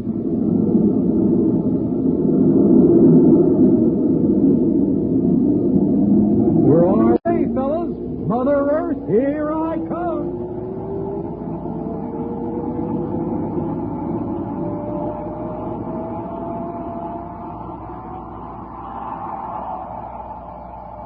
Was the takeoff satisfactory, boys? A thing of beauty, Lulu. The captain's compliments. Thank you, boys. no matter how long I live, I'll never get used to a ship talking to me. Oh, you're like a poetic soul, Gus. Now, me, I catch the full wonder of the situation. Personally, I'm hungry. What would you boys like the kitchen to fix for supper? I'll have a nice, juicy steak. Gus? Something light, Lulu. Maybe a couple of eggs. And you, Jimmy? Whatever you want to fix. Surprise me. Very well. I'll relay the information to the kitchen robot.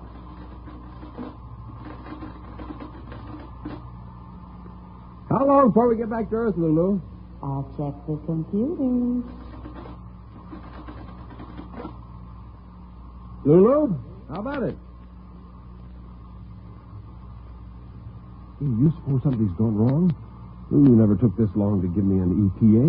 Oh, if something went wrong, it'll repair itself. Lulu's a self-maintaining machine, remember? Well, it seems she's taking a long time about giving us an ETA for Earth. Hey, Lulu, what do you say?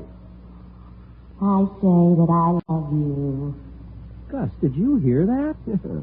These robot ships aren't supposed to have a sense of humor, are they? I never heard of it, but it could be. After all, they have technicians pouring all kinds of information into their electronic memory banks. Yeah. Which one of us is the lucky man? All three of you. You, Gus, and you, Jimmy, and you, Ben. I love all three of you. Good Lord, do you really think... I think somebody goofed when they designed this ship. I think it's that poetry Jimmy's been writing and reading out loud. Wait a minute. Lulu! Yes, darling. You haven't answered my question. When do we reach Earth? Earth? I've decided we aren't going to Earth. We're eloping. Now, wait a minute. I'm going to take you away where we can be alone. Just the four of us. Then, someday, you'll learn to love me as I love you. Now, this isn't funny anymore. Ben, throw that emergency. We got to get the ship back on course. Right. I'm sorry, boys, but I've disconnected the circuits. Disconnected? Now, look here, you crummy robot. You're a machine. Do you understand? A machine. You were designed to do what humans want you to do. You've got the prime command built into every circuit in your system. Thou shalt not harm a human being. But I'm not harming you. We'll be happy together. Oh, brother. Some technician must have read some cheap novels into this baby system. Or she's absorbed Jimmy's sloppy poetry and made some kind of synthesis out of it. It isn't every poet who can move a machine. They were beautiful, James. What were beautiful? The poems. That's it. What did I tell you? For 2 years now, he's been reading that Moon June Spoon junk out loud, and this robot's been absorbing it. It's created a whole new electronic synapse. Let's face it, boys. She loves us.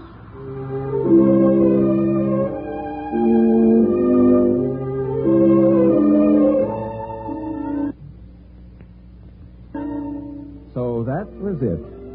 We were being kidnapped by an interplanetary robot who somehow had developed a response circuit for romantic love.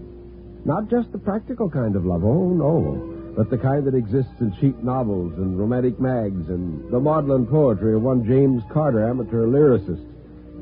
And we went to sleep that night, hoping by morning Lulu would come to her senses. Darling.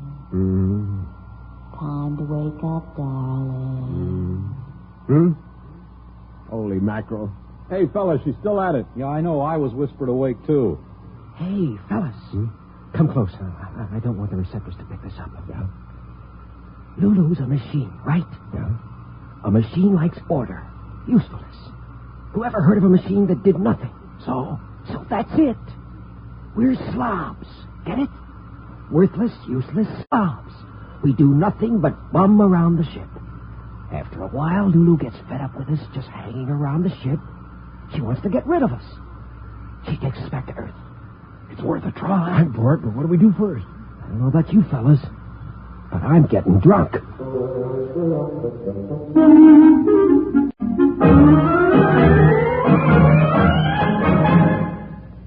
You are listening to Lulu, tonight's attraction on X-1.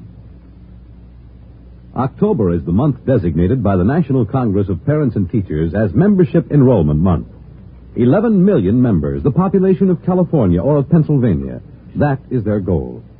We want to salute the PTA members all over America who will be going out in search of others to join them in the great work of training children to become mature citizens in a mature America.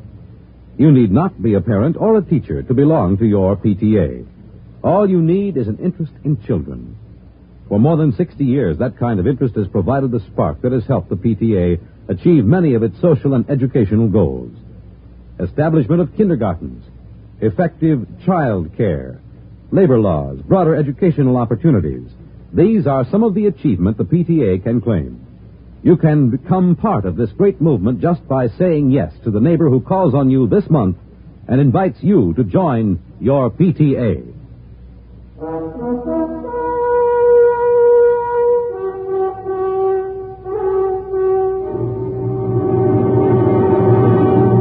Now back to X-1 and Lulu. So that's what we did. We became slobs. We stopped playing cards, we stopped reading, we just sat and moped. And Lulu, well, sure enough, her machine-like intelligence was offended. Gus. Yeah? Want to smoke? No. Yeah, Gus. Nah, doesn't matter. What's wrong with you boys? You haven't done a thing for days now. Jimmy, you stopped writing poetry. What's the use? Don't you want to create? To be romantic? Well, don't you? I couldn't care less. I'd hate to think that I bored you. All right. If you want to mope and suck, go ahead. I'm still a young spaceship, you know, and I've discovered what it means to be in love.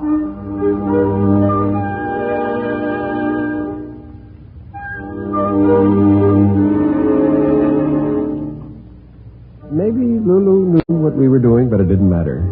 Her womanly sense of a lover outraged was stronger than her robot logic. She pleaded, lectured, and called us low down. She told us she loved us. She appealed to our sense of manly decency. Mostly we didn't even answer. Then she was hurt. She withdrew. She was cold and angry. Finally, she quit trying. What do you think, Gus? Could be she's disenchanted with us. Think she'll head back to Earth? I don't know. That's the thing that worries me. All that racket coming from the machine shop. Well, she's probably making some repairs to the engines. Happen all the time. Not like that, hour after hour. Well, maybe she's just trying to keep busy to take her mind off her broken heart. Nah, you and your poetic images. It was your junk that got us into all this trouble. My poetry is not junk. Cut it out, fellas. We aren't supposed to care about anything, remember? We're louts, sloths, ne'er-do-wells. No self-respecting girl spaceship would have us. Nah, Gus is right. We better not let down our guard. Hey, sound to stop. You're right. Good morning, boys. Oh. I just want to tell you that as far as I'm concerned, you can all go straight to blazes. Hey, I think they did it. Yeah. Now she'll just dump us back on Earth. There's something wrong here. A woman scorned, you know. No, there's nothing to it. What's that sound? Wow, it's coming closer. It sounds like... Oh, no, it couldn't be. Footsteps? Fellas, huh? The compartment door.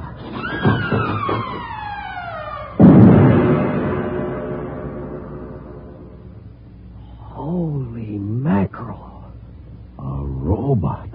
What a monster. He must weigh 5 tons. I don't understand how. I do. She made him. Lulu? Who else? That's what that racket was in the machine shop. Look out. He's coming in. Order him to stop. Maybe he's got a human response vector. Stop! Hold it! He's still moving. Boys, meet Elmer. Elmer? Are these the human pipsqueaks you used to be infatuated with before you made me, sweetheart? Ridiculous, aren't they, darling? Out of the way, Buster. Oh. Hey, this baby plays rough. Hey, Lulu, what's the big idea? The big idea, boys, is that now I've got myself a real man. One who loves me without reservation. Blindly, madly, and eternally. Right, Elmer? You said it, kiddo. Me for you and you for me from here to eternity. I am yours and you are mine, and I cannot live without you. You're my everything. How much do I love you? Let me total up the ways. Be mine, I'm yours. Hark, what soft light yonder shines. Your beauty is like the rose. It's love, love, love, love, love, love, love. This boy has slipped a ratchet. He's reading back all the canned junk somebody poured into Lulu's memory tapes. There, isn't he romantic? Oh, he's a doll. And most important of all, he loves me. Yeah, any fool can see that, Lulu. Now, look, how about taking us all back to Earth, huh? Five's a crowd, you know. And you and Elmer will want to be together alone, huh? Alas, I wish it could be so, boys, but there isn't a chance. Why not, Lulu? He's a machine, you're a machine. You could make beautiful static together. I mean about taking you back to Earth. If I do that, they'll just dismantle us for disobeying our masters. No, boys, I'm afraid I'll have to head out to some other galaxy and dump you on an asteroid. Did you hear that? She's gone nuts. Do not talk about the woman I love like that. Now, take it easy, Elmer. Don't overheat your filaments. Come up to my control center where we can be alone, Elmer. Anything you say, lover. See you later, boys. Careful you don't overload her condensers, Junior. One other remark like that and I will smash you, big boy.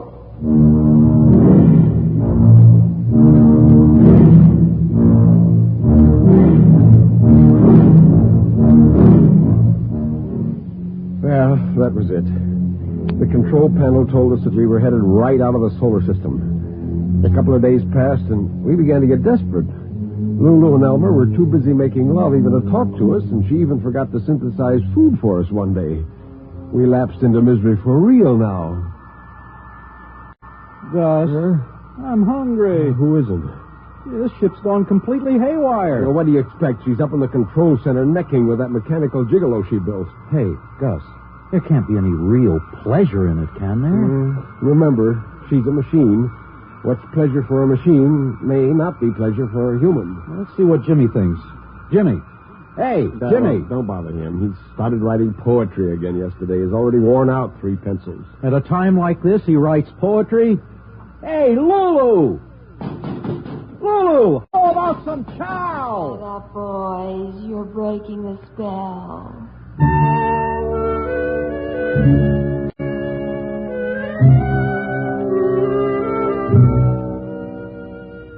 Well, that's how it went. We didn't get any food at all that day. By nighttime, we were worn out from banging on Lulu's walls. I was exhausted and fell right asleep. Then something woke me. Ben! Ben, wake up. What's up? It's Jimmy. I think he's gone off his rock. Why? He's up in the forward compartment. He's from the radiation shield so the moonlight and the stars can come in. He's standing there alone. Come on, we better get him. The strain was probably too much. Yeah. Quiet now. We don't want to startle him. Wanderer of the far ways between the two faces of eternity she was. True forever to the race that forged. He's reading poetry. To himself? To himself. Hold it. Wait, I think I know what's happening. Hey, you mean he's reading to Lulu? What's more important, she's listening. Go on. Don't stop. It's too beautiful. Wanderer of the far ways. He'll ruin us. Between the two faces of eternity she was. Uh-oh. True forever. There comes Junior, and he sounds mad. And with the winds of alien space blowing in her hair, wearing a circlet. Shut up. What are you trying to do, big boy, reading that stuff to my girl? Now, Elmer, take it easy, boy. Let me have that poem. I will show you what combustion is. No, sir. You can destroy me, but not this poem. This is my work of art. My love song to Lulu. Give me it. Jimmy! Let him have it. He'll kill you. Hey, he's going to strike, Jim. Jim, look out!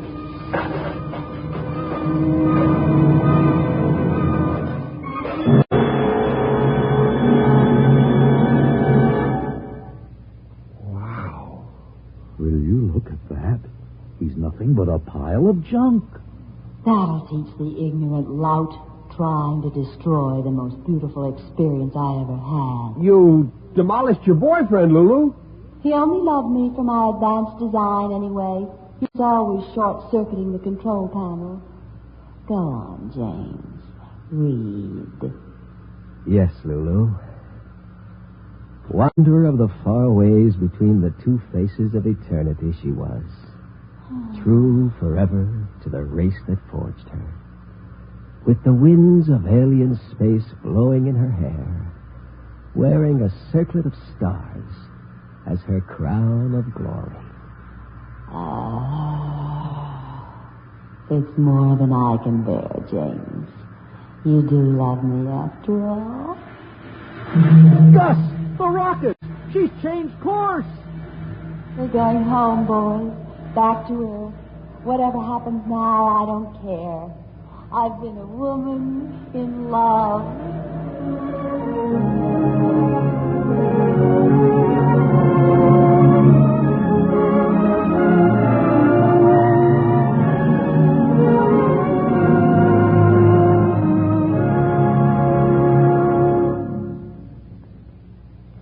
Fred Collins again.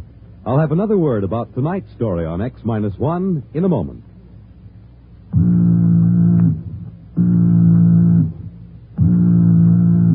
That how you feel? Blue and miserable with a deep down cold? Listen.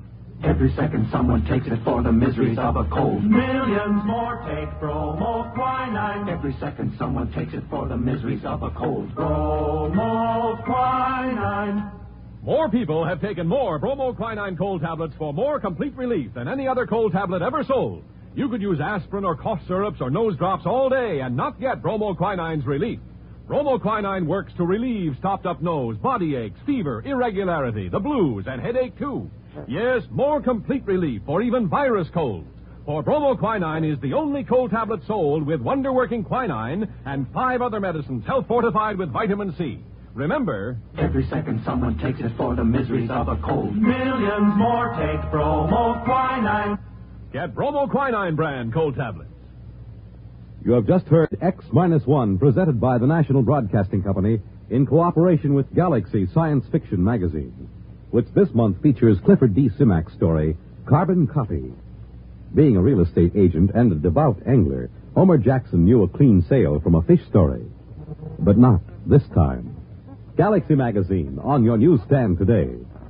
X-1 has brought you Lulu, a story from the pages of Galaxy, written by Clifford D. Simak and adapted for radio by George Lefferts. Featured in our cast were Jan Miner as Lulu, Nelson Olmsted as Gus, Jim Stevens as Jimmy, Walter Black as Ben, and Henry Norrell as the robot. This is Fred Collins. X-1 was directed by George Boutsas and is an NBC Radio Network production.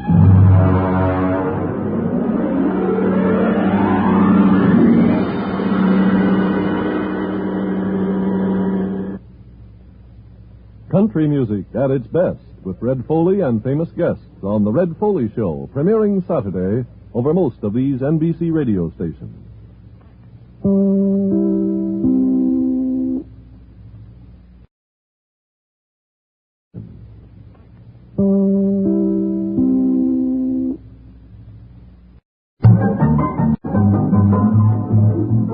This is Nightline, your tie line to the world, and this is Walter O'Keefe. Tonight, a visit to worlds strangely different from ours, the world of the future, the world of X-1.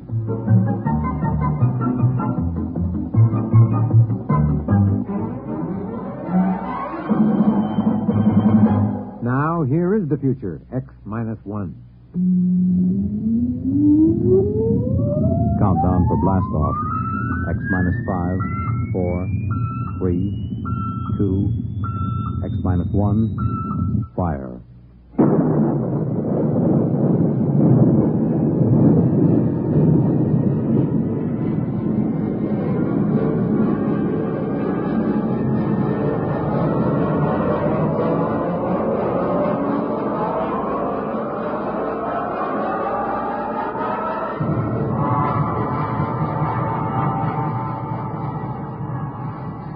From the far horizons of the unknown come tales of new dimensions in time and space. These are stories of the future, Adventures in which you'll live in a million, could be years, on 1,000 maybe worlds. The National Broadcasting Company, in cooperation with Galaxy Science Fiction Magazine, presents X minus 1.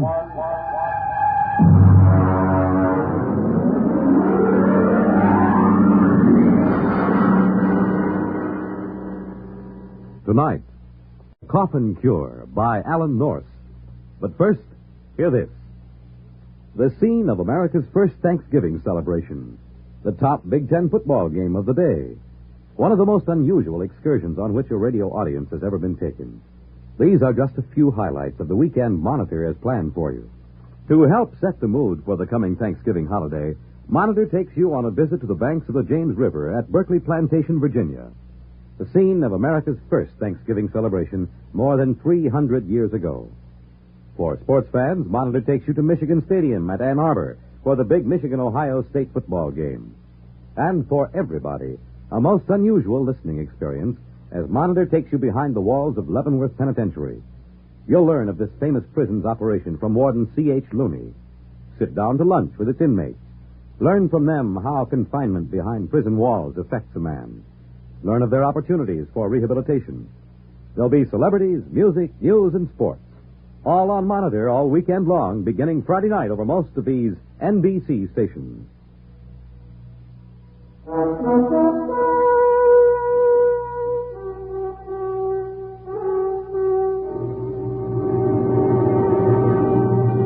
Now, X-1 and tonight's story, The Coffin Cure. I saw the headlines on the way downtown in the morning. Common cold cured. And sure enough, there was his picture. Chauncey Patrick Coffin. The newspaper ran on deliriously. Coffin nails lid on common cold. No more coffins, states co-finder of cure.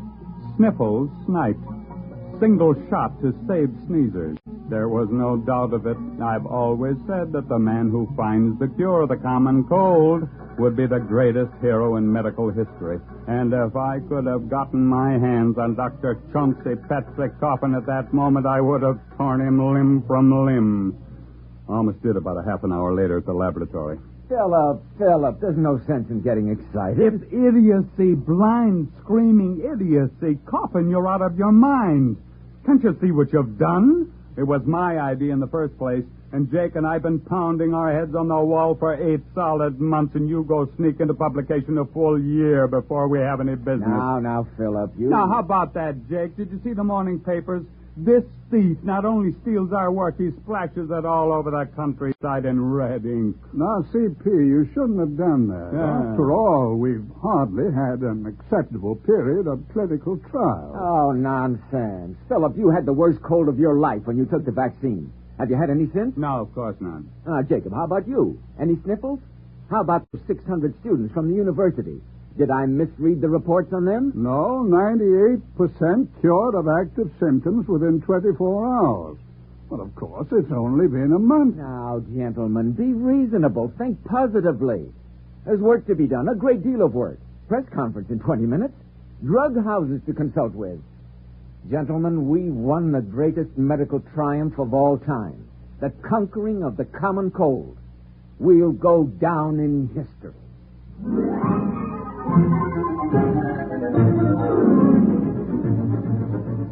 He was right on that point, at least. We did go down in history. Of course, it was the biggest story of the year.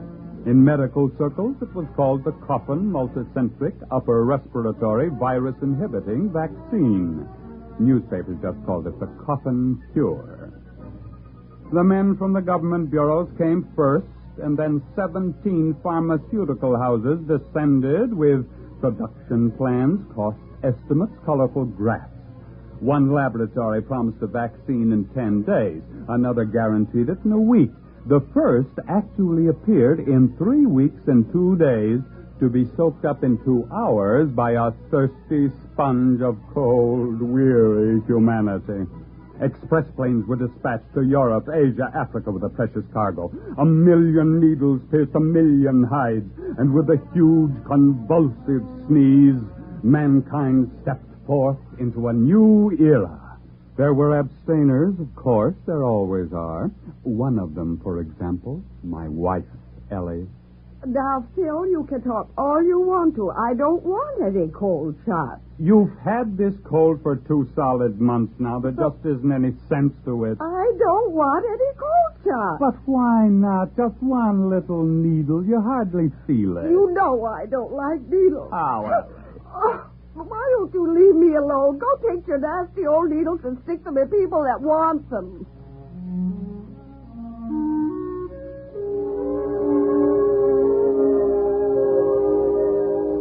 I woke up once that night and listened to a parade of sneezes from Ellie.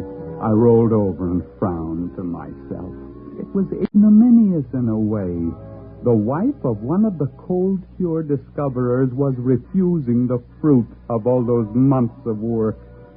When I woke up in the morning, I thought I was suffocating. Hey, Ellie! Ellie! I'm choking! Ellie! What did you do? Hey, what's burning? Hey, Ellie, somebody's burning down the house. Oh, what are you talking about? It's just the toast. I burned it. Well, it's awful. What's happened here? I baked his breakfast. But don't you smell it? Of course not. It's just bacon and eggs and toast. Oh, you mean you don't smell anything strange? I don't smell anything, period, with this cold. But, say, did you put on fresh perfume this morning? Before breakfast? Don't be ridiculous. Not even a drop? Not one drop. This must all be in my mind, or I'm imagining things, that's all. I'm working too hard. Hey, wait a minute. Ellie, give me my hat. I've got to get down to the laboratory, quick.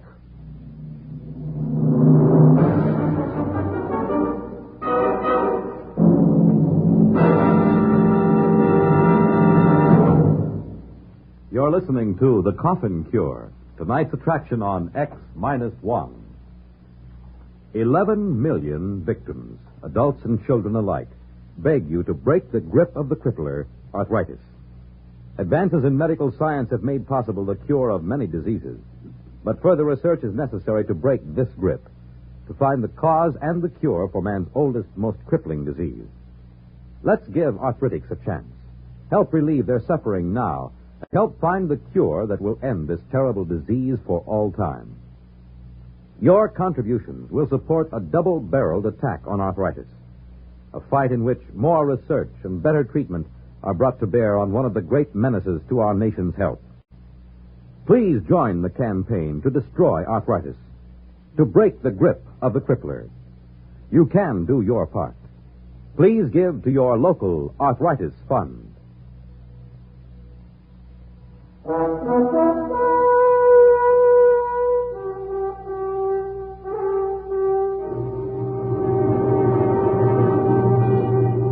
Now back to X-1 and the Coffin Cure. It grew worse all the way downtown. I fought down nausea as the smell of damp, rotting earth rose from my front yard. The neighbor's dog dashed out to meet me, exuding the great-grandfather of all dog odors. The crowded bus was a nightmare. I could tell that the bus driver had salami for supper the night before. My stomach began to roll, and I barely made it off the bus. I met Jake Miles at the laboratory. Coffin come in yet? Oh, he's in there. He's got the door locked. You got it, too? Yeah. Coffin! Now, don't come too close. You got it, too? When did it start for you? Right after supper last night.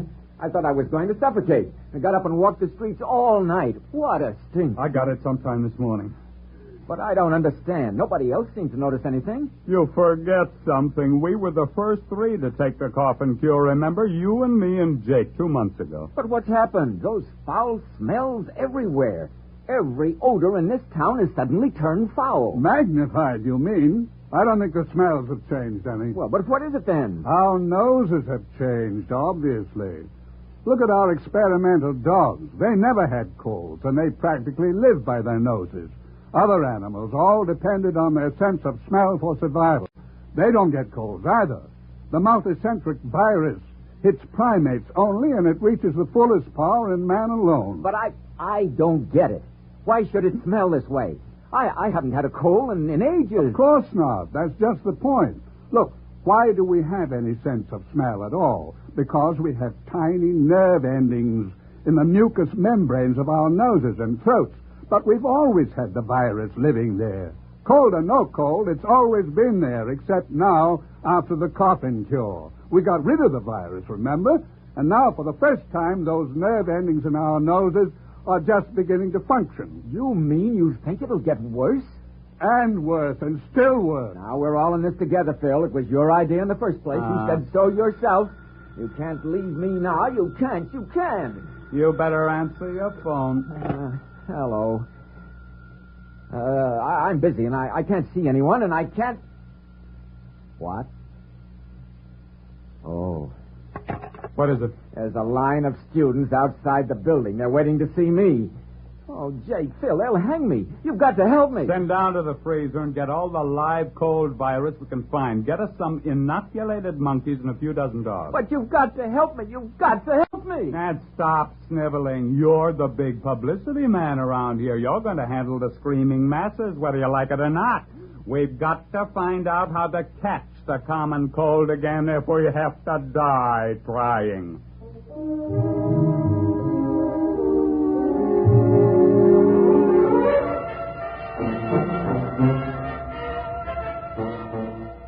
It was a futile struggle.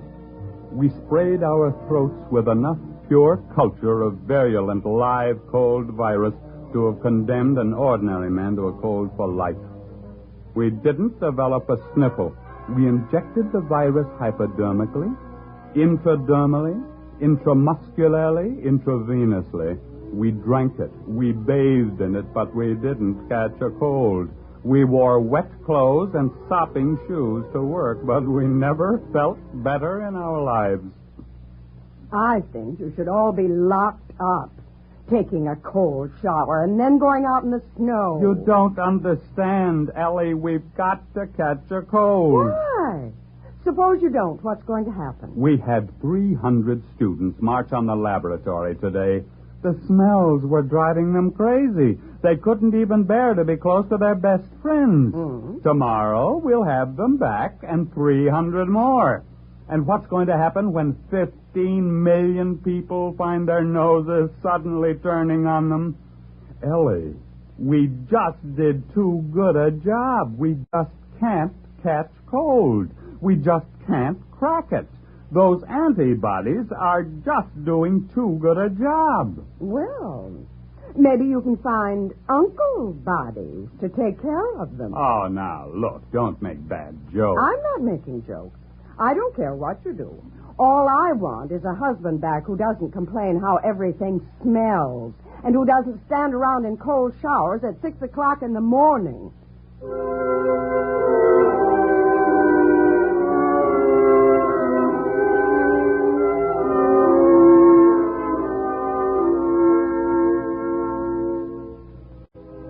In the morning, Jake, Coffin, and I had a conference in the lab.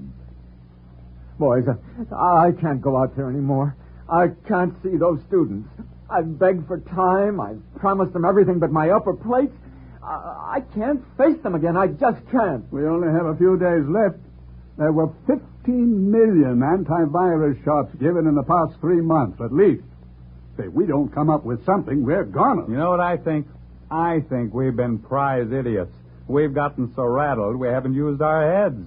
And all the time it's been sitting there blinking at us. What are you talking about? Ellie said it this morning. Uncle bodies. Oh, he's cracked. He snapped. No, I'm dead serious. How many of those students do you think you can corral to help us? 600. They're out there in the street right now, a blood-seeking mob howling for a lynching. All right, I want them in here, and I want some monkeys. Monkeys with colds. The worse ones, the better. Say, do you have any idea what you're doing? Not in the least. Except it's never been done before. But maybe it's time we tried following our noses for a while.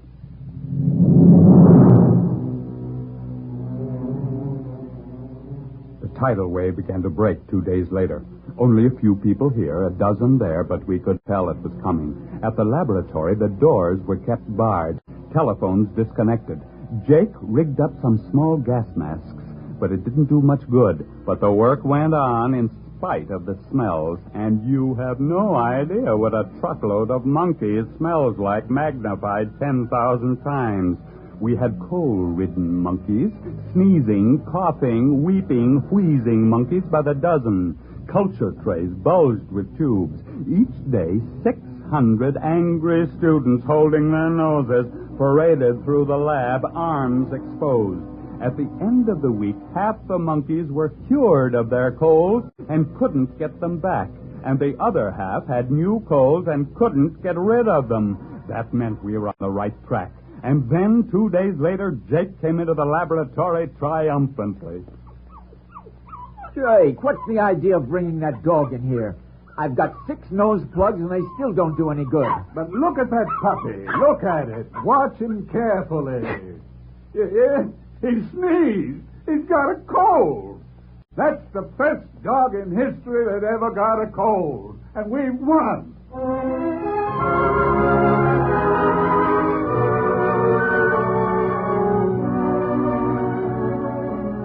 I was the first volunteer. We injected the new serum in my arm and sat back and waited. We were still waiting 3 days later. Well, it was a great idea. It just didn't work, that's all. Where's Coffin? He collapsed 3 days ago. He kept having anxiety dreams about hanging. Well, I suppose we'd better just face it. Nice knowing you, Jake. Pity it had to end this way. Well, it was a great try, old man. A great try. Ah, yes. We will be remembered by an infuriated world holding its nose in vain. Nothing like going down in a blaze of... Up? What's the matter? In a blaze of... Choo! Bill, say it again. Choo! Oh, what a moment. Phil, we've won! Choo!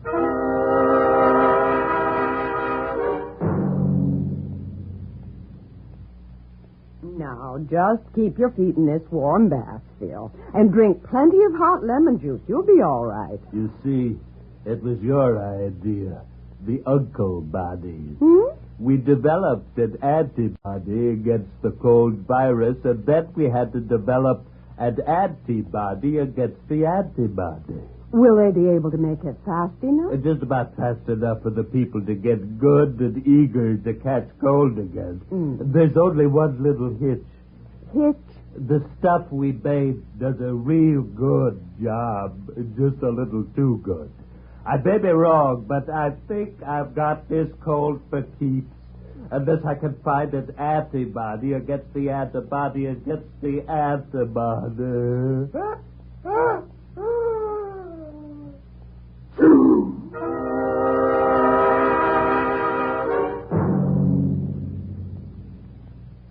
Fred Collins again, and I'll have another word about X-1 in a moment.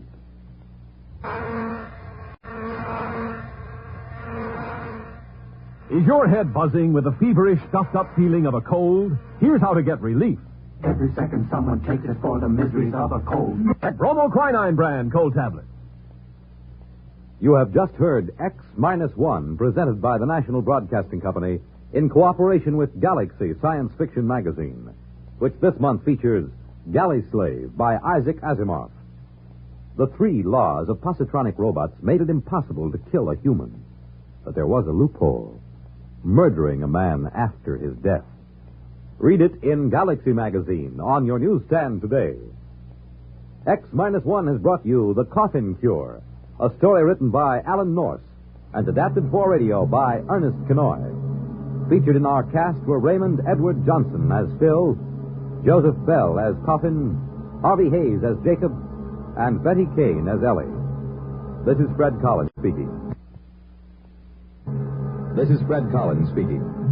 X-1 was directed by George Goutsas and is an NBC Radio Network production.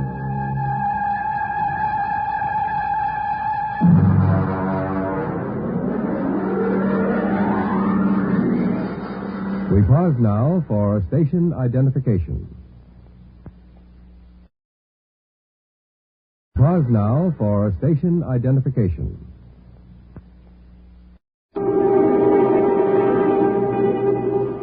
And now, X-1 and tonight's story, Shock Troop.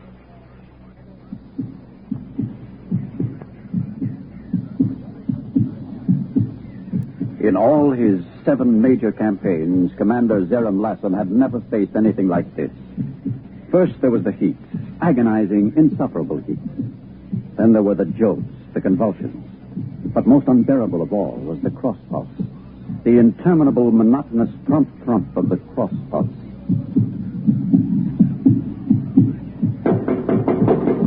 Come in. Hello, Barak. Close the bulkhead. This heat's driving me mad. Zerium, I think we ought to abandon this project. Abandon? As chief psychotechnician, I recommend it. Oh? On what do you base this? This macroorganism is unlike anything we've ever tried to colonize before. It's much too complicated. Complicated? Perak, I have colonized life forms on 7 other worlds, and each time I've been advised to turn back. I know your record, Zareen, but this creature is different. How? But for one thing, it has a highly organized psychoelectric system. The shock waves are fantastic. I've already lost 3 technicians. These are shock troops. They know the risk. And for another Perak, thing... you're a fine scientist, but you're no leader of troops. This creature we've invaded will be subdued and brought under positive permanent control. We will achieve thermobiological conditioning to reduce the heat. We will achieve damping to muffle the crossbeat. And we will establish neuromuscular control. And we will do all these things because I say we will. Now come along. We'll inspect the tunnel. Ready? Yes. I'll open the bulkhead.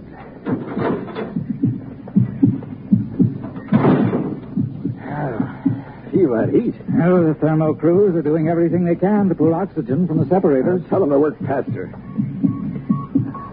What's the status of the control panel? I'll see. Amanda. Sir? What's the status of the control panel? We've tapped into motor fibers 1 through 46 feet. We'll be ready for the central selector hookup very soon. What about optical auditory intercept? We're still trying to tap into the subject's visual system, Commander. The screens are set up, but we haven't been able to run a line from the main circuit. Why not? The charge in the main trunks is too potent, sir. Our instruments won't take the surges of current. Then install transformers or resistances. Now get it down. But, sir, 2 crews working in this heat with that noise. I don't care about the heat or the noise. It is absolutely essential that we hook up visual intercept. I want you to... Convulsion. Hit the stanchions. Hang on.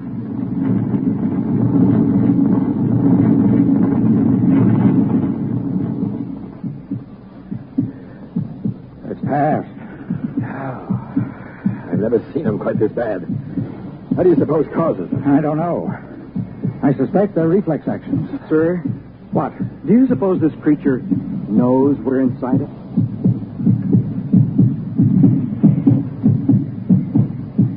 Ceaselessly, the shock troops worked inside the host creature, burrowing through capillaries, tapping into nerves, trying desperately to intercept the intelligence and sensations so they might bring it under control.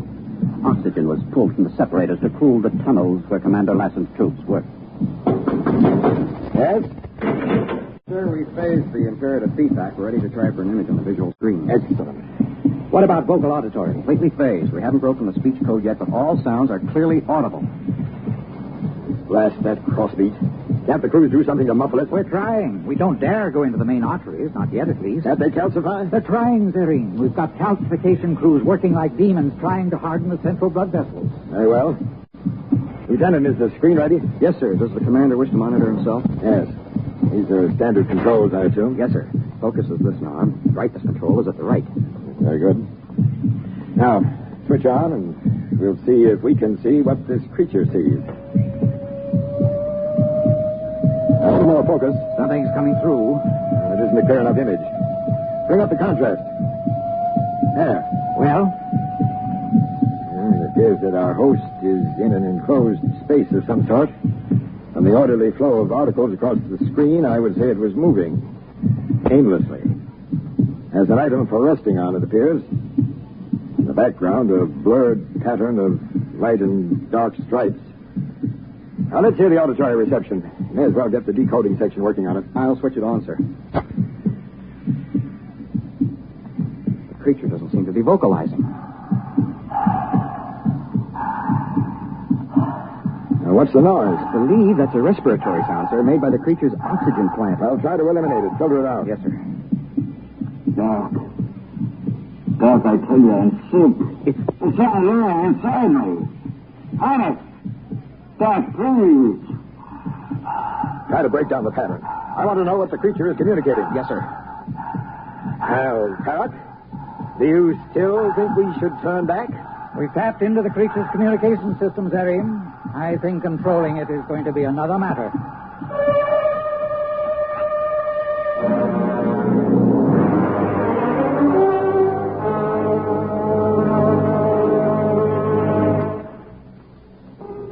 Now back to X-1 and Shock Troop.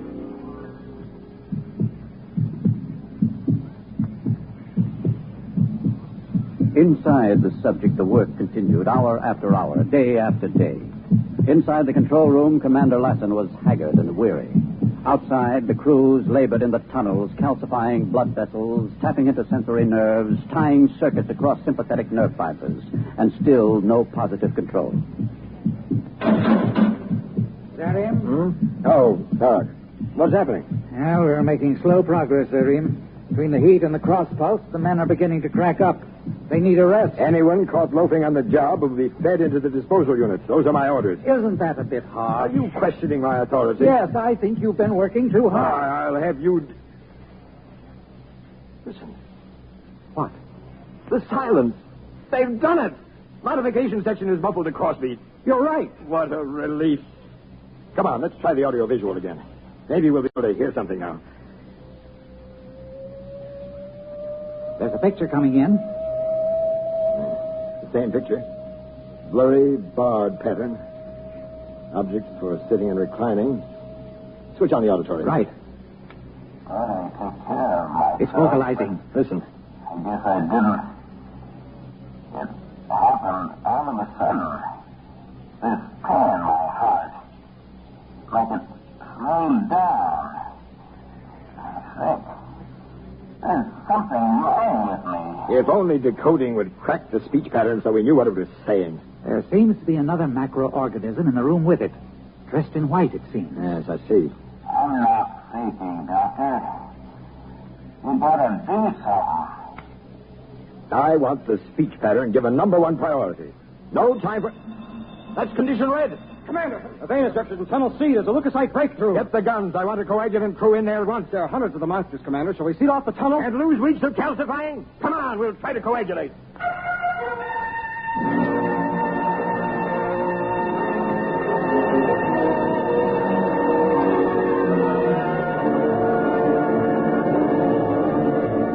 The commander joined the rush of frenzied emergency troops rushing into the corridor.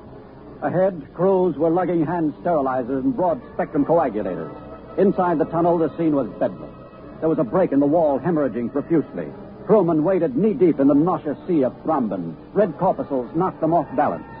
Every so often, a sickening gray leukocyte would rear up and embrace a crewman in a grip of acid death.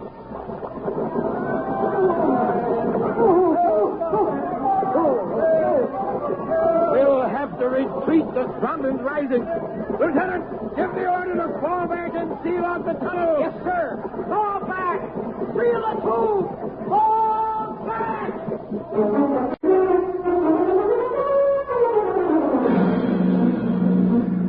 The struggle continued. New tunnels were formed. More nerves tied into central control.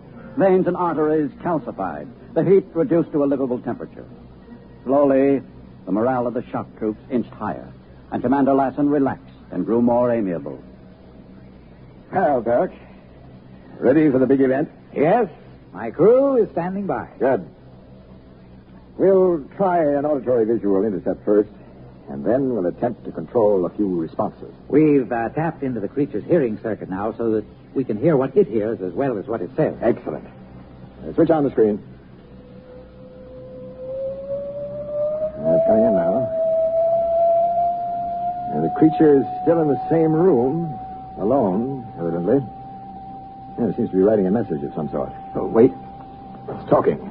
My appeal was turned down, and this is it. Now, let's try a motor response. Lieutenant Mander. Sir? Which circuit controls the organism's right extremity? This one, sir. Are all circuits properly insulated against electrical surge? Up to 1 million dynarcs, Commander. Well, we've never encountered anything higher. That should be safe enough. And here goes. I'll try a simple contraction. It worked! The right limb contracted. Perrick, it worked. We've established control. You're to be congratulated, Commander. Thank you. Switch on auditory visual again. Yeah. The creature is still writing.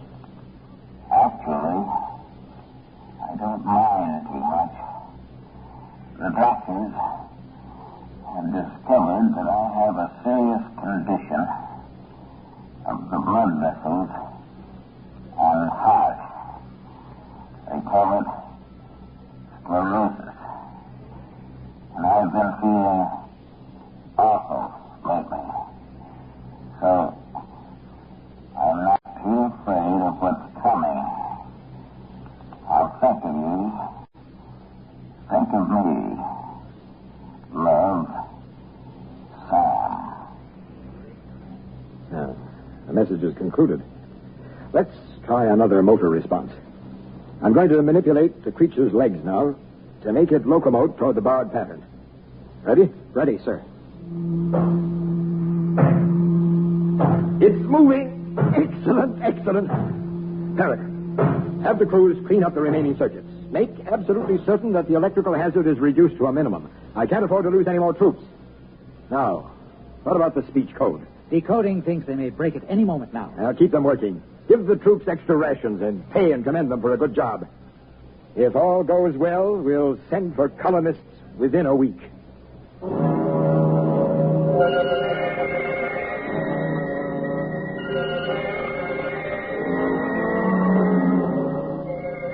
Exactly 1 week later, Commander Lassen, seated in a compartment that was now fully air-conditioned, silent, and filled with soft Belveresian music, radioed to the Commissioner of Colonization.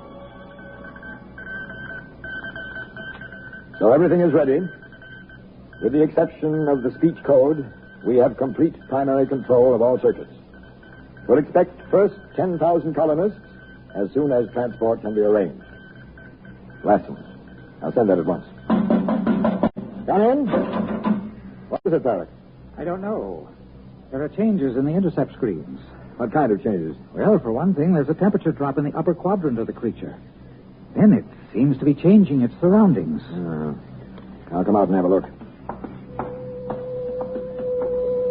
There, you see? There are other macro creatures in the room now. There. One of them has a black robe. Well, what's so alarming? The speech pattern of the black robed creature is unlike anything we've ever heard before. Turn on auditory intercept.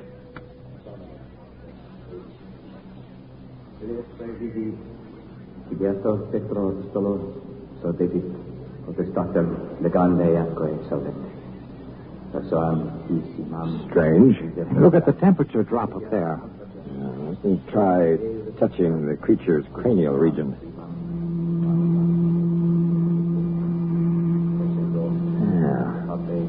That explains the temperature drop. The massive thread-like growth has been entirely removed. Look, the black-robed one has moved away. Now another creature approaches. Our host entity is being seated. Now, bands are being placed on its wrists and legs. It's interesting. I don't like it. What are you worried about? I don't know. It frightens me. Look. Now a dome-like object is being lowered over the creature's head. A great cupola. It's cutting out the light. Turn up the auditory. I don't want to die, Warden. Not in the electric chair. I wish we knew the speech code. Well, another few days and we'll have it broken. Then, total victory will be ours. Total victory. What's happening now, Zerding? I don't know. Everything is quiet. The creature is waiting in the dark for something to happen, apparently. What wonder what?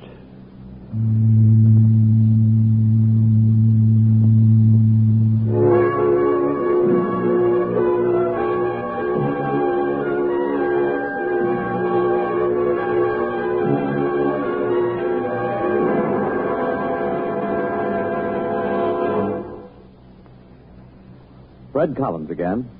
I'll have a word about our cast on X-1 in a moment. You have just heard X-1, presented by the National Broadcasting Company in cooperation with Galaxy Science Fiction Magazine. Written by Daniel Gallion and adapted for radio by George Lefferts. Featured in our cast were Bernard Lenrow as Commander Lassen, Edwin Cooper as Perrock, John Thomas as Mandor, Ralph Camargo as Sam, and Roger DeKoven was the narrator. This is Fred Collins speaking. X-1 was directed by George Butzak and is an NBC Radio Network production.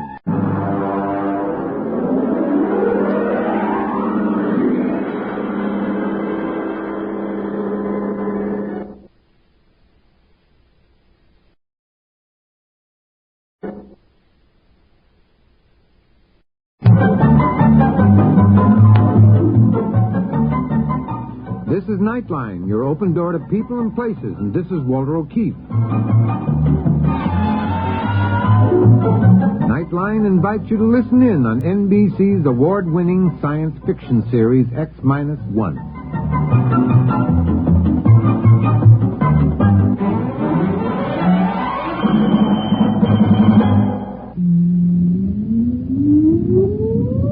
Countdown for blast off. X-5, 4, 3, 2, X-1, fire.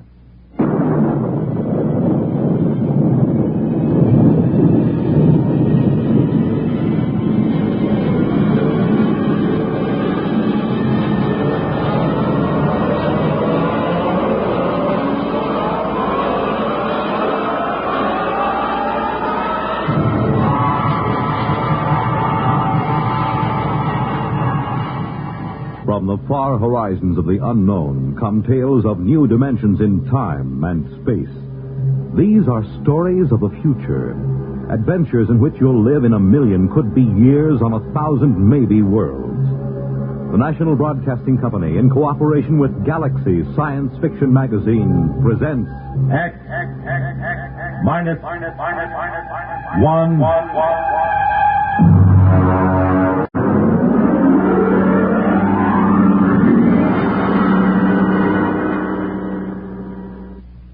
Tonight, Double Dare. But first, hear this. How's the weather in your part of the country? How'd you like to spend an evening basking under warm tropic breezes in the sound of a gently rolling surf? Well, that's the setting in which you'll find yourself Friday night, as Monitor, broadcasting from spectacular Miami Beach, introduces you to the beauty and glamour of Florida and to the celebrities who make this resort area their winter headquarters. On Saturday and Sunday, Monitor will capture the spirit of Christmas season in music and song, as great choirs from all over the country and from foreign lands join in the singing of Yuletide carols. There'll be reports on Christmas preparations in Bethlehem, West Germany, and Antarctica. Alfred Hitchcock, Eartha Kitt, Henry Fonda, and Roberta Sherwood are among the celebrities who will be visiting Monitor this pre-Christmas holiday. So start your weekend right with Monitor on Friday night, and stay with Monitor all weekend long for celebrities, music, features, news, and sports over most of these same NBC radio stations.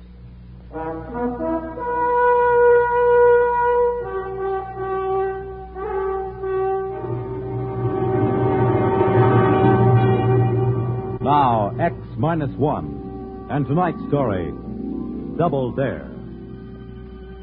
Our ship sat down on the planet Domerang right on schedule. Kermidge and I stood at the viewport and watched the big Domerangi official cross the field to our landing ramp.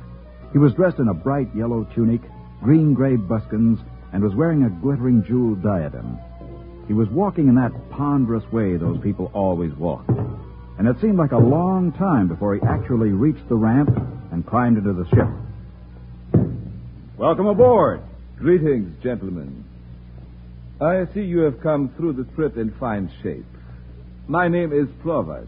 I'm your liaison while you are with her. My name's Marner. Pleased to meet you. And I'm Cambridge. Well, what happens now, Florbash? You have landed at a space port just outside our capital. I have come to take you to your quarters. We are providing you the finest accommodations our planet can offer. We want your working conditions to be of the best. Glad to hear it. The actual test will begin as soon as you wish. May I offer you good luck? Oh, we won't need it. It's not a matter of luck at all. It's brains. Brains and sweat. Very well. This is what you are here to prove.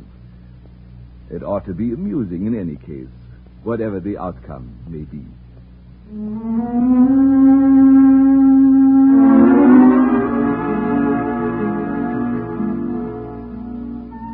The whole weird deal had begun back on Earth.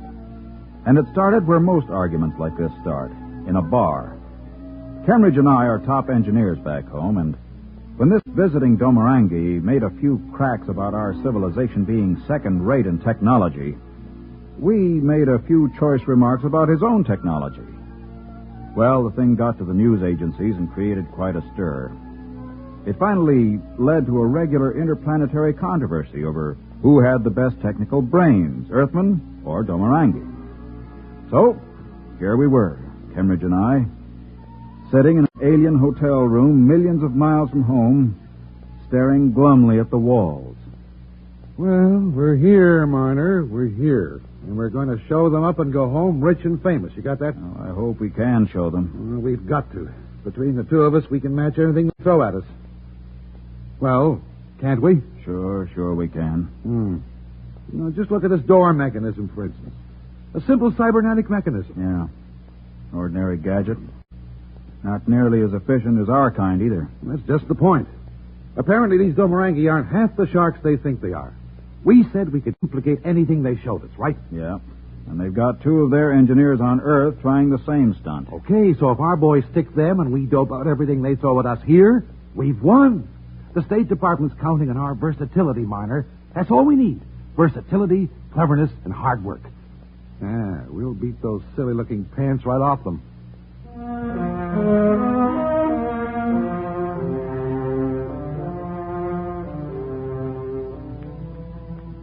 Cambridge always did remind me of a football coach talking to his players at halftime. But at the moment, I was glad of it. I needed reassurance, and his own confidence was infectious. I cheered up, and by the next morning, we were ready to begin our part of the test. Florbash came to see us again. Well, good morning, Florbash. Good morning, gentlemen. According to agreement, we have equipped our most modern laboratory for you.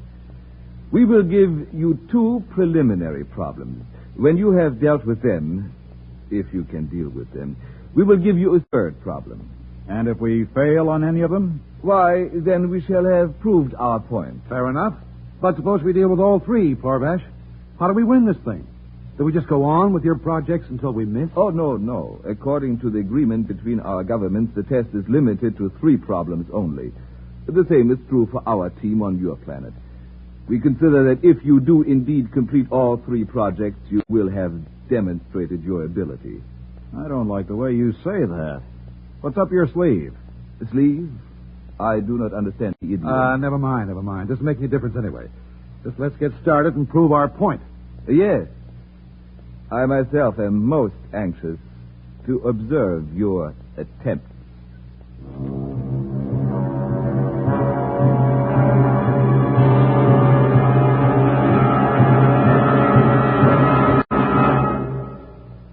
We return to X-1 and Double Dare in just a moment.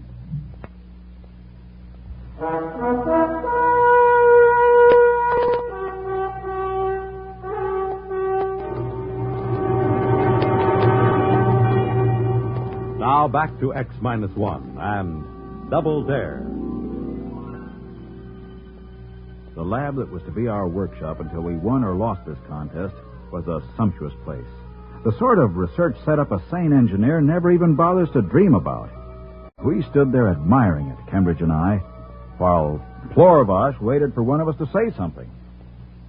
Well, we're impressed. Man, It won't be hard to pull off miracles in a lab like this. You're making it easy for us, Plorvash. We are honest people.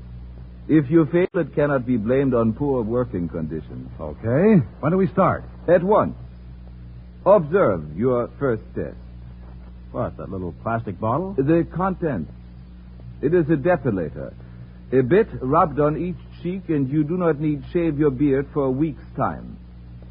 Here is the bottle. Duplicate the product. But we're engineers, not chemists. Never mind, Miner, never mind. Okay, Parvash, that's the first project. Give us the second at the same time. That way we'll each have one to work on. 2 projects at once? Very well, gentlemen, as you wish. The second is a trap for small house pets. Oh, like our mouse trap, huh? Oh, I do not know your mouse trap. But this is a most ingenious device. Our house pests are color sensitive, and this trap flashes colors as a lure. To catch vorks, we use this. For flames, we activate this device. And so on. Well, as you can see, it is most versatile. We have supplied you with an ample number of vermin of different sorts. They are in cages there at the rear of the laboratory. I believe you have everything else you need. You mean this is all? Duplicate these 2 products, if you can. Okay. And we'll let you know the moment we finish. Yes. Do that. I didn't like the way he looked when he said that. There was a catch to all this somewhere, but I didn't have time to think about where it might be. Cambridge and I went to work on our project at once. It wasn't nearly as hard as it should have been. Within 4 days, we summoned Plorvash back to the lab. Do you mean to say you have finished already? Naturally. Stay where you are, Plorvash. I want to show you something. All right, Cambridge, activate the trap. Check. All right, stand back. I'm going to open the cages. Oh, no, don't. Those vermin, they'll be everywhere. Too late. Here they come. Oh, but you're mad. But they'll be everywhere. Close that door. Stand where you are and watch. You see? See that? But this is impossible. All running to the same place. Our trap. Look at that. They're in. Every last one of them. Remarkable. Yeah. We've improved on your model. We've built a better trap. Your model only deals with one species at a time. Ours handles every variety. It really is rather surprising. I suppose now you want to know about the depilator. That was easy, you know. With the equipment you gave us, chemical analysis is a snap. But I'm afraid we've improved on the original model here, too. You have? In what way? They're used at the proper strength. This depilatory of ours can last indefinitely. The effect seems to be permanent. Indeed. This is a fairly impressive performance, gentlemen. You may be interested to know that your counterparts on Earth have also passed their first 2 tests successfully. Oh, well, good for them. So, it all depends on the 3rd test, then, huh? It does indeed. Shall we have that one now? Why waste time? Is that it? That thing on rollers that you've got covered up back there? Yes. Permit me to remove that cover. A machine of some kind. I recognize a type of piston valve, relays, tubes, rods. Let me plug it in for you. Here's the outlet. Now, I press the starting button. So. What does it do? Suppose you remove the plug from the outlet. All right. There. Hey, it's still going. Gentlemen, this is our power source. We use it for transportation and similar things. Duplicate it. This is your 3rd problem. Well, we'll give it a try. I shall be most interested in the results. Most interested. Good day. Cheers.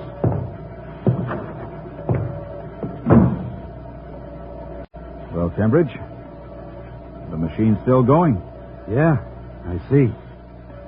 I wonder, can we build a perpetual motion machine?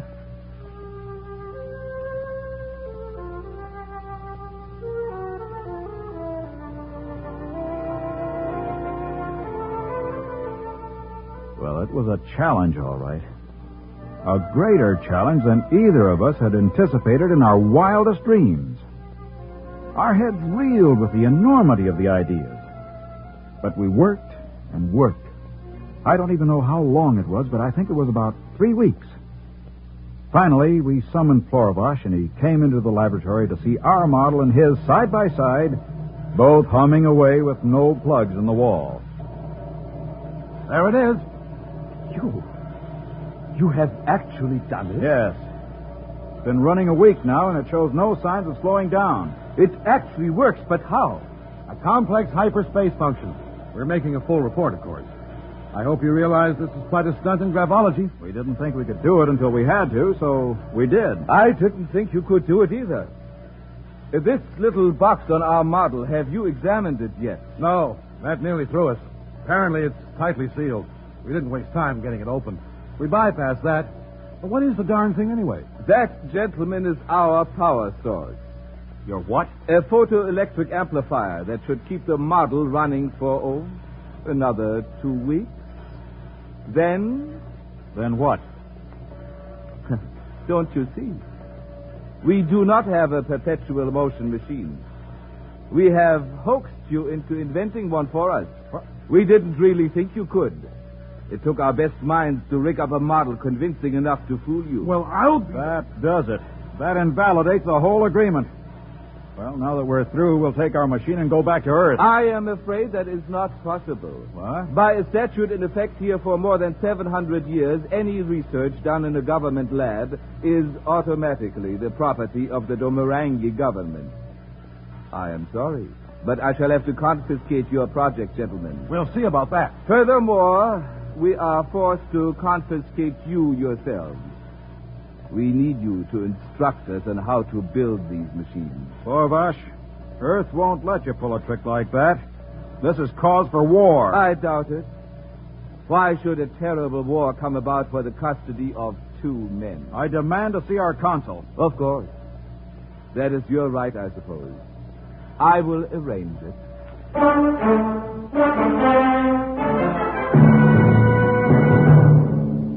Well, there it was.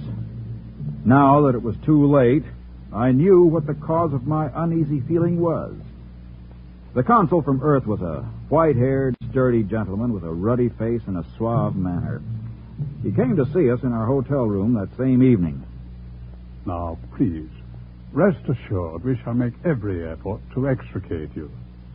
Do you realize what immense scientific prestige you've given to Earth? Fat lot of good that does us now. Well, authorities on Earth have kept me informed on the progress of the 2 Domarangi. They got through the first 2 projects as easily as you 2 did. We already know that. What of it? Well, now, this is the delicate part of the whole affair. I hate to put it into words, but in fact, the people on the Earth end of this deal had much the same idea as the Domarangi. You mean another double cross? They put them to work on perpetual motion, too? No, not quite. They rigged up a phony anti-gravity machine and told them to duplicate it. Good night. What happened? Nothing yet. I'm told they're working on it very hard. Sooner or later, if they're at all as clever as you 2, perhaps they'll hit on it. You'll just have to be patient and sweat it out until they do, and we can make an even exchange. Well, of all the cockeyed situations, you mean we have to wait until they invent anti-gravity? Well, that's the general idea. In the meanwhile, as I say, I will insist that you be shown every courtesy here on Domarang. Well, they may never discover a workable anti-gravity. Then what happens to us? Wait a minute. Yeah? Marner. Yeah? You know anything about tensor applications and gravitational fields? What are you driving at? I'm thinking of the ideal lab setup they gave us. Do you think those 2 Domarangi on Earth would mind taking credit for someone else's anti-gravity theory if they were approached properly? Hey, that's right. They must be as anxious to get home as we are. Hey, what in the world are you talking about? Consul, would you be above a bit of smuggling, diplomatic immunity and all that? Well, no, I don't know. We build the anti-gravity machine. You smuggle it to Earth and slip it to the Domarangi, then use it as a talking point for a trade. Well, what do you say? Well, I admit, it does seem the only way out. Very well, gentlemen, I'll do my very best. But there seems to be just one hitch. What's that? You still have to invent that anti-gravity machine. Oh, we'll invent it all right, because you see, we have to. Come on, Cambridge. Let's get to work.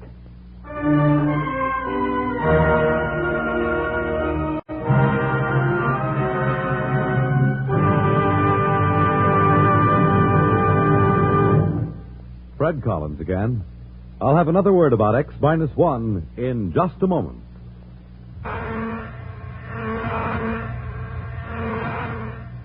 Is your head buzzing with the feverish, stuffed-up feeling of a cold? Here's how to get relief. Every second someone takes it for the miseries of a cold. Millions more take bromoquinine. Every second someone takes it for the miseries of a cold. Bromoquinine. More people have taken more bromoquinine cold tablets for more complete relief than any other cold tablet ever sold. Because bromoquinine is the only cold tablet sold with wonder-working quinine, nature's own miracle drug, and 5 other medicines, health fortified with vitamin C. Science has never found a real substitute for quinine. It helps bromoquinine do more. Bromoquinine works to relieve stopped-up nose, body ache, fever, irregularity, blues, and headache, even a virus cold. Remember, every second someone takes it for the miseries of a cold. Millions more take bromoquinine. Get bromoquinine brand cold tablets. You have just heard X-1, presented by the National Broadcasting Company in cooperation with Galaxy Science Fiction Magazine. Galaxy Magazine's science editor, Willie Lay, discusses medical problems of space travel in the current issue of Galaxy. Read Willie Lay's article as well as the many thought-provoking stories similar to tonight's tale of fiction based on facts of the future. Galaxy Magazine, on your newsstand today. Tonight, X-1 has brought you Double Dare, a story from the pages of Galaxy, written by Robert Silverberg and adapted for radio by William Welch. Featured in our cast were Ralph Camargo as Marner, Ivor Francis as Cambridge, Michael Ingram as Florbash, and Harvey Hayes as the consul. This is Fred Collins speaking.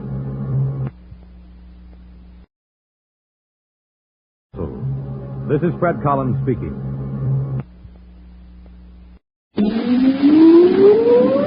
Countdown for blast off. X-5, 4, 3, 2, X-1, fire.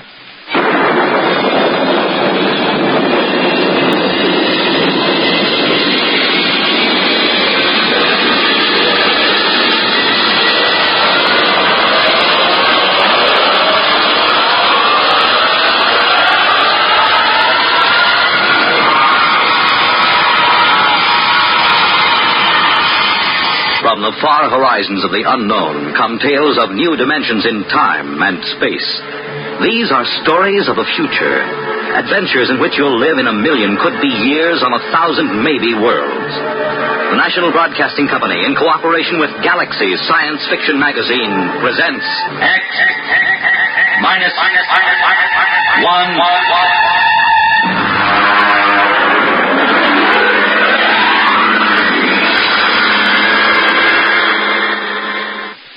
Tonight, Target 1. But first, hear this. The presents have been opened, the gifts enjoyed, and in the case of the kids, a few are already slightly battered. But NBC has one more holiday package for you, and it'll be delivered over this weekend on Monitor. There'll be the music of such bands as those of Guy Lombardo and Richard Maltby, punctuated by the antic commentary of Monitor's own Bob and Ray and Fibber McGee and Molly, and underscored by the up-to-the-minute reports of NBC's newsmen at home and abroad. From Friday night through Sunday midnight, Monitor will bring you another weekend of drama, music, news, and interviews. Of special interest to sports fans will be NBC's coverage of the Friday night fights, Saturday's blue-gray and north-south football games, and Sunday's National Football League Championship game. Use and enjoy Monitor, your weekend radio service. Yes, start your weekend right with Monitor on Friday nights, and stay with Monitor all weekend long over most of these same NBC stations.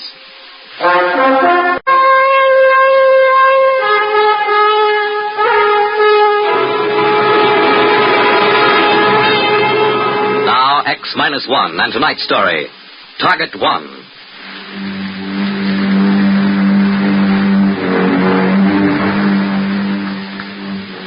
Headquarters of the World Council was in the ruined United Nations building in New York. It took me an hour to reach it, picking my way across the red-colored rubble that had once been a proud city. I was ushered into the office of the president of the council, a former Russian scientist named Melkov. It was hard to realize that only a few decades ago, these people had helped us destroy the world in an atomic war that left less than 100,000 people on the face of the globe. Come in. Dr. Marin. Yes. Good to see you, Doctor. Sorry I'm 2 days late. I had to land at Boston. It's the only airport operating. I understand. Won't you sit down? Thank you. I suppose you are wondering what this is all about. Very little surprises me, Mr. President. Good. As you know, Doctor, the Great War of 1960 left very little of the human race. What it did leave, well, 2 billion corpses, 3 continents rotting and unlivable, and every survivor mutating. I believe you yourself have had children who could scarcely be called human. I'm sorry to be so blunt. Why did you send for me, Mr. President? Well, suppose I gave you an opportunity to do something extremely practical. Such as? A chance to prevent the destruction of our world, which took place 30 years ago. To prevent what has happened? To stop an atomic war? Yes. Would you do it? I'd sell my soul to the devil, Mr. President. You mean that? Yes. Doctor, what would you say was the most important scientific discovery of the 20th century? I suppose Einstein's equation. E equals mc squared. Exactly. This formula unlocked the atom. Without it, there would have been no atomic energy, and consequently, no bomb, no war. The formula did not cause the war, Mr. President, nor did the man who discovered it. He was one of the finest human beings who ever lived. A man utterly dedicated to the pursuit of peace and harmony. Yes, exactly. That is what will make your task so abhorrent, Doctor. What is this task, Mr. President? Quite simply, it is the murder of Albert Einstein. Are you insane? Perhaps. Only history will record that. But how in the name of heaven? Albert Einstein died in 1956. I am well aware of that. In order to commit this murder, Doctor, you will have to travel back in time. Travel back?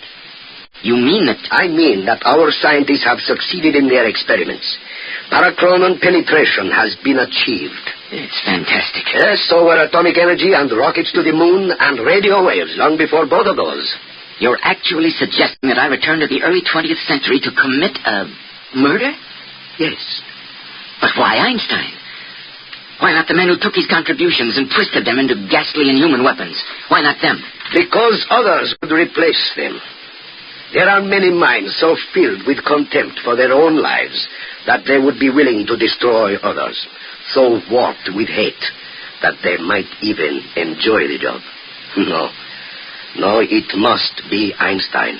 Well, then why me?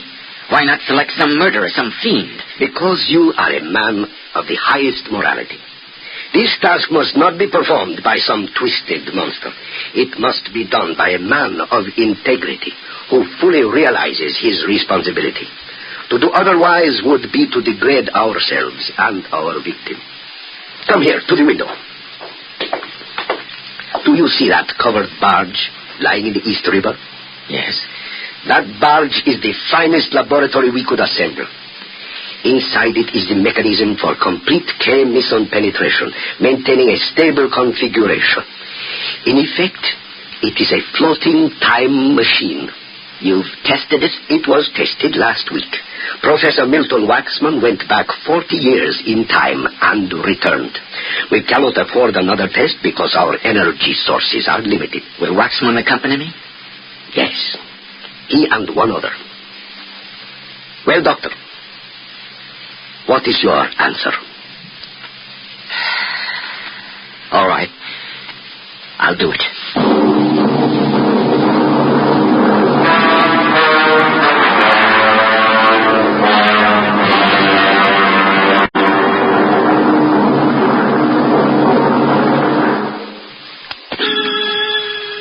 That afternoon, I was taken aboard the barge in the East River. I was left alone in the laboratory to wait for Waxman, a physicist who knew how to operate the chronosphere.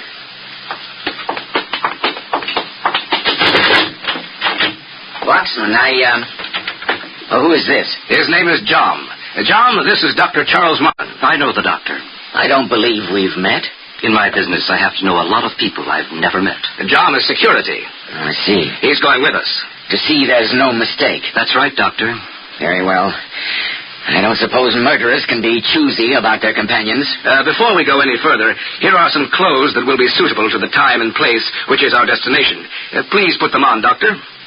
While you're changing, I'll give you some background on the subject. Born Ulm, Germany, 1879. German citizen, religion Jewish. Became a Swiss citizen after graduation from Zurich Polytechnical Institution. Later migrated to the United States after Adolf Hitler came to power, with a price set on his head by the Nazis. Nobel Prize for Physics, 1921. Copley Medal, 1925. Franklin, 1935. Personal habits. Must we do this? He's only doing his job. Go on, John. Personal habits. Works in a bare room with only a pencil and paper. Enjoys sailing, smokes a pipe, never drinks, is a violinist of conservability. All right, I'm ready. Good. Now just strap yourself into the accelerator seat.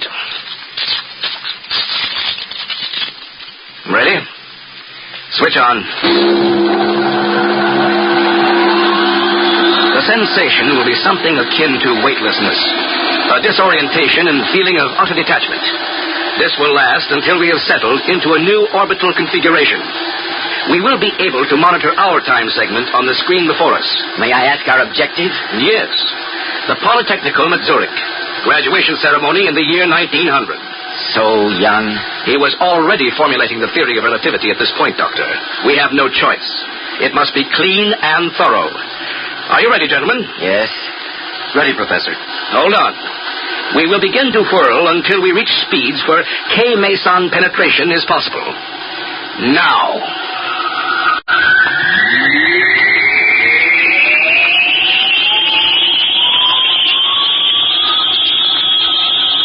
The sensation was unlike anything I'd ever experienced. I felt bodiless, weightless. My consciousness seemed to float free. I was dimly aware of Watson at the monitoring controls, but otherwise I remember no sensation. Later he told me that it took exactly 1/2 hour to vector in on the right time and place. That was right after the whirling stopped.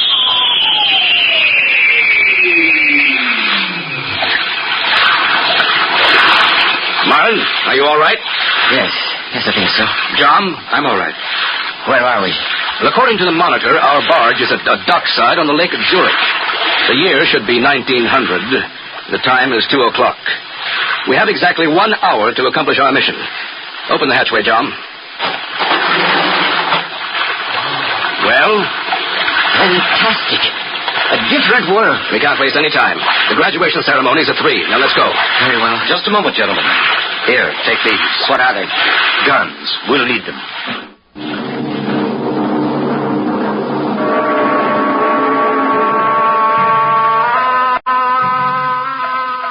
We stepped ashore.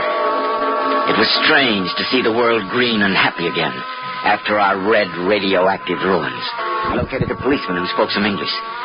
He directed us to the auditorium of the Zurich Polytechnical Institute where the graduation ceremony was in progress. Don't attract much attention. Take a seat in the rear.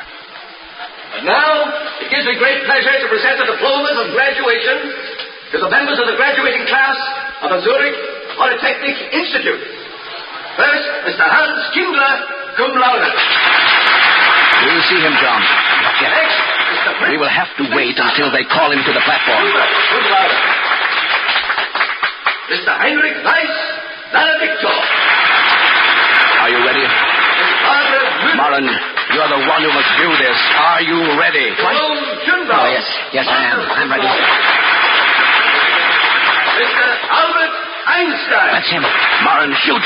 Shoot. I can't do it. I can't. Give me that gun. Come on. We've got to get out of the box. Now, hurry.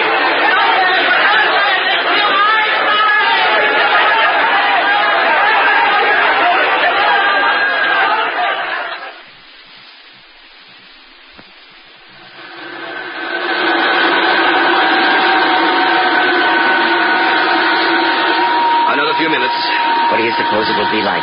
What? Our world, the one we left. Without atomic fission, I mean. We'll soon know. One thing is for sure. There'll be no mass destruction. The people will be there. The people. Good Lord, there'll be billions of them. And the trees, the green shrubs, and the beautiful tall buildings. He looked very young. We're vectoring in on our year. Now hang on when I start the negative penetration. Brace yourselves.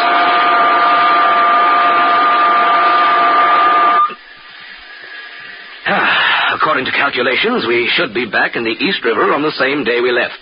The world will be as it would have been if Einstein had never existed. Open the hatch, John. Look at that. The city.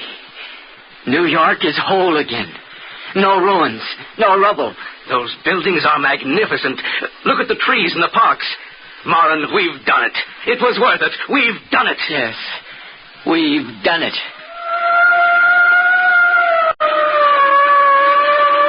Suddenly from nowhere, an official boat, a police boat. Suspicious of the barge and our parachronon penetration equipment, we were arrested by federal agents. The barge and our time machines confiscated. We were drugged, tortured, questioned interminably. It went on for what seemed like days and weeks. Finally, when they decided that they had had every shred of information we possessed, we were taken before a huge, beetle-browed man who seemed to be a combination scientist and civil authority. Sit him down. Well, Dr. Marin, we seem to have exhausted the possibilities. Tell me, is there anything you and your companions wish to tell me before you're disposed of? Disposed of? A euphemism for murdered. Murdered? Why, what have we done? You haven't done anything yet. But you have a thorough knowledge of nuclear physics, fission reaction, hydrogen bombs, etc. Lord, you mean you have the knowledge we tried to keep from you? You got it from us ourselves? Don't flatter yourself, Doctor. We've known the principles of nuclear reaction ever since Cretchwood. Cretchwood? The Brazilian scientist. Discoverer of the equation E equals mc squared. I see. Then why are you going to destroy us? Because, my friend, you're too dangerous. You know too much. Information could leak to our enemies. Important principles. Enemies? Oh, yes, I forgot. You have no knowledge of contemporary affairs. Beneath this building, deep in the earth, there is a thorium pile going. Thorium? Oh, U-235? Yeah, would be better, yes. Our scientists are working that out. The problem of separation and so on. It's a highly secret project, naturally. We call it only by the name Manhattan Project. Manhattan? Oh, no, it couldn't be. It's too coincidental. Yet I see it's true. You're going through exactly the same steps. In a year, you'll have an atom bomb. Then soon after, a hydrogen bomb. Then intercontinental missiles, and then... You seem to have great powers of prophecy, as well as great scientific knowledge. My friend, did you ever hear of a man named Einstein? Albert Einstein? Einstein? No. I never heard of him. Then the futility of it struck me. The futility of trying to place the guilt of all of us on any one man. The futility of trying to do something worthwhile by evil means. And finally, the futility of trying to murder an idea. As they led me to the execution cell, where I now wait, the words of a man whose books were destroyed in the war rang in my brain. The fault, dear Brutus, lies not with our stars, but with ourselves.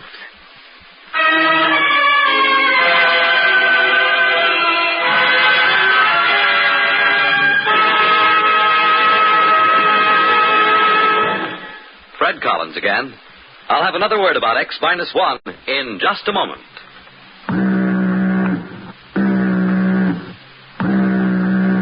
That how you feel, blue and miserable with a deep-down cold? Listen. Every second someone takes it for the miseries of a cold. Millions more take bromoquinine. Every second someone takes it for the miseries of a cold. Bromoquinine. More people have taken more bromoquinine cold tablets for more complete relief than any other cold tablet ever sold. You could use aspirin or cough syrups or nose drops all day and not get bromoquinine's relief.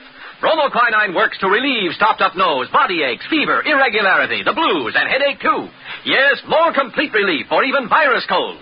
For Bromoquinine is the only cold tablet sold with wonder-working quinine and 5 other medicines health-fortified with vitamin C. Remember, every second someone takes it for the miseries of a cold. Millions more take Bromoquinine. Get Bromoquinine brand cold tablets. You have just heard X-1, presented by the National Broadcasting Company in cooperation with Galaxy Science Fiction Magazine, which this month features Kill Me with Kindness by Richard Wilson. What would you do if you found yourself in a place where your every whim was granted? Don't worry. You wouldn't be the first to spoil utopia by attempting to improve it. Galaxy Magazine, on your newsstand today. Tonight, X-1 has brought you Target 1, a story from the pages of Galaxy written by Frederik Pohl and adapted for radio by George Lefferts. Featured in our cast were Joseph Bell as Dr. Marin, Frank Silvera as President Malkov, Dean Almquist as Professor Voxman, Al Collins as John, Guy Rep as the official, with Charles Webster. This is Fred Collins speaking. X-1 was directed by George Boutsas and is an NBC Radio Network production.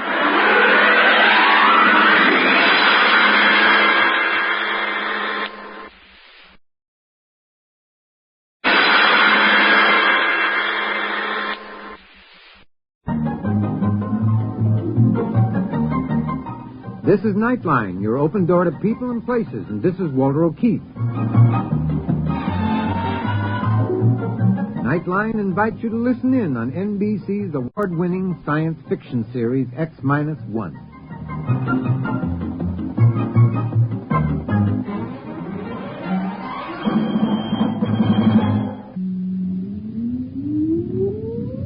Countdown for blast off. X-5, 4, 3, 2, X-1, fire.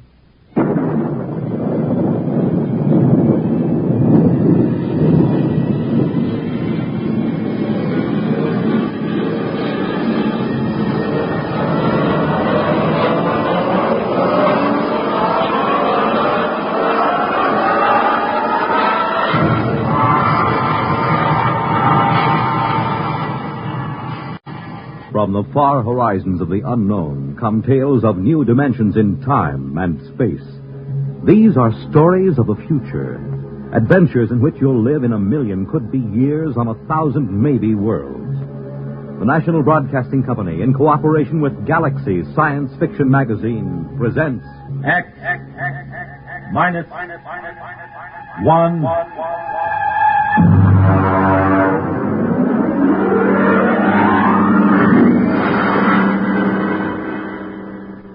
Tonight, Prime Difference.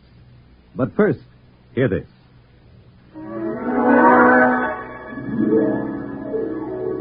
Farming. Since the dawn of history, a key factor in the survival of civilization, the American farmer, as great and vital a force for our survival in the space age of today as he was at the time of the founding of our nation. If we are to survive, he must survive. In the central states, the northeast, the south, in the west, and in the far west. In the face of drought and flood, under the pressure of fluctuating markets, in spite of obstacles created by nature and man, the farmer must survive.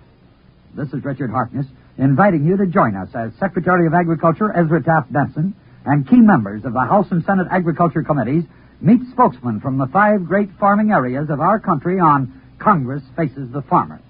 A special and vital broadcast Monday night over most of these NBC stations.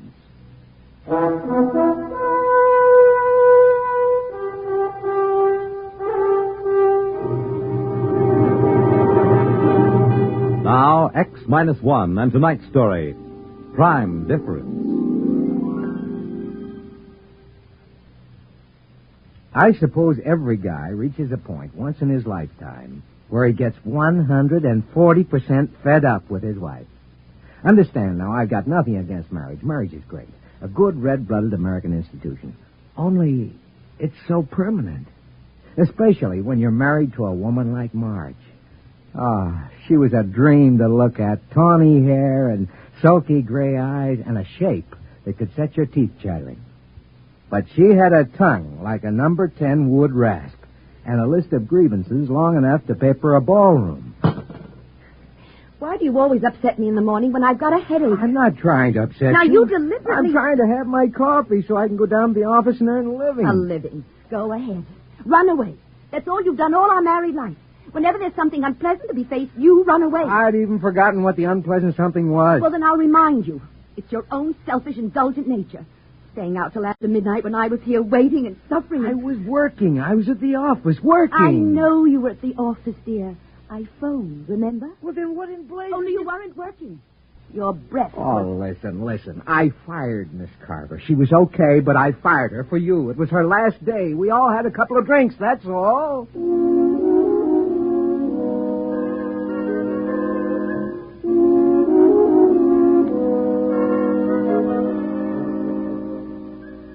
Maybe we just weren't meant for each other. I don't know. If we'd been living back in the blissful 50s, I might have divorced her. But this was 1974. And what with the Family Togetherness Act of 68 and the Aggrieved Spouse Compensation Act of 69, I'd have been an outcast and a pauper for the rest of my life. So you can't really blame me, can you, for looking for another way out? I mean... Oh, come. Oh, hi, Harry boy. Say, George, I just dug your new secretary out in the waiting room. Oh, is she here already? Ooh, boy. I tell you, if I had a secretary like that, the first thing I'd do is go out and get myself an Ego Prime. A what? An Ego Prime, a duplicate of myself to send home to the wife evenings. You know, that's strictly against the law, Harry. So speeding, but everybody does it. Well, anyway, I wouldn't think of it. It's indecent. Well, just joking, Georgie boy, just joking. Still, it's fun to think about, huh? Freedom from wife. Absolutely safe and harmless. Not even too expensive if you have the right contacts. Well, come in.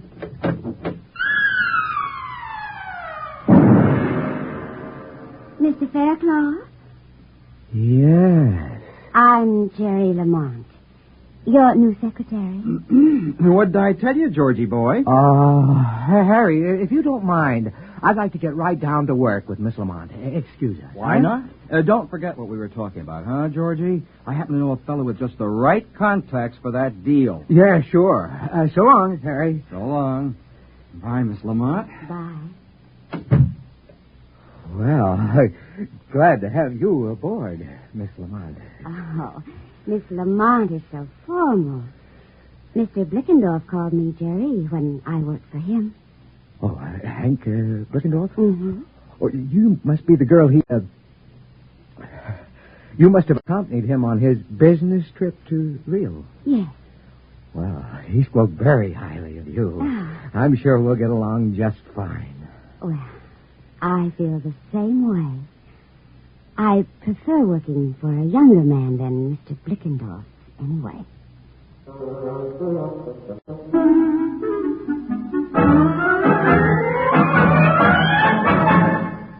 We'll be back with Act Two of Prime Difference in just a moment. But first, hear this. Here are the facts about Asian flu. According to medical and public health authorities, Asian flu is a highly contagious type of influenza. Its death rate is low, but its great danger lies in the fact that an entire city could be disrupted by an epidemic. Asian flu is caused by a virus.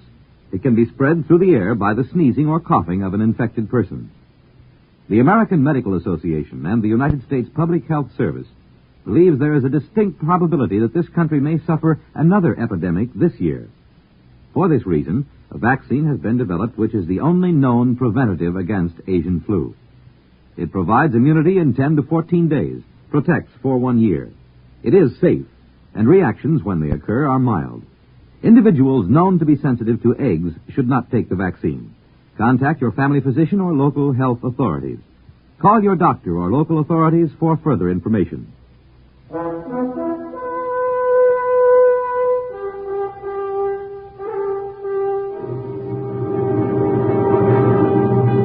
Now, back to X-1 and tonight's story, Prime Difference. When I came home to dinner that night, Marge was waiting with a full barrage. She let me get my first bite of dinner halfway to my mouth and then opened up. Well, I hear you got a new secretary today. Oh, yeah. I also hear she's 5'8" and tapes out at 38, 25, 36, and likes men. That's quite a spy system you've got there. She isn't much of a secretary either. She's a perfectly good secretary. No, that isn't what Molly Blickendorf said. I don't care what Molly Blickendorf said. Now, where are you going? I have to make a business call. I forgot. Well, I suppose it would be too much to expect you to do your work at the office with that Miss...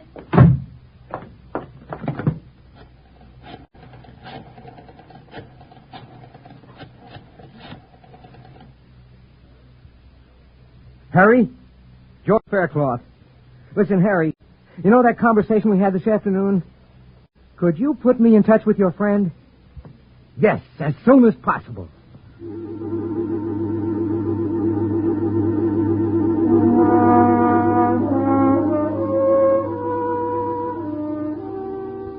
The following evening, I found myself at the door of a dingy office in an ancient warehouse up near 14th Street. A little rodent of a man answered. Yes, brother? I'm George Faircloth. Harry sent me. Oh, yes. Step inside, brother. I've been told you can supply me with... Yes, brother. It might be possible. We get quite a few busy executives who are in a hurry. Can't be bothered with licensing a utility prime. Mister, if I wanted an ordinary utility prime, I wouldn't have hiked up here. I'd have picked up the phone and ordered it. I want a super deluxe ego prime with all the circuits open. In short, a carbon copy of me, George Faircloth. Well, just step back here, brother. Fine. These domestic situations can be awkward. You understand, if the feds find out about this, you're in as much trouble as we are. I'm more worried about my wife finding out. Ease your mind, brother.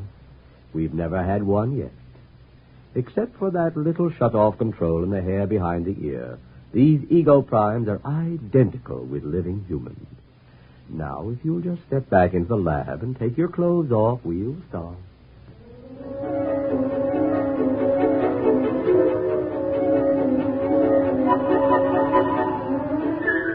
I spent a busy 2 hours under the NP microprobes.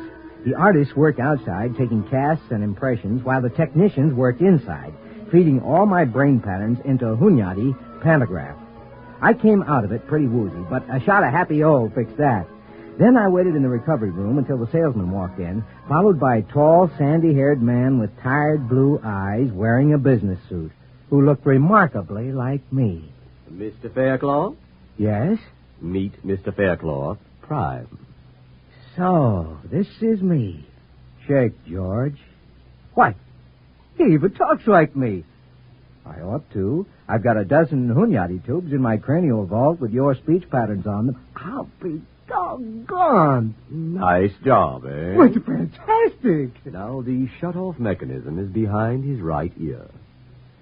Now, bring him in every 2 months for the regular 2-month refill and pattern accommodation. Let me get a few things straight. How do we change places? George Prime has remote recall. You just signal him with this transmitter, and he'll come to you wherever you are. Oh, good. Suppose I call you GP for George Prime. Okay with me, George. Right. Now, there's the matter of the check. Oh, yes, right here. Yeah, all made out. Good. Well, thank you. And good luck. Okay. Well, let's go, GP.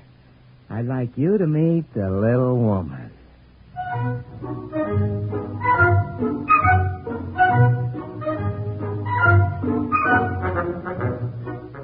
Half an hour later, George Prime put my pipe in his mouth and walked into the house. I stayed out in my workshop in the garage and listened.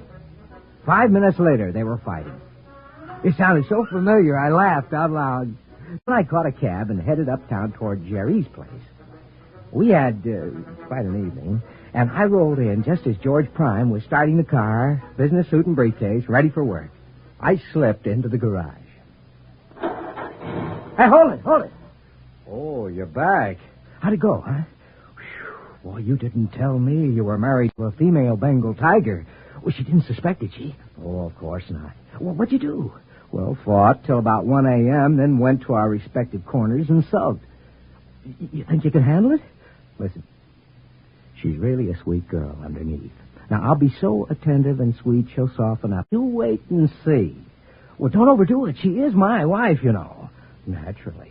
Now, you're sure you understand the recall signal? Perfectly. When you buzz the recall, I wait for the first logical opportunity to join you, and then you take over. Right. Now, climb into the trunk here, and I'll shut you off and lock you in. Righto. Well, I'll see you tonight, old man. I'll see you tonight, George.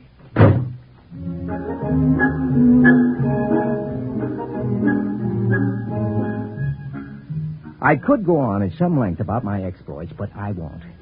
In the end, it was like buying a 3-dimension TV set. After a week or two, the novelty starts to wear off. Well, I got it down to where Tuesday and Thursday nights I was informally out while formally in.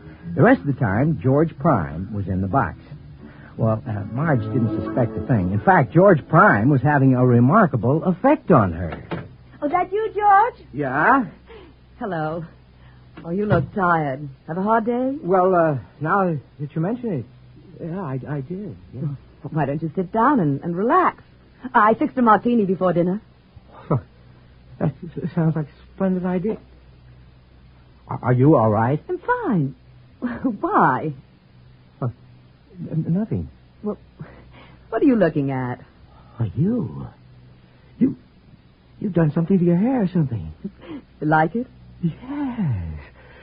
You know, I've always thought you were a darn beautiful woman. Well, thank you, Mr. Faircloth. You know, you're not so bad yourself since you stopped scowling and snapping. I guess that's a compliment, huh? George, isn't it about time we stopped clawing each other? It's what I've always wanted, Marge. So have I. Well, you've changed so much recently. What changed? Well, you know, you've been less irritable and more considerate and so much more vital. Oh, you know what I mean. Yeah, I'm afraid I do. George. Yeah? Look, let's have dinner and some wine and spend a nice evening together, like we used to when we were first married. That sounds fine. Holy smoke. Hey, what time is it? It's 7:30. Why? Well, listen, I have to run down to the corner for some tobacco. I wouldn't want to spend a relaxing evening without tobacco, you know. But there's some in your holder. Well, I want something fresh. You chill the wine. I won't be a minute. All right, dear, and hurry back.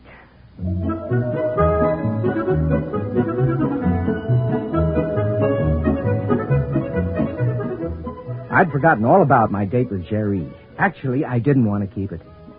The idea of spending a quiet evening with Marge was really appealing for a change.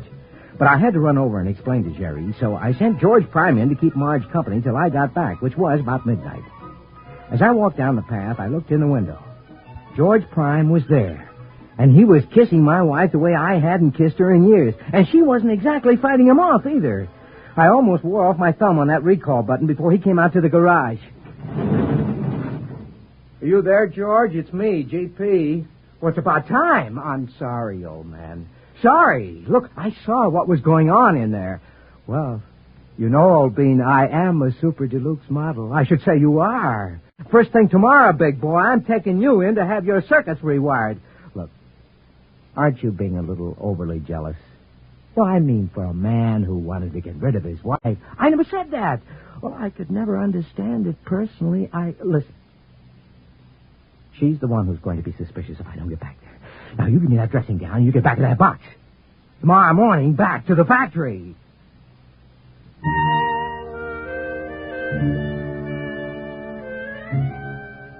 Marge was waiting for me. And one of those flimsy things that I'd given her when we were first married. I must say she looked so charming and lovely that my heart just melted. And still I was overwhelmed with a sense of guilt, and I wanted to tell her what I'd done. You finally got back. I thought you'd never get here. Oh, my. You look ravishing. That's the idea. Marge, listen, I've got to tell you something, and before I do, I want you to know that in spite of the cad I've been, I do love you. I always have. I know that. And you don't have to tell me anything. Oh, this is important. And it'll shock you. In fact, you may never speak to me. I know what you're going to tell me. You mean? About George Prime. Great Scott, you knew. Well, of course, George. Now, you don't think I could be fooled by something out of the lab, do you? You've known all along? All along. Oh, Marge. Then tomorrow morning, We'll send that stuffed dummy back to the factory. And then we'll live the way we've always wanted. Oh, yes, dearest. The way we've always wanted. I just don't know where to begin. And why not begin by just kissing me? I kissed her tenderly, and her lips were softer and more responsive than I've ever known them. Yes, she'd certainly changed. I turned out the lamp. I ran my fingers through her fragrant tawny hair. My thumb stopped at a little depression behind her ear. And then suddenly, I knew what had happened. It was a turn-off switch, of course.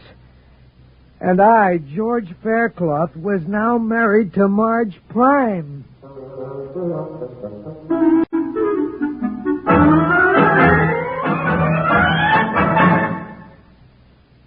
Fred Collins again, and I'll have another word about X-1 in a moment. But first...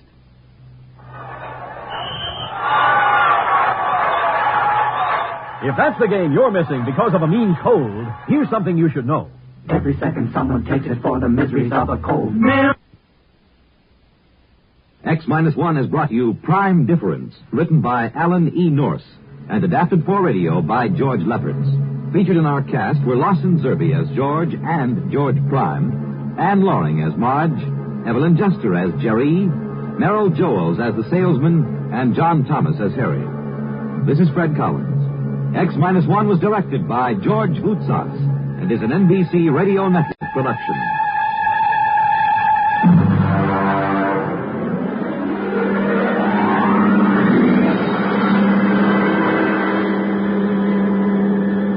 We pause now for station identification. We pause now for station identification.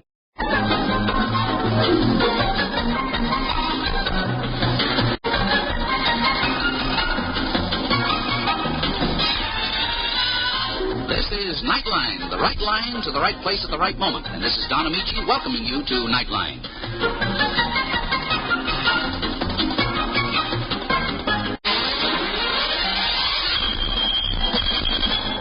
For adventures in time and space, here it is. Here's X-1. Countdown for blast off. X-5, 4, 3, 2, X-1, fire.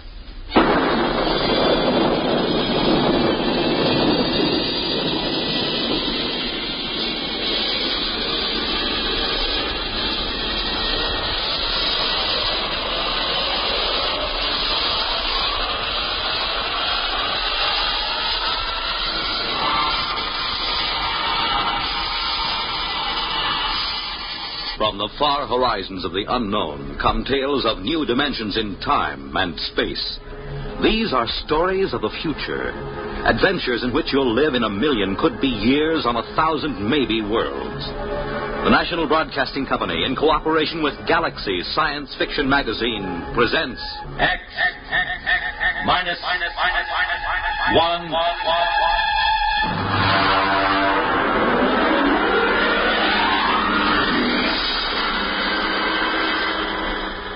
Tonight, gray flannel armor.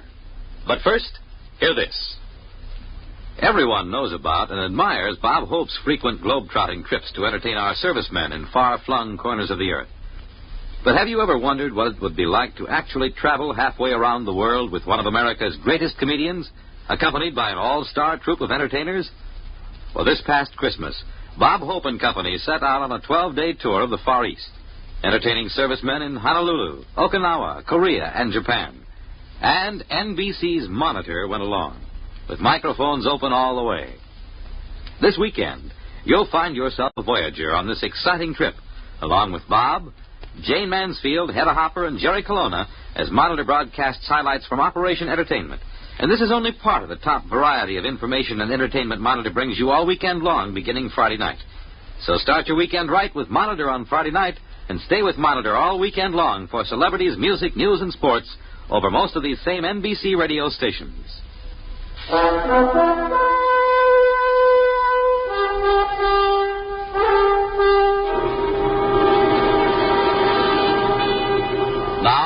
X-1 and Part 1 of Gray Flannel Armor.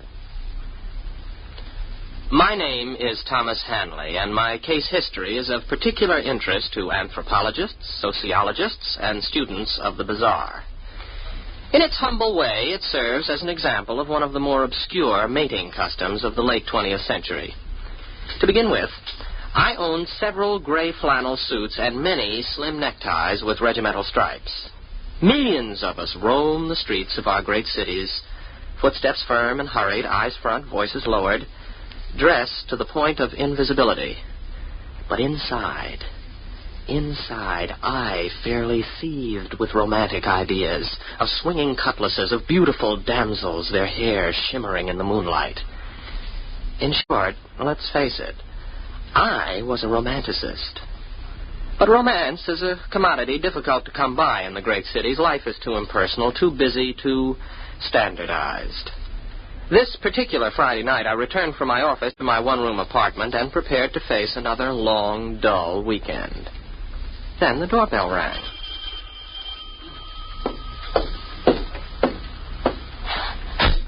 Good evening, Mr. Hanley. If you're collecting for something, come back after payday. My friend, I'm Joe Morris, a representative of the New York Romance Service. Main offices in the Empire State Building and branches in all 5 boroughs, Westchester and New Jersey. You must have the wrong party. Oh, no, Mr. Hanley. We're out to serve lonely people. And that means you. Don't deny it now. Why else would you be sitting home on a Friday night? Well, the fact is... You're lonely. And it's our business and our pleasure to serve you.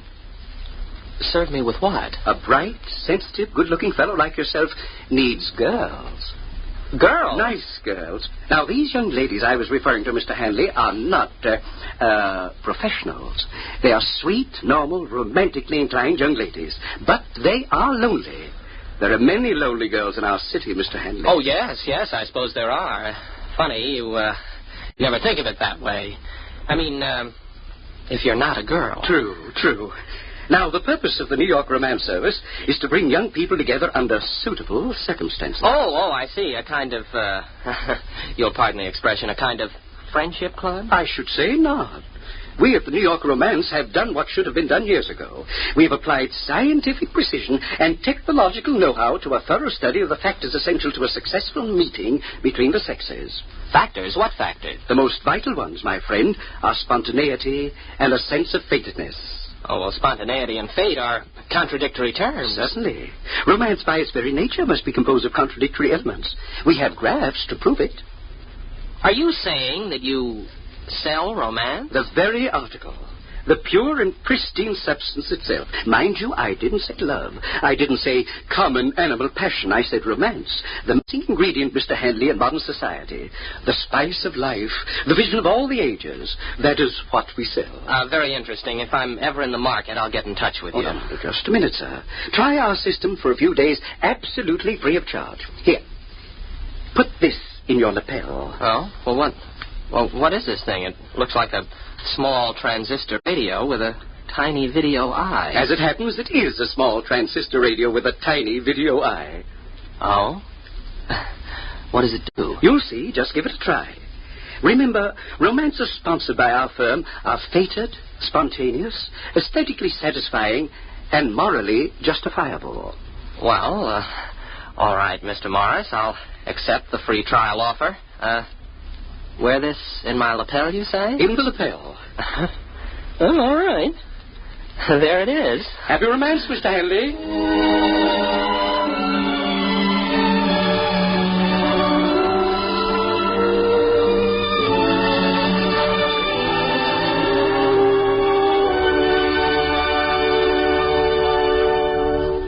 You're listening to The Gray Flannel Armor, tonight's attraction on X-1.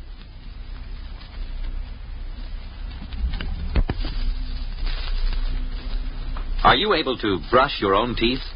Not everyone can. Not a man whose arms have been crippled by polio. There are thousands of disabled polio survivors who must depend on someone else to help them perform the simplest, most personal acts. With your help, many polio victims can learn how to be independent. Right now, there are 100,000 survivors of crippling polio who need help. They need your dimes and dollars to pay for expensive care and equipment. Your contributions will provide trained hands to teach a polio survivor how to live with his disability. Thanks to you, a polio-scarred life will once again seem worth living. Remember, your generosity is the one hope of thousands for whom Salk vaccine came too late. Join the 1958 March of Dimes. Won't you right now send your dimes and dollars to your local March of Dimes headquarters?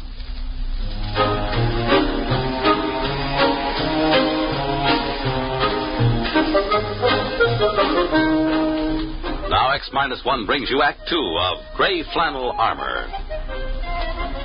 After Joe Morris left me, I took off my gray flannel jacket and examined the small device attached to my lapel.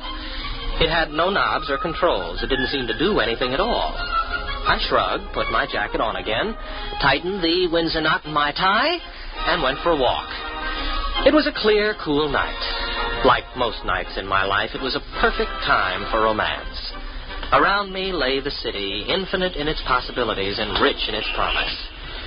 But it was devoid of fulfillment. Nothing ever happened.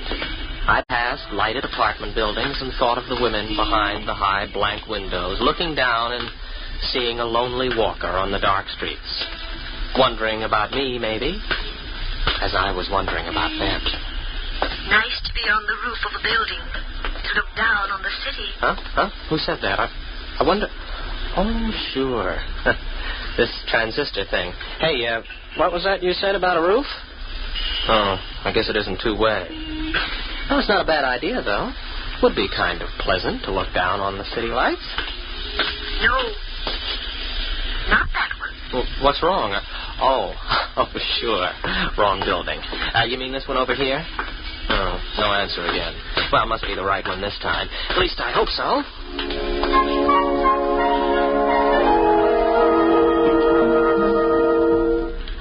I walked into the lobby, and I remember thinking how you had to hand it to New York romances. They seemed to know what they were doing. I took the self-service elevator to the top floor. From there, I walked up a flight of stairs to the roof. Oh, well, the air smells good up here at least. No, not that side. The west side. Okay. I hope you know what you're doing. I certainly don't. This turns out to be some sort of joke. Oh. Hello. Oh, I'm sorry. I didn't mean to intrude. You're not intruding? Well, I didn't see you at first there in the shadows. I know. The lights. Mention the lights. Those lights. The lights of the city down there. They're beautiful. Yes, like a great carpet of stars. Or spear points in the gloom. Like sentinels keeping eternal vigil in the night. Like sentinels keeping eternal vigil in the night. Take her in your arms. Take her... What? Nothing. Nothing, a mistake. Come here to me. Yes.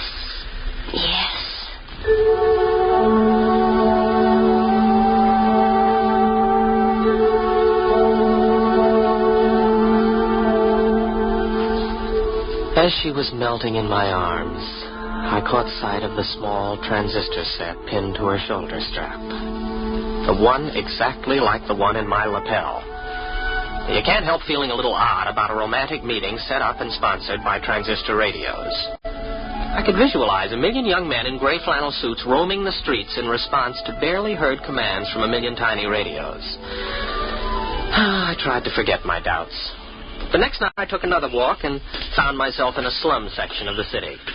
I decided I'd made a mistake and started to turn around. Why not walk on? You want me to walk down this alley? Oh, well. Oh, good night. Two muggers after a girl. I better look for a policeman. Why do that? You can handle them. No, a policeman can do it a lot better. No, you must do it now. But there's two men. They're probably armed. You can do it. Well, here goes. Oh, you know. Now, wait a minute. You. Go over, you rats. Oh, there. Take that. That'll teach you to harm a helpless girl. You saved me. You saved my life. I had to come. I had to come. Yes, I know. Take her in your arms. Yes, I know.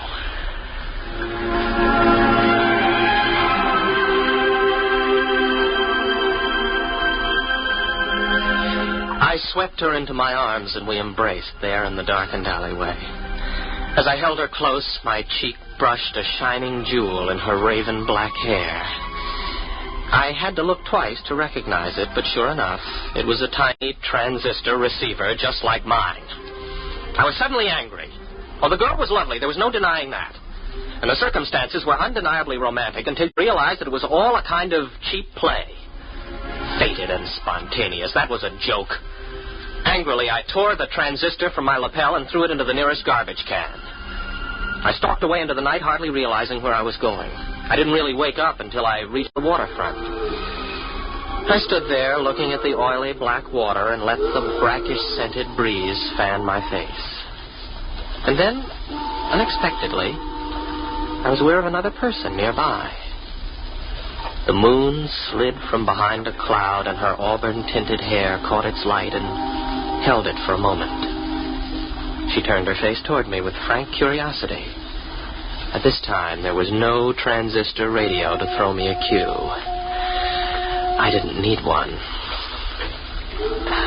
It's a nice night. Maybe. Maybe not. The beauty is there, if you care to see it. What a strange thing to say. Is it? Is it really so strange? Is it strange that I'm here at this very moment, and that you're here too? Perhaps not. No, perhaps not. Let me look at you. Oh, you're really beautiful, you know. Am I? You know you are.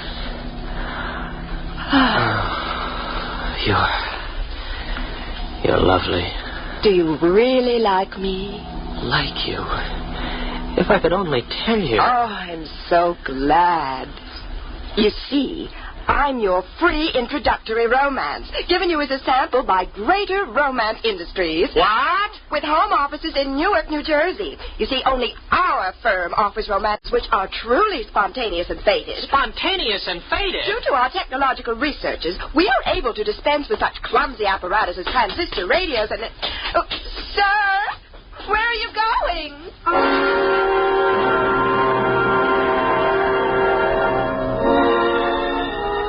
I was sick and disgusted. After that, there were several other attempts to get in touch with me, but I ignored them. I wanted no more to do with the romance game. In a couple of days, I called up a twittering aunt of mine, and she arranged a blind date for me with the daughter of one of her oldest friends. The blind date was a nice, friendly girl with plain, mousy brown hair. We were introduced in my aunt's living room, and we sat out on her sun porch and talked. So you're Tom Hanley. Yeah, I guess I am. Your aunt has told me a lot about you. You work in advertising, don't you? Yes, that's right. Madison Avenue. Oh, I think that's thrilling. Advertising, I mean.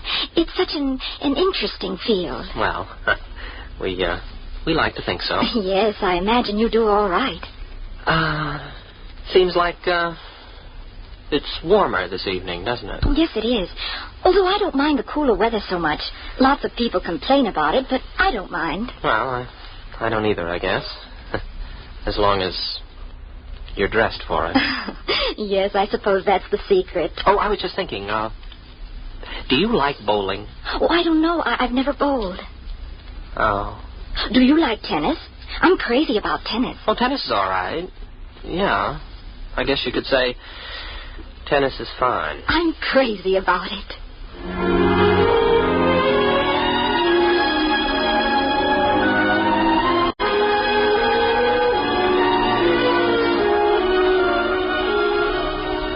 Well, all right. So it wasn't romantic. At least it wasn't at first. But there must have been something about it. We began to hit it off, and we had more dates, and one thing led to another, and the first thing you know, darned if we didn't get married. Yes, that's the story of my courtship. Of course, it isn't the whole story. At least, if you're making a case history, you have to know the important things. And to my mind, one of the most important of all happened after we were married. We bought a nice little house out near my aunt's and settled down in it.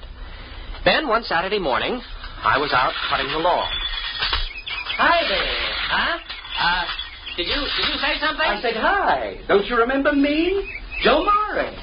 Oh, sure. New York romances. Well, I'm sorry, Mr. Morris, but you better take me off the list. I'm married now. Certainly. I know all about it. Congratulations. Oh, thanks. I mean, I know all about the way it happened. Introduced by your aunt, talking on the sun porch. Corny, old-fashioned stuff. And now, don't get me wrong. I'm not knocking it. Quite the contrary. Do you know what we down at New York romances call this? No, what? Heinlein's mode. We studied you. A lot of commercial possibilities there. We've got it down on graphs. Effects of embarrassment on the psyche. The role of the aunt in American courtship. The whole works. What are you talking about? New York romances. What else? We've got a new service. It's called the old-fashioned plan. The what? We provide bonded aunts for young men to call up. We even have the aunt walk into the sun parlor at unexpected intervals with a plate of cookies or something. They say the suspense becomes almost overpowering. Like our motto always said, spontaneity and a sense of fatedness. It never misses, my boy. Never misses.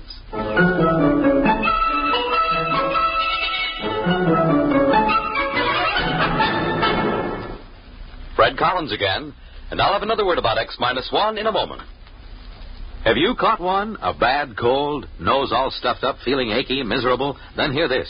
More people have taken more bromoquinine for more complete relief than with any other tablet ever sold for colds. You could use aspirin, cough syrups, or nose drops all day long and not get bromoquinine's relief. Because bromoquinine does more. Works to relieve stopped-up nose, body aches, fever, irregularity, that blue feeling a cold brings, and the headache, too. Yes, more relief, even for virus colds. And the reason? Bromoquinine is the only cold tablet sold with wonder-working quinine combined with 5 other medicines and health-fortified with vitamin C. That's why bromoquinine cold tablets give you more complete relief. Remember, every second someone takes it for the miseries of a cold. Millions more take bromoquinine. Get the tablets that have relieved more cold discomforts than any other. Get bromoquinine brand cold tablets. You have just heard X-1 presented by the National Broadcasting Company in cooperation with Galaxy Science Fiction Magazine, which this month features The Repairman by Harry Harrison. Being an interstellar troubleshooter wouldn't be so bad if only you could shoot the trouble. Galaxy Magazine on your newsstand today. X-1 has brought you Gray Flannel Armor, a story from the pages of Galaxy written by Finn O'Donovan and adapted for radio by William Welch. Featured in our cast were William Redfield as Thomas Hanley and Guy Rep as Joe Morris. Others in our cast were Abby Lewis, Pat Hosley, Eddie Galen, Freddie Chandler, and Helen Gerald. This is Fred Collins speaking. This broadcast concludes this series of X-1. We sincerely hope you enjoyed it. X-1 was directed by George Voutsas and is an NBC Radio Network production.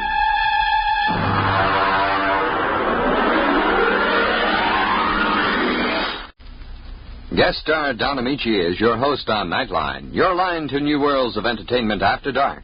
Tonight on most of these NBC stations.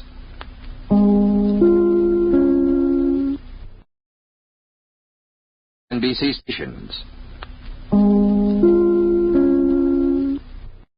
WRVR presents X-1. This is an experimental program on WRVR, and we'd like to hear your comments. Please drop us a note to X-1, WRVR, New York, New York, 10027.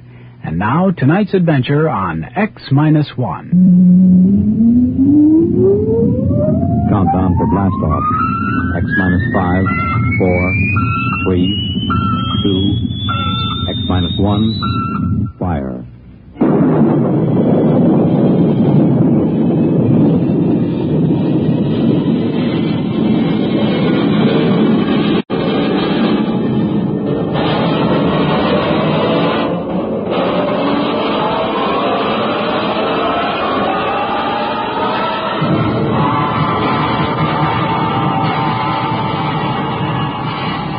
From the far horizons of the unknown come transcribed tales of new dimensions in time and space. These are stories of the future. Adventures in which you'll live in 1,000,000 could-be years on 1,000 maybe worlds. Renaissance Radio Network, in cooperation with Galaxy and Worlds of If Science Fiction magazines, presents X minus 1.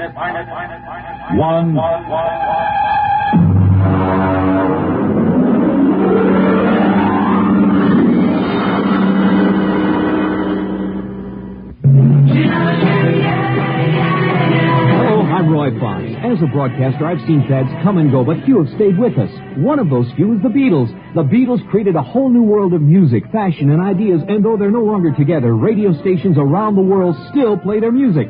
Now RRP has gathered 60 of their finest songs onto 4 LP records, cassettes, and 8-track tapes for only $13.98. You get such Beatle greats as I Want to Hold Your Hand, Hard Day's Night, Bangladesh, Hey Jude, Michelle, Help, The Ballad of John and Yoko, Sgt. Pepper, and I Love Her, Yellow Submarine, and 50 other great hits. You get your choice of stereo records, 8-tracks, or cassettes for only $13.98. This is an album that you'll want to keep, and it will surely grow more and more valuable in years to come. Here's your announcer to tell you how to order. Send $13.98 to Beatles, Box 377, Seymour, Connecticut. That's Beatles, Box 377, Seymour, Connecticut. Specify cartridges, cassettes, or records. Money back guaranteed by Electro Sound Dupe Incorporated.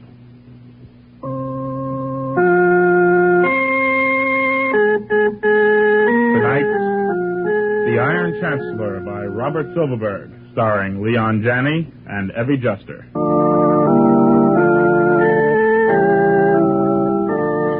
Like many other modern families, the four of us could all stand to shed quite a few pounds.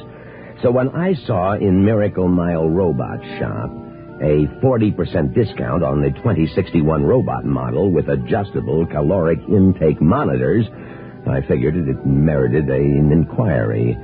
I thought first of my bank balance, then of Ethel's figure. Besides, our old robo-cook makes a poor showing when I bring other company executives home for dinner. On my way home from work, I stopped in.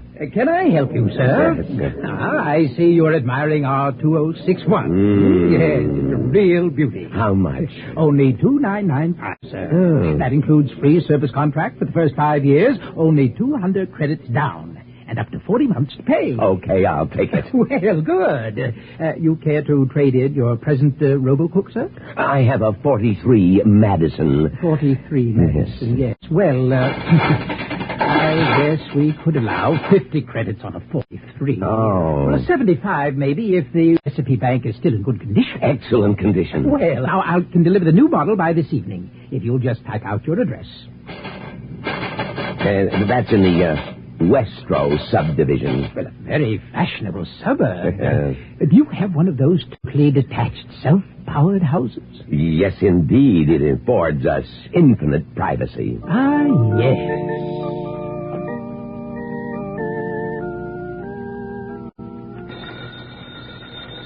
I'll get it. Who is it, Myra? It's a Mr. Robinson, Daddy, of Robinson's Robots. And he's got a bulky package to deliver. It's A surprise, my dear. What in the world is... Myra, show him in, please. Oh, all right. There we are. Got him all wrapped.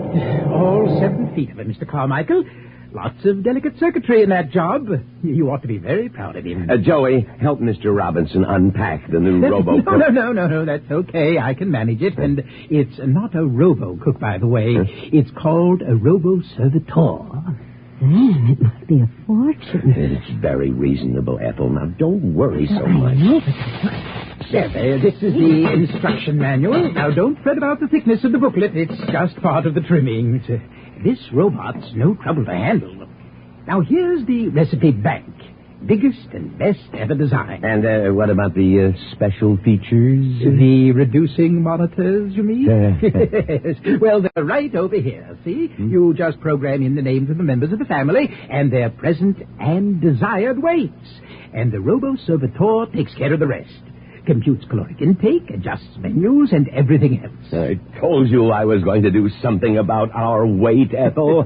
No more dieting. The robot does all the work. Oh, no. I don't think there'll be any trouble. But if there is, just give me a buzz. Right.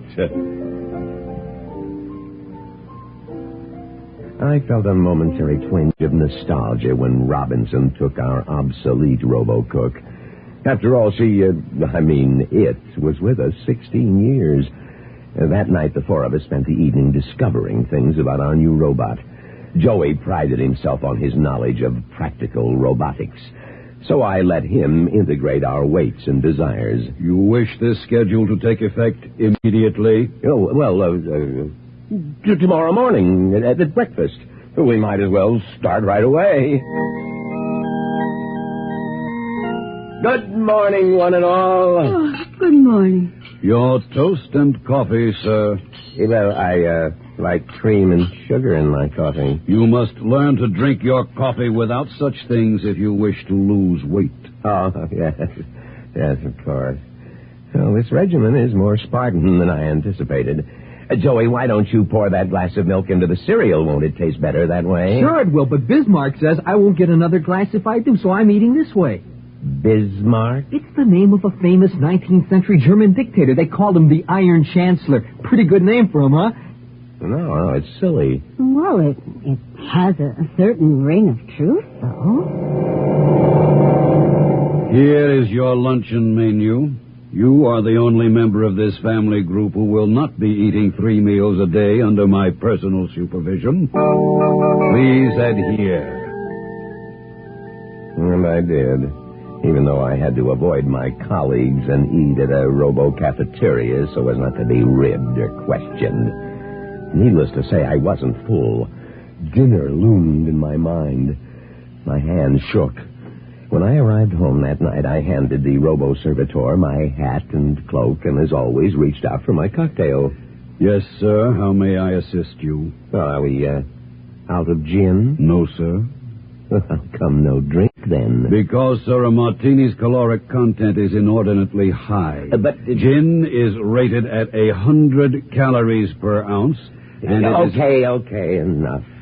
It is almost dinner time, sir. Did you have a good day, sir? No, I'm hungry. The first days of diet are the most difficult. Excuse me now while I prepare the meal.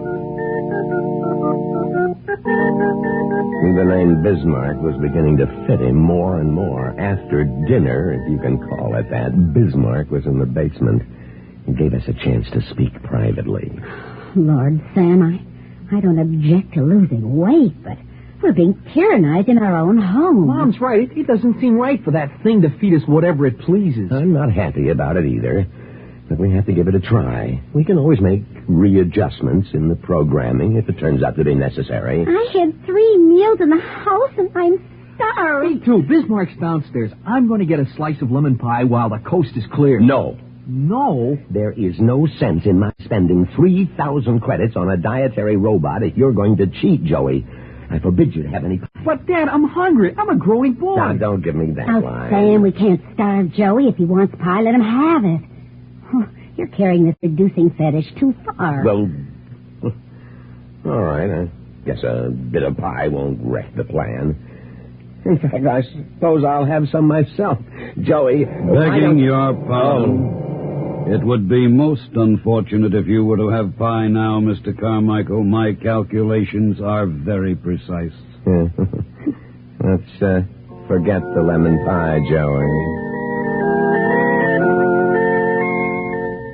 Bismarck, yes, Bismarck, had in the next few days usurped Ethel's job of marketing.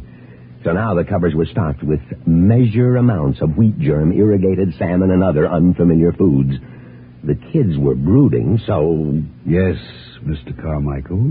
Bismarck, go down to the basement until I summon you. I must advise you, sir, that I will detect indulgence in any forbidden foods during my absence and adjust for it in the next meal. Joey, get the instruction manual. What are you going to do, Sam? I'm going to take a can opener to that creature and adjust his programming. Oh. Joey, have you found the instructions on how to reprogram? Page 167. I'll get the toolkit, Dad. Right. I'll buzz Bismarck.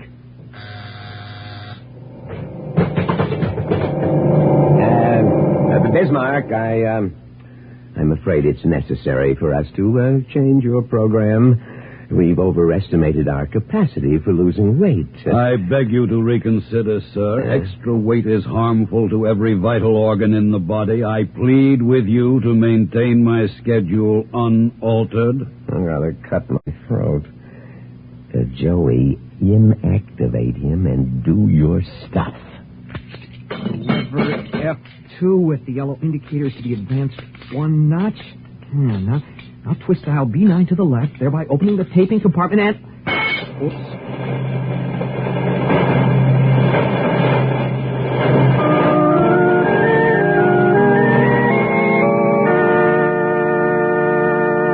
We will be back with the second half of The Iron Chancellor after this message of importance. Hello, I'm Roy Fox. As a broadcaster, I've seen fads come and go, but few have stayed with us. One of those few is the Beatles. The Beatles created a whole new world of music, fashion, and ideas. And though they're no longer together, radio stations around the world still play their music.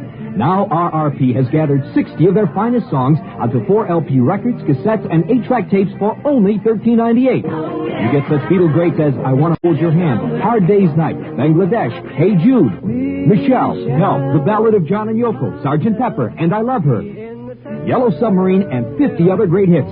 Get your choice of stereo records, 8-tracks, or cassettes for only $13.98. This is an album that you'll want to keep, and it will surely grow more and more valuable in years to come. Here's your announcer to tell you how to order.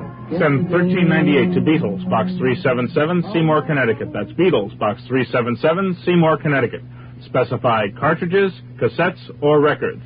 Money back guarantee by Electro Sound Dupe Incorporated.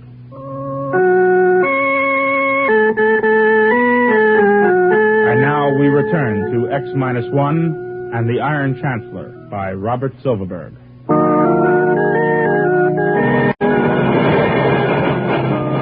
Damn it! What happened? Drop the damn wrench. I guess I shorted out something in there. We'd better call Mr. Robinson, Sam. A short-circuited robot is likely to explode, or worse. We should have called Robinson in the first place. It's my fault for letting Joey tinker with an expensive and delicate mechanism like that.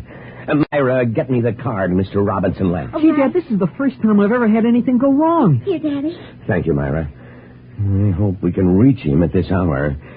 If we can... I'll take that card. There will be no further meddling with my program tape. Sam, what are we going Apple. Now, Bismarck, I order you to shut yourself off at once. My apologies, sir. I cannot serve you if I am shut off. I don't want you to serve me. You're out of order. I want you to remain still until I can phone the repairman and get him to service you. Oh, you destroyed Robinson's card. You are violating the first law. According to the first law, further alterations of my circuits would be detrimental to the Carmichael family. I cannot permit you to summon the repairman. Don't get him angry, Dad. I'll call the police. I'll be back. You will remain within this house. I have now reversed the polarity of the house privacy field. Since you are obviously not to be trusted to keep the diet I prescribe, I cannot allow you to leave the premises. You will remain within and continue to obey my beneficial advice. Breakfast will be served at the usual time. Good night.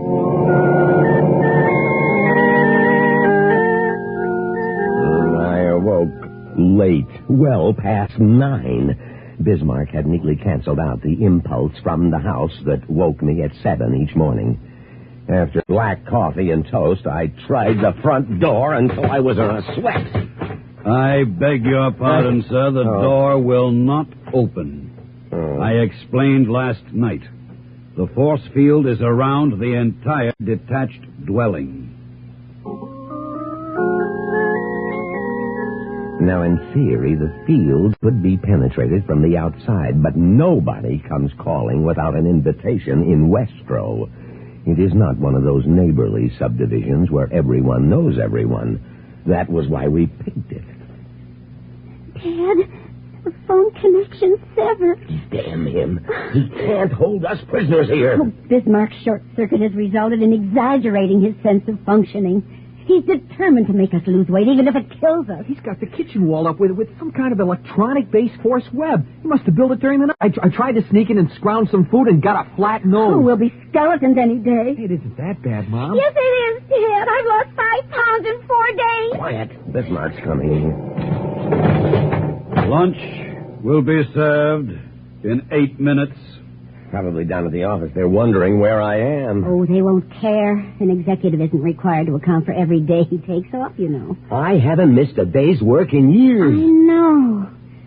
Oh, but they'll worry after it's 3 or 4 days, won't they? Maybe they'll try to phone her or even send a rescue mission. There will be no danger of that. While you slept this morning, I notified your place of employment that you were resigning. Well, you're lying. The phone is cut off. I communicated with them via microwave generator. If only we had an oilman the way we used to. He'd know how to shut the field off. But no, we've got a shiny, chromium-plated cryostat, dishing out liquid helium. A neat, self-contained island in the middle of civilization with nobody bothering us. Ethel, please. Luncheon is served. You've got to do something about this, Sam. I'll have to, And just what am I supposed to do? Daddy, don't get angry. Oh, don't tell me what I should or shouldn't do. Maybe you could distract him. I could open him up again. No. That thing's 7 feet tall and weighs 3,000 pounds. I'm not going to wrestle with him. The haggard face in the mirror was mine. 6 days of starvation. I stepped on the scale. 12 pounds off in less than 2 weeks. Then it came to me in a flash. Ethel, Myra, Joey, come here. Where's that robot? In the kitchen. Bismarck, come out here. How may I serve you, sir? Damn you, scan me with your super power receptors and tell me how much I weigh. 179 pounds, 11 ounces, Mr. Carmichael. Yes. And the original program I taped into you was supposed to reduce me from 192 to 180. So I'm finished with you as long as I don't gain weight. And so are all of us, I'll bet. Ethel, Myra, Joey, upstairs and weigh yourself. Sir, I find no record within me of any limitations on your reduction of weight. What? I have checked my tapes fully. I have a record of an order causing weight reduction, but the tape does not specify a termination of the program. But I thought... I'm sure we did. I know. Dad, we instructed... Probably that part of his tape was erased when he short-circuited. Oh. Dear, what's so funny? Oh, funny? The fact that I'm thin, trim, fit as a fiddle. Oh, we're all magazine ad beauties, the enviable few who in our age of technology, when normal exercise is extinct, we'll all shrivel up. Bismarck will starve us to death. Don't worry, Dad. We're going to get out of this. Oh, we won't. We'll never get out. We're going to be reduced ad infinitum. Listen, Dad, I have an idea that I think will work. There's an article on multi-phase generators in last month's Popular Electromagnetics upstairs in my room. Well, go on. Tell me more. Didn't you hear that, Dad? Hear what? The front door. I thought I heard it open just now. Oh, we're all cracking up. I hope I'm not intruding, Mr. Carmichael. Robinson. Yes. How did you get in? Well, through the front door. I could see a light on inside, but nobody answered the doorbell when I rang, so I just stepped right in. Your doorbell's out of order. I thought I'd tell you. No, it's rude. No, don't apologize. We're delighted to see you. Well, I was in the neighborhood, you see, and I figured I'd drop in and see how things were working out with your new robot. Well, as a matter of fact, your robot has held us prisoner here for 6 days and is gradually starving us to death. Held you prisoner? Oh, no. Well, I thought you all looked a bit peaking, but, oh dear. Now there'll be an investigation and all kinds of trouble. I think I short-circuited him. I see. Well, at least I can end your imprisonment. Now, let me see. I have a force field damper in my toolbox. There you are. That's a great little gadget that neutralizes the blockade. quick, here he comes. There. That should immobilize him. Oh. Now, let's have a look in that chassis. Oh, free. Free at last. Am I going to eat? I'll eat myself right into oblivion. Warm buttered rolls, martinis, steak. You know, this really is fascinating. The obedience filters are completely shorted out, and the purpose nodes are somehow soldered together by the momentary high voltage arc. You know, I've never seen anything like this before. Neither have we. Really, though, this is an utterly new breakthrough in robotic science. You see, if we can reproduce this effect, it means we can build self-willed robots. Think of what that means to science. We already know. Oh, I'd love to watch what happens when the power source is operating. For instance, is that feedback loop really negative or...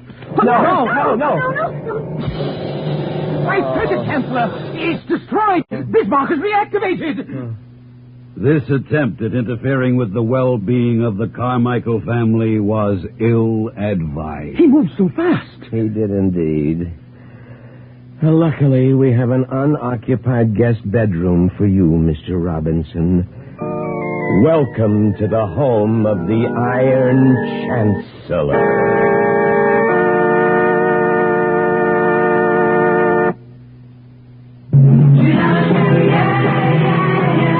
I'm Roy Fox. As a broadcaster, I've seen fads come and go, but few have stayed with us. One of those few is the Beatles. The Beatles created a whole new world of music, fashion, and ideas, and though they're no longer together, radio stations around the world still play their music.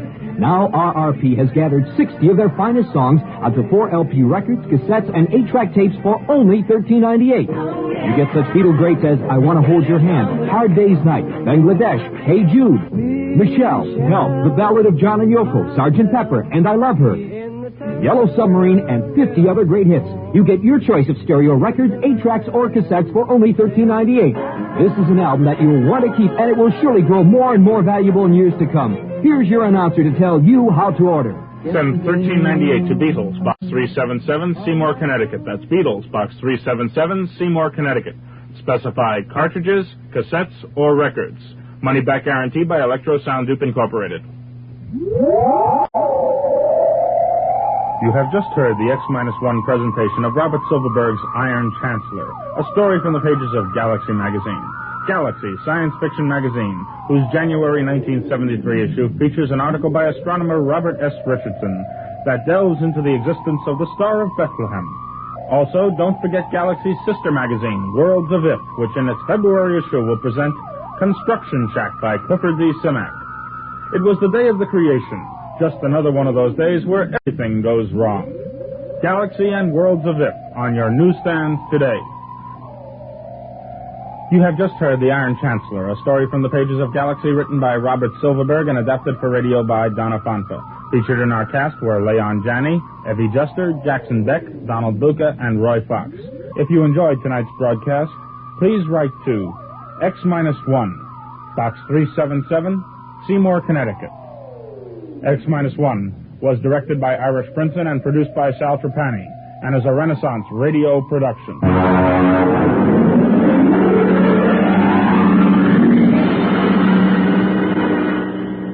You've been listening to X-1 on 106.7 FM. This is an experimental program on WRVR, and if you like this show and would like it to remain on the air, please drop us a note. Send your comments to X-1, WRVR, New York, New York, 10027. Thank you. To X-1, WRVR, New York, New York, 10027. Thank you.